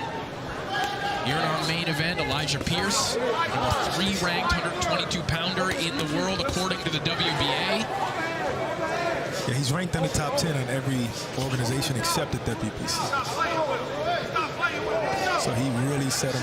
This fight right here is really going to put him over. And hold the man. Get that shot he wants. The man that he's chasing is in action in just a couple of days. In a way, he'll be taking on TJ DAZN. Pierce said he has contingency plans. If it isn't in a way, if he can't get him in the ring anytime soon, he's happy to face Stephen Fulton. He's happy to face MJ Akhmadaliev. Basically, he wants big opportunities, but Jose Sanmartin is the kind of fighter that you have to beat conclusively to convince the viewing audience that you're worthy of that shot. Being ready for the monster and being worthy of an opportunity. Those are 2 very different things. Very much so. I think Sanmartin, having more success this round because Elijah chose to fight on the inside and trade with him. So he's landed a couple of left hooks and a great right hand to the body on Elijah. Corey, you mentioned Stephen Fulton in Inoue. At one point, it was just a thought, but when he ran into Stephen Fulton, he said that he felt disrespected. Now he really is on his radar and wants to fight him. It's right hand to the body there from Sanmartin.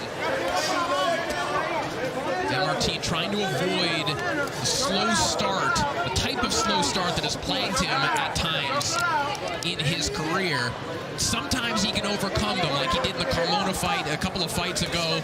Started to turn things around when he was able to produce some swelling and hurt his opponent, but can you make those kinds of concessions against a guy like Elijah Pierce? Good body shot by Elijah there. I'm curious to know what Elijah's father and trainer wants him to fight. Does he want him to fight on the inside like this, or does he want him to go back and jab and shoot from the outside? I don't think that he has to really fight from the outside. He's controlling the fight in the pocket right there. And Sanmartin is not busy enough. Not much. He's getting tapped here and there. Busy enough to possibly win the round, but he's getting hit. What if one of those shots hurt him? Well, 15 seconds here in round 2. Good right hand. Sanmartin doing some good work, some sweeping shots up top. And this is exactly how the Shabazz Massoud fight started to look. After a couple of rounds, you started asking yourself, hey, wait a minute, is Sanmartin winning these rounds? I don't like how Elijah's having his head straight up, though, in those exchanges. He's not getting low or spinning. At least keeping his hands up as well. There's no stool in Sanmartin's corner. Unnecessary, he says. All right, let's send it over to Overtime Tom, who's standing by with the quote. Thank you, fellas. I am here with Clarissa Shields. Now you're out here watching all these fights. I saw you going crazy for the last one with Brandon Adams. Can you talk? You were kind of coaching out there. I was coaching from round 4 all the way to round 10. You like what you saw out of him? Good performance? Yeah, it was a great performance. He was listening. Sometimes I think that fighters need like a little extra motivation in there. And I think that my voice was that motivation. So I'm happy that he came on top and he won. Now he's in the finals. He did a great job. And now we're watching Elijah Pierce. A good fight here as well. What are you seeing so far? So far, I think that Elijah is in pretty good control of the fight. This guy here is very, very sturdy. He comes forward. He's very tough. But I think that Elijah will have to back him up in order to get some respect. But I think the fight is going pretty good right now. I want to put you on the spot. 3 best fighters. Who are your 3 favorite fighters of all time? I don't got to say myself, do I? No. Okay. Of all time, Sugar Ray Robinson, Joe Louis, Muhammad Ali. Solid list, fellas. Back to you. Thank you so much, Tom. Those are good selections. She should call Steve because she loves that young man. I was going to say that. Joe Louis isn't on my list, I'll tell you that. He's not? No. I know who's on your list, Tito, so I don't want to hear your list. Elijah Pierce much busier this round. And maybe hearing the advice of Clarissa Shields, trying to back Sanmartin up a little bit, but to borrow analysis from Clarissa Shields, Sanmartin very sturdy. He's not just going to give up ground easily. Yeah, and like you said, that pulling out with your chin in the air, it's just not He just got hit with a straight like right Sanmartin. I like that. You see that lateral moving and shifting to the side is where Elijah needs to do that. And keep attacking the body like he's Just been keep doing. your hand. Just keep that left hand up. That's it. Little sneaky uppercut.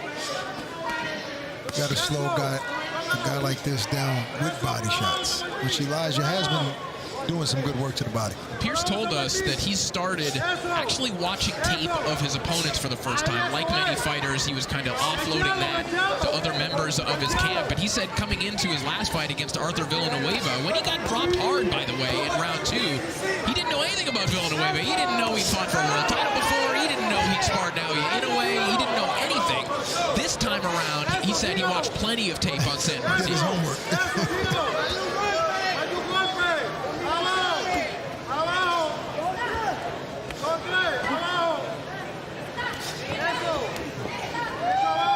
That was a good combination. I think that's the combination right there. You go up the middle with the left uppercut and then the right hook. Yes, that right hook to the body is beautiful. He has to keep his hands up. Nice left hook there from Sanmartin. There you go. Yep. So he's tapping the right hook and then digging to the body, which is a good shot, but he has to move right there. He did it again. He has to move out the way and spin off from there. Elijah's putting some good work into the body, but stepping out that way is unnecessary. Getting hit unnecessarily. Can't get too comfortable in there with a guy like Sanmartin.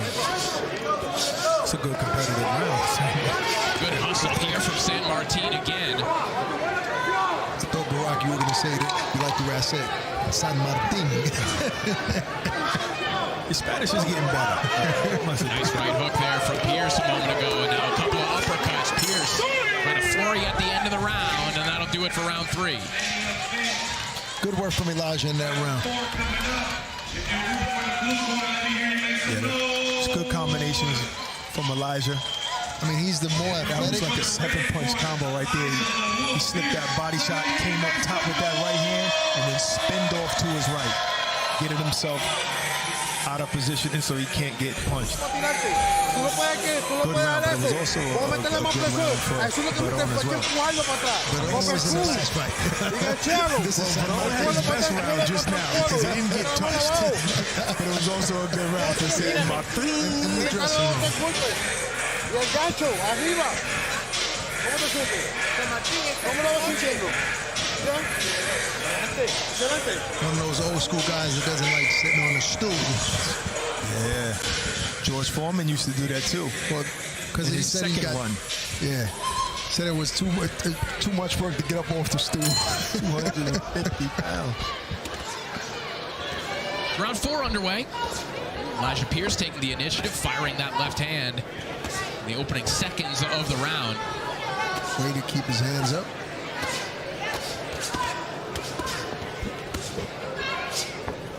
Came in the ring, Elijah jabbing. Then he went right back into the phone booth. Yeah, two very different approaches to inside fighting here, too, guys. Elijah Pierce, a guy who, Brock, like yourself, started in the martial arts world, started with karate, and kind of has a different view on balance and flow and how he lets his shots go. Sanmartin, much more conventional and compact on the inside. Yes, and Sanmartin will sometimes square up, you know. But, that was a low blow. Unintentional in his face. We're seeing what the referee is seeing right now, courtesy of the Vibe Cam.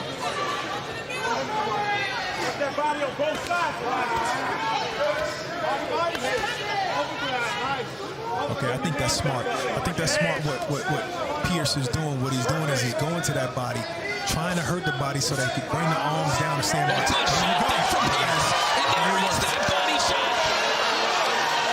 It's a body shot. Oh, that one will be ruled low. That didn't look like a low shot to me. What you gonna do? You don't want to continue no more? Wait a minute. Wait a minute. That didn't look like a low blow to me. I mean, his back was to me, so I can't tell. But that's sad.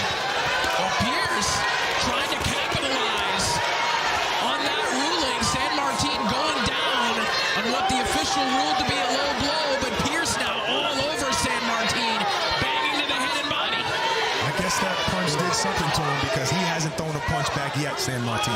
Whether it's legal or not, he felt it. I didn't even see him complain about it being low, though. He was squatted down like he got hit with a body shot. He didn't hold his... What I didn't see is I didn't see the ref say no knockdown. I could have missed it. I'm not sure. He did say no knockdown. Okay. He did say no knockdown. He said it was low. I didn't see that. You know, I was looking at Martin and I just thought it was a knockdown. Well, nonetheless, this has emboldened Elijah Pierce, who's really putting it together right now, but back comes Sanmartin. Still firing back with less than 30 seconds to go in round 4.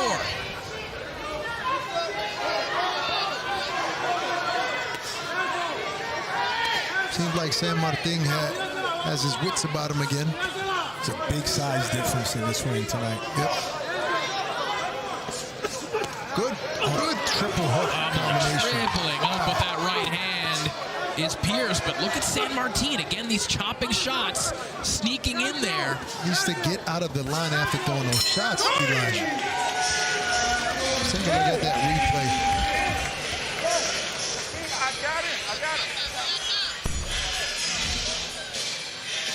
Okay, this is Elijah going to the body. And that was a very clean body shot. Placed left hand body shot. It was nowhere near the trunks even. Nowhere near. Take another look Clean here. shot. Oh, right in the ribs. That wasn't the one. But that wasn't the one. That wasn't the one at all. And that one even... It hit the Everlast name, but it wasn't low. This is the view of the official. See, the reason why that one even hit the Everlast part is because it ricocheted off the elbow of Sanmartin. The shot but that put him first down shot was clean. Was clean. And the ref didn't have that vantage point, and neither did we. We take a look at the punch stats. That should have been a knockdown, man. Elijah Pierce out-throwing and outlanding Sanmartin to this point. Sanmartin more accurate, as you might expect, a little bit more judicious with his punch output. But Elijah Pierce likely deserved a knockdown there in the previous round, and he's coming out firing immediately here in round 5. And see, the thing is that Elijah knows. He knows that was a good shot. So he knows, okay, he's susceptible to the body with my power. Yep. He's not worried about the ref right now. He's like, what I'm going to do moving forward to keep attacking that body. Well, again, as we talked about last round, even before we saw that replay, whether it was low or not, Sanmartin felt it, and he's going to continue to feel it. But now we know that was a shot almost a solar plexus shot. Almost. It was not near the belt line whatsoever. No, nowhere near it. Looks like a little blood leaking out of Elijah's nose there. It's good work in the middle of the ring there. It is, and Pierce, again, is willing to take these shots in order to land his own power shots, which has been a pattern throughout this stretch of his career, the best stretch of his career. Yeah. See Andy Pierce in the corner of Elijah. Nice lead uppercut there from Pierce a moment ago. Good, timing, timing. He's asking him to time him so he can counter him. But right now, he's just letting Sanmartin get his shots off. Look for the timing shot.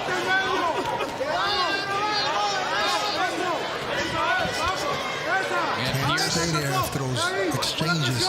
Okay, and Pierce is fighting like someone who believes in his fight-ending power.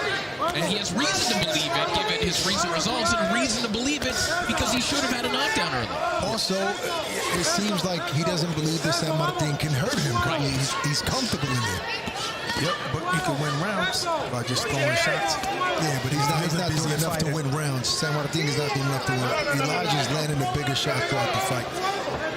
And more shots. It's an interesting fight to analyze two guys because this is primarily an inside fight. There's a lot of shots being thrown, but there's almost a casual pace about it. Especially on the part of Elijah Pierce. Yeah, right. I think Pierce, what he's trying to do is get him comfortable to let his hands go up top so that he can have that opening once again to crack him in the body. I think that should be the approach now. Elijah is very comfortable in the pocket. Seems like no shots that Sanmartin landed had any effect so far.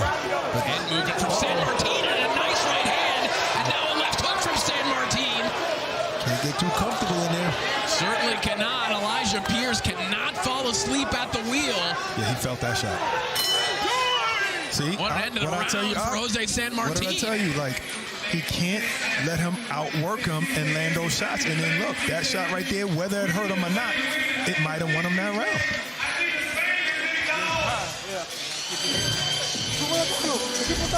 I think Sanmartin needs to sit down. That's what I think. That right shot right there was take a little break. Beautifully placed. Followed up by a left that he weaved a little bit, but connected. And in this round, it was Sanmartin trying to throw those shots like that, where he's sitting down on him, and Elijah was just peppering him with pity-pat shots. Oh. And that right hand is the one that caught him that we said, okay. That's from standing in the middle, in the line, too comfortable. Happened last time when he hit the canvas. Sanmartin might have stolen that round. Guys, I used the term casual in the previous round, and I think especially when you watch that slow down, it's a little bit of a casual approach from Elijah Pierce that got him caught by that right hand that knocked the mouthpiece out. Right. Yep. Halfway through the fight. Now he's back on his game, shooting a long jab, straight left to the body, boxing him. Yeah. Father scolded him in the corner. Damn right. Well, the guard a lot higher of Elijah Pierce as well, going back to a more conventional approach here, no more playing around for Elijah Pierce, at least in the opening 30 seconds of this round. That's right. And let's see what Sanmartin do to try and get on the inside. Already got him in the ropes. Elijah moves around. Oh, checked right hook there from Elijah Pierce a moment ago, but back comes Sanmartin. And these are the lessons that fighters learn on their path towards those big fights. And if you want to be an elite fighter in any division, you can't have those lapses in concentration. Against a fighter like an Inoue, that results in a knockout. That's right. 100%.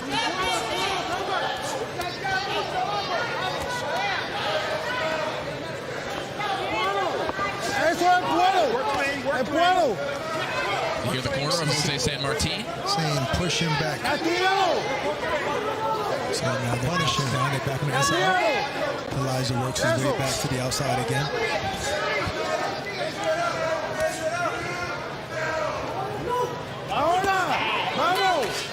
Left hand comes over the top there from Elijah Pierce.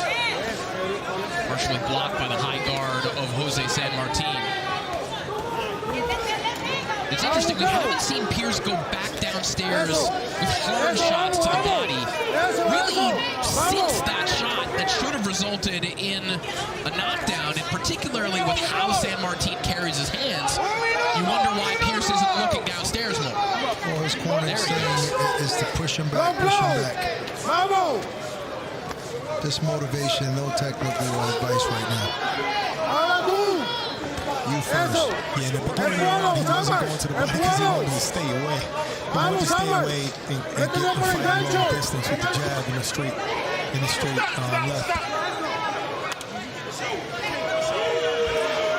He kind of threw the shoulder now. So warning there from the official. Pierce bumping Sanmartin off, maybe using a little bit more forearm than the referee would be happy with. As he places a nice left hand to the body there. There's that whipping uppercut to the body. It was just a little bit wide and missed him. I think there's a sense of like just coasting going on right now and no emphasis in trying to end the fight. I mean, look, Elijah's throwing hard shots, but I think he has to turn it into the next gear. Well, I don't think it's that easy to do that with a guy like Sanmartin. You know, if he would have fought like this maybe the first 3 rounds, maybe he'd be at that point where he's trying to get this guy out of here.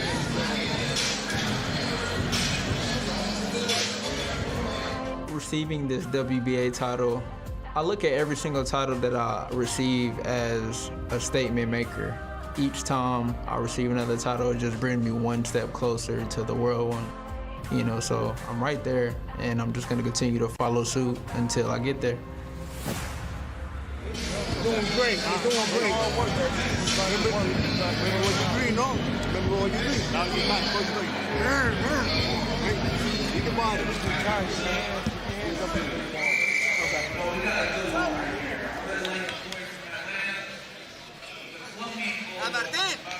Sanmartin, por su familia, Sanmartin, su familia.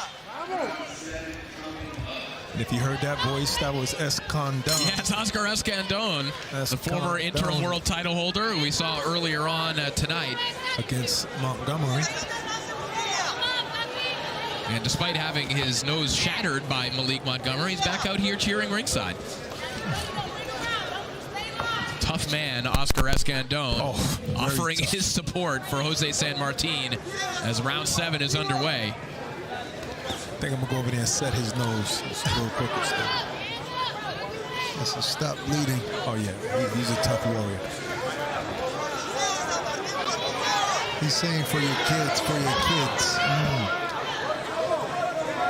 Trying to motivate Sanmartin in there. Not that he needs it, because he's had his foot on the gas the last couple of rounds. Sanmartin's son, Kerwin, typically comes to the gym with him every day. Wants to be a boxer as well. Elijah Pierce, I believe, has another child on the way. Is that correct, Rod? Yes, that's what I'm told. Yep. That's why he was late to our fighter meetings. He had to tend to his pregnant lady. Here we go. There's 1-2 there from Sanmartin. He stabs downstairs to the body. See Elijah kind of telegraphing a little bit that left hand that he wants to throw. He's kind of loading up. Guys, I'm starting to feel that maybe Elijah's not going to be able to get Sanmartin out of there. It seems like that ship is starting to sail. I don't know. I just think the punch has to be placed, you know, and it's just hard to catch a guy like this who's tough like that unless you particularly go to the body. And then when he's in there going to the body, he's getting hit with shots. So now he's deciding to you know, fight from this range right here. Nice head movement from Elijah Pierce there a moment ago. And to your point, guys, I mean, Pierce has shown that he has fight-ending power. He's shown already that he can drop Sanmartin, and that might have been the 10 count had it been called a knockdown. But plan A at this point for Elijah Pierce might just be to win the rounds. Whereas I think early in this fight, the way that Pierce was fighting, I think plan A was try and get Sanmartin out of there quick. To get him out of there and get him out of there early. And when you can't do that, you have to be able to adjust. And he is a guy who can fight like this. He is a guy who can box. I mean, Sanmartin is busier now in answering back at everything that Elijah throws. And Martin just continues to move his hands. Staying busy each and every round. As the seconds tick away here in round 7, as Pierce tries to make a statement at the end of the round. Sanmartin showing a little showmanship. Moving, ducking, and weaving. Now let's send it over to Overtime Tom. Thank you, fellas. I am down here with Asadi, Elijah's fiance. How are you feeling watching the fight so far? Everything's going good. I'm actually really proud of him. He's doing great. I just, my heart's pounding. My heart's pounding. He's doing great, though. He's doing great. It's about to be over. It's ready to be over. Okay, so you're feeling confident, feeling like he's winning. Tell me about the preparation, the camp going into this. It's been a long time. He earned this, like, from the ground up. From the last situation, from him being sick, he's completely got up 100%. I love it. And what is he like on fight day? Like, what is he like all throughout the day before this? He's like, when you pass a Marine, the one they're quiet and they're like, bro, stern. He's like that. Like, he's like iron, completely. But he's focused, completely focused. We'll end it this round? That's what I'm hoping. I think so, because the dude he's getting a little woozy. He's getting a little woozy, fellas. Back to you. Thank you so much, Tom. The round 8 underway. 3 to go in our main event.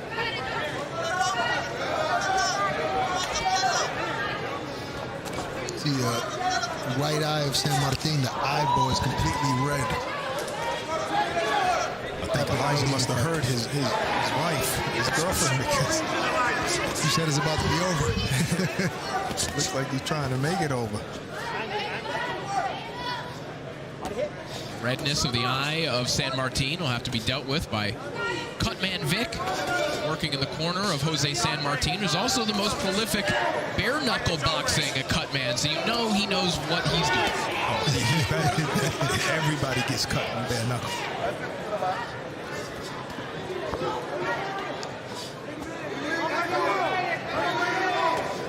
We heard his girlfriend yelling earlier, body, baby, body, so even she knows he's susceptible to those hard body shots. He's giving Sanmartin a little too much room to let those punches go, those flurries go. He needs to go back to the body like he was doing earlier.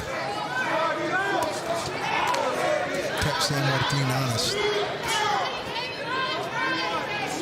Seems like that straight left hand of Pierce is landing a little bit better this particular round. See that lateral movement spinning off the opponent after throwing shots is what. Sanmartin right now just offering just pure volume. Not a lot on these shots, but he's throwing a lot of them. He's placing them. Pierce sitting down on his shots a little bit more.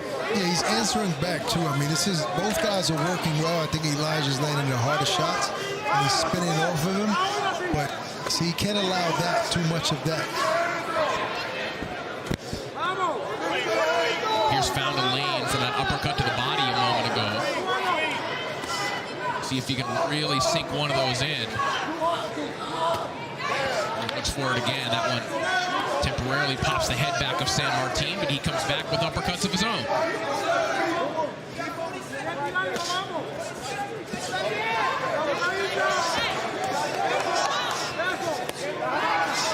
Body shot there from Pierce a moment ago. Now Pierce putting his shots together. He might be feeling something right now. But back comes Sanmartin, not willing to give ground. Right, sometimes you're gonna run into a guy that you just can't drop him. You can't hurt him up top. Go back to the body.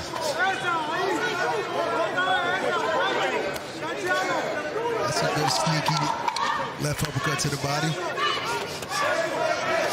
Right now, Sanmartin is a busier fighter. This combination up top from Sanmartin, and that'll do it for round 8.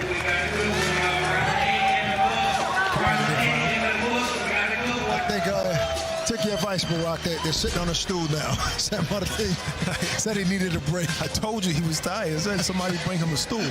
This was a good combination by by Elijah Pierce, but it didn't start Sanmartin for returning fire with a good left hand to the chin. ¿Ok? O ese lo puede por el medio. Y enganchalo. O que hay la recta y la recta, que hay la recta. Solo enganchalo. Y lo agarra, vamos. Esa es la mano, vamos. What's he saying in there? ¿Cómo estamos? ¿Puede o no puede? Are you able to? And you're stronger than him. Do it for your family. Motivation.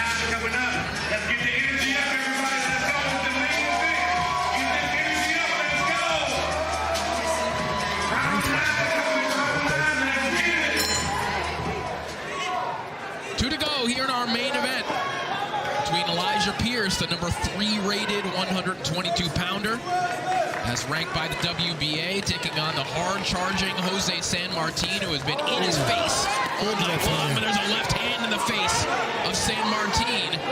The best shots of the fight from Elijah Pierce. I think Elijah usually starts the round off like that and then it gets played a little bit. Inside fight, right? Or you thinking it's just he gets a little winded and that's why he fights inside? I mean, just getting into that comfortable inside, catch and shoot, instead of this approach of trying to really hurt your guy and get him out of there. Well, going back to what we were talking about earlier, it's interesting because this fight is spent primarily on the inside again, but I don't know that either man has been deeply uncomfortable really at any point in the fight, save for that moment that should have been a knockdown. Again, we keep coming back to that. Yes. I mean, that could have ended the fight. It could have ended the fight also. Well, maybe. I mean, I think he got robbed of a knockout victory, honestly, because that was a 10. At least a knockdown, because if he was a 10 count, he might have gotten no. If he would have been counting, he might have gotten no. I know he was in the middle for more than 10 seconds. I'm not sure I even knew if they didn't count it or not. Nah, I think he knew. He wasn't counting. I was the only idiot that didn't know. He didn't understand what he said. He doesn't understand English. Not to beleaguer the point, but when that happened, the official asked Sanmartin, do you want to continue? Right. So, a very strange moment earlier on in the fight, but since then, and Pierce has kind of turned it up a little bit in this round, as is Sanmartin right now. But it feels like there's been a lot of cooperation on the inside. Yeah. Both guys, I guess, can take each other's power, and they're just in a comfortable place right now in the middle of the round. I'm going to tell you, if we go to the scorecards, we've seen enough fights that look like this to know how this goes. Sanmartin is going to say, I moved forward all night long. I more or less matched him in terms of punch output. I just landed a nice right hand there. I think I won the fight. I'm not saying he is, but I can see how this is going.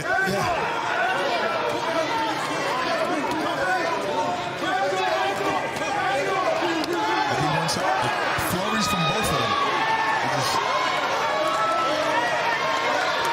Final 30 seconds as the action is picked up. Just a notch here in the 9th round.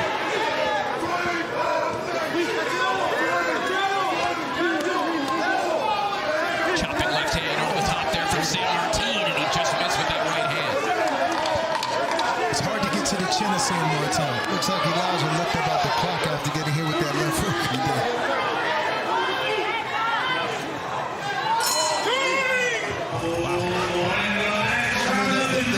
They're dapping each other after every round, like good work, almost like a sparring session. But they're letting their hands go.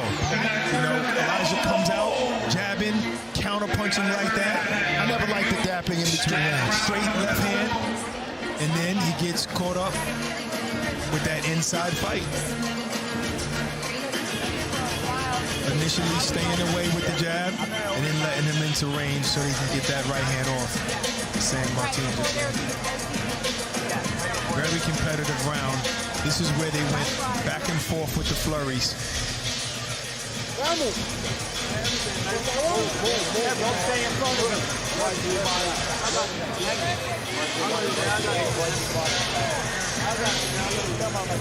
You got it, baby. You got it.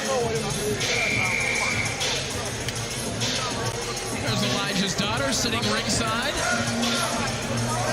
Watching Dad go to work here in the main event. 1 round remaining. As Elijah Pierce hopes. I heard she's been videotaping. I think security's going to throw her out. This is stop. This is OTX property. Elijah Pierce hopes that he can pick up a victory here tonight, maybe get bumped into that #2 spot in the WBA, and then maybe force an eliminator bout to maybe force the issue for a world title opportunity. 10th and final round, and Pierce lands a nice lead left hand. Or maybe if he lets his hands go this round, maybe if he scores the stoppage, maybe that'll draw in a way. If he gets past his next opponent. Don't put your money up on that knockout. I don't know. We already see he got the power. He does. Sanmartin's showed that he's able to take Elijah's power. Elijah landed some big shots out this fight. And from the looks of Sanmartin right now, he's not laying down. Pierce's corner told him between rounds, don't stand in front of him. I'm sure believing they're ahead of the scorecards and want to see a little bit more movement, not give Sanmartin the opportunity to produce a miracle.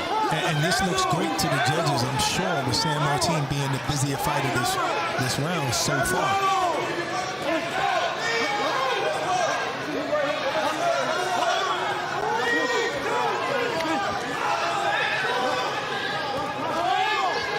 This is all Sanmartin wanted for this fight, to be chest to chest, head in his chest, letting his hands go.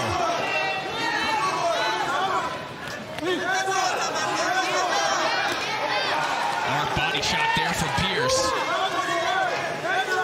Both men matching one another's punch output.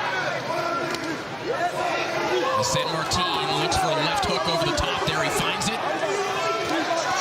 Final minute of this contest. A high contact affair here between Pierce and Sanmartin. We've touted the tiny dimensions of the overtime ring. This one could have been fought very cooperatively in a phone booth. They would have been okay with it. I believe so. I seen Pierce look at the clock again. I think maybe he's trying to judge the time so he can let his hands go and throw hard shots, and that's exactly what he was doing. I think Martin has landed some good shots, but I think the difference in this fight is going to be Elijah's power shots, and he landed more of them. Oh yeah, there you go. Some of those.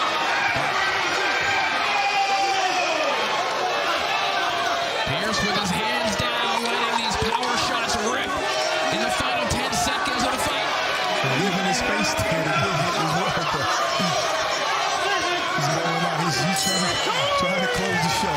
10 hard-fought rounds between Pierce and Sanmartin.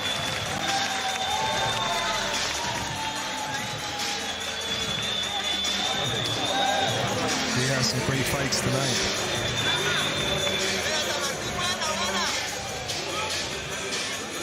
So Elijah Pierce hoping to stay in the win column, and as mentioned, looking for a little bump up in the rankings. Hoping to maybe force an eliminator bout.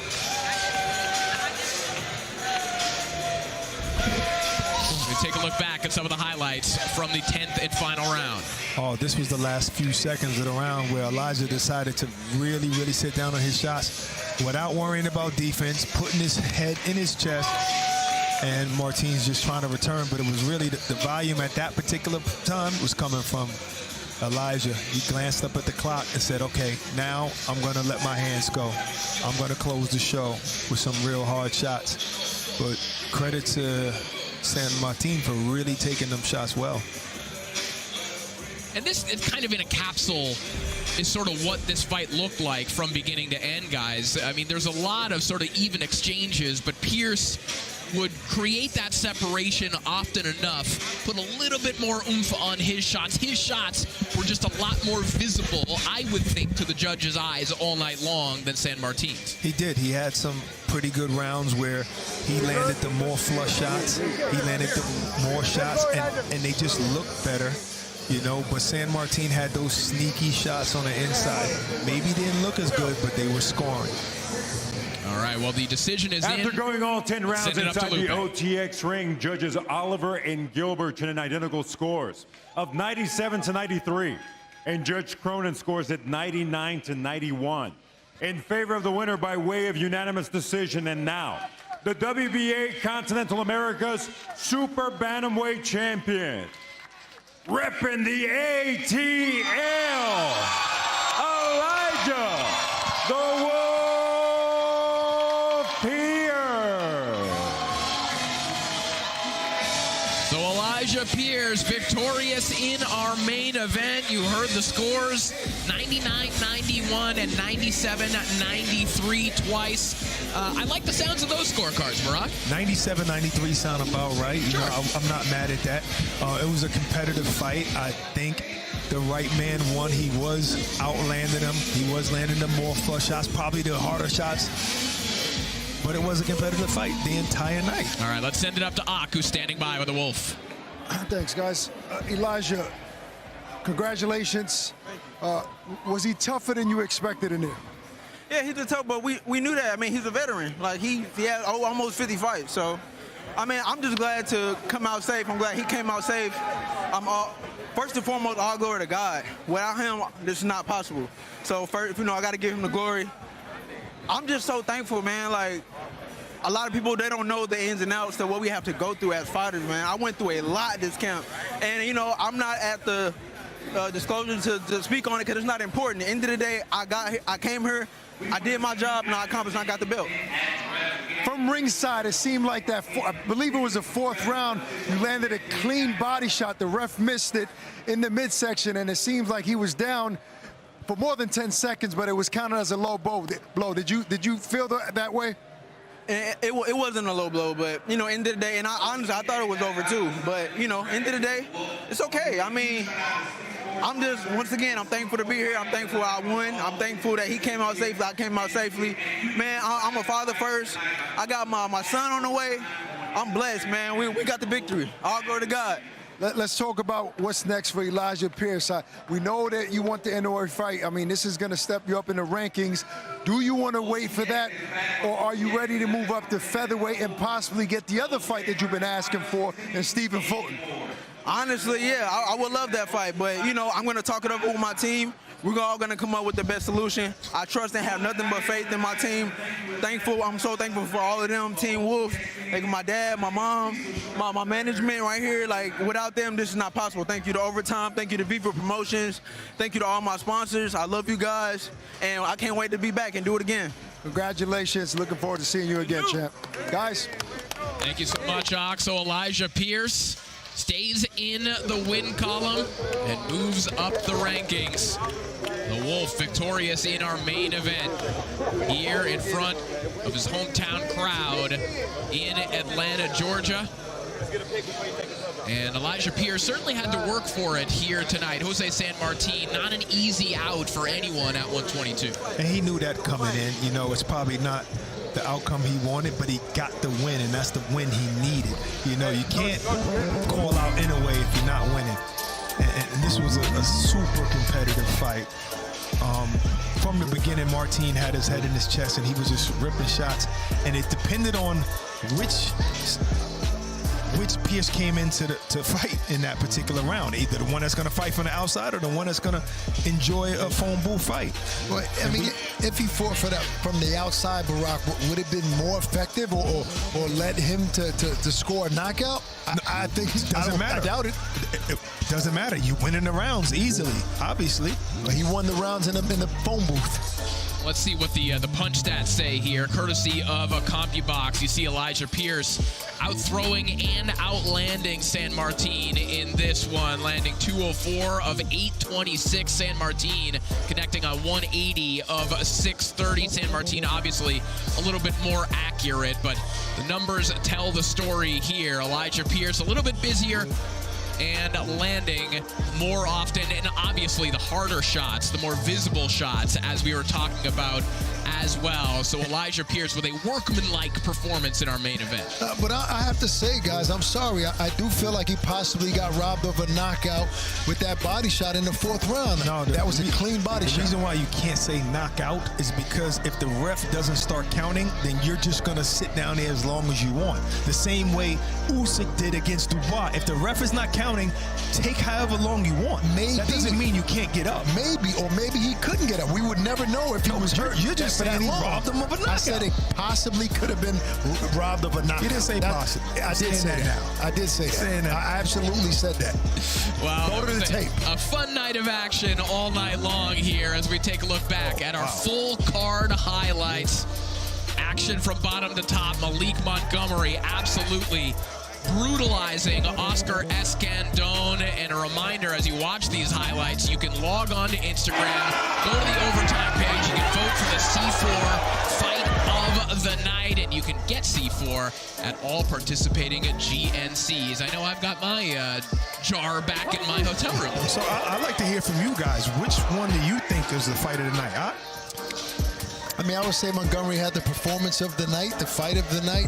It's hard to say, honestly. I think I have to go back home and watch it. I think it's Katsarakis and Terry, if I'm voting on this. It's either that one or Brandon Adams and Verón. And it was but the more competitive, closer fight, yes, it would be Andreas Katsarakis and Robert.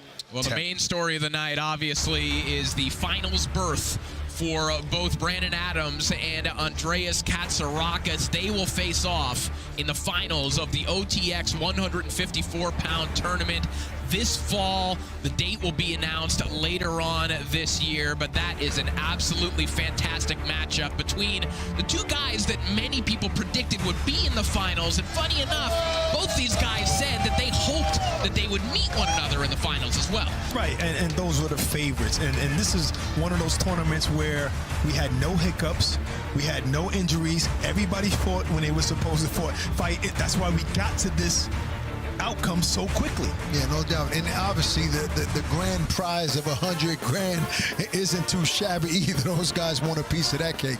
Well, a hot night of action in Hotlanta here from the OTE Arena for Akin Barak and all the folks back in the truck making us look and sound good. I'm Corey Erdman saying so long, and we'll see you at the fights. Hey, champ, I know why you're here. You're a born winner, the top dog. You have a proper punch on you. It only takes one, eh? But I know you're not all about throwing haymakers. You know your bobs from your weaves. And you know DAZN's got over 150 live events every year. Over 150. Proper stacked. All the action, the chaos, the comebacks, the non-stop knockouts. Big fights every week.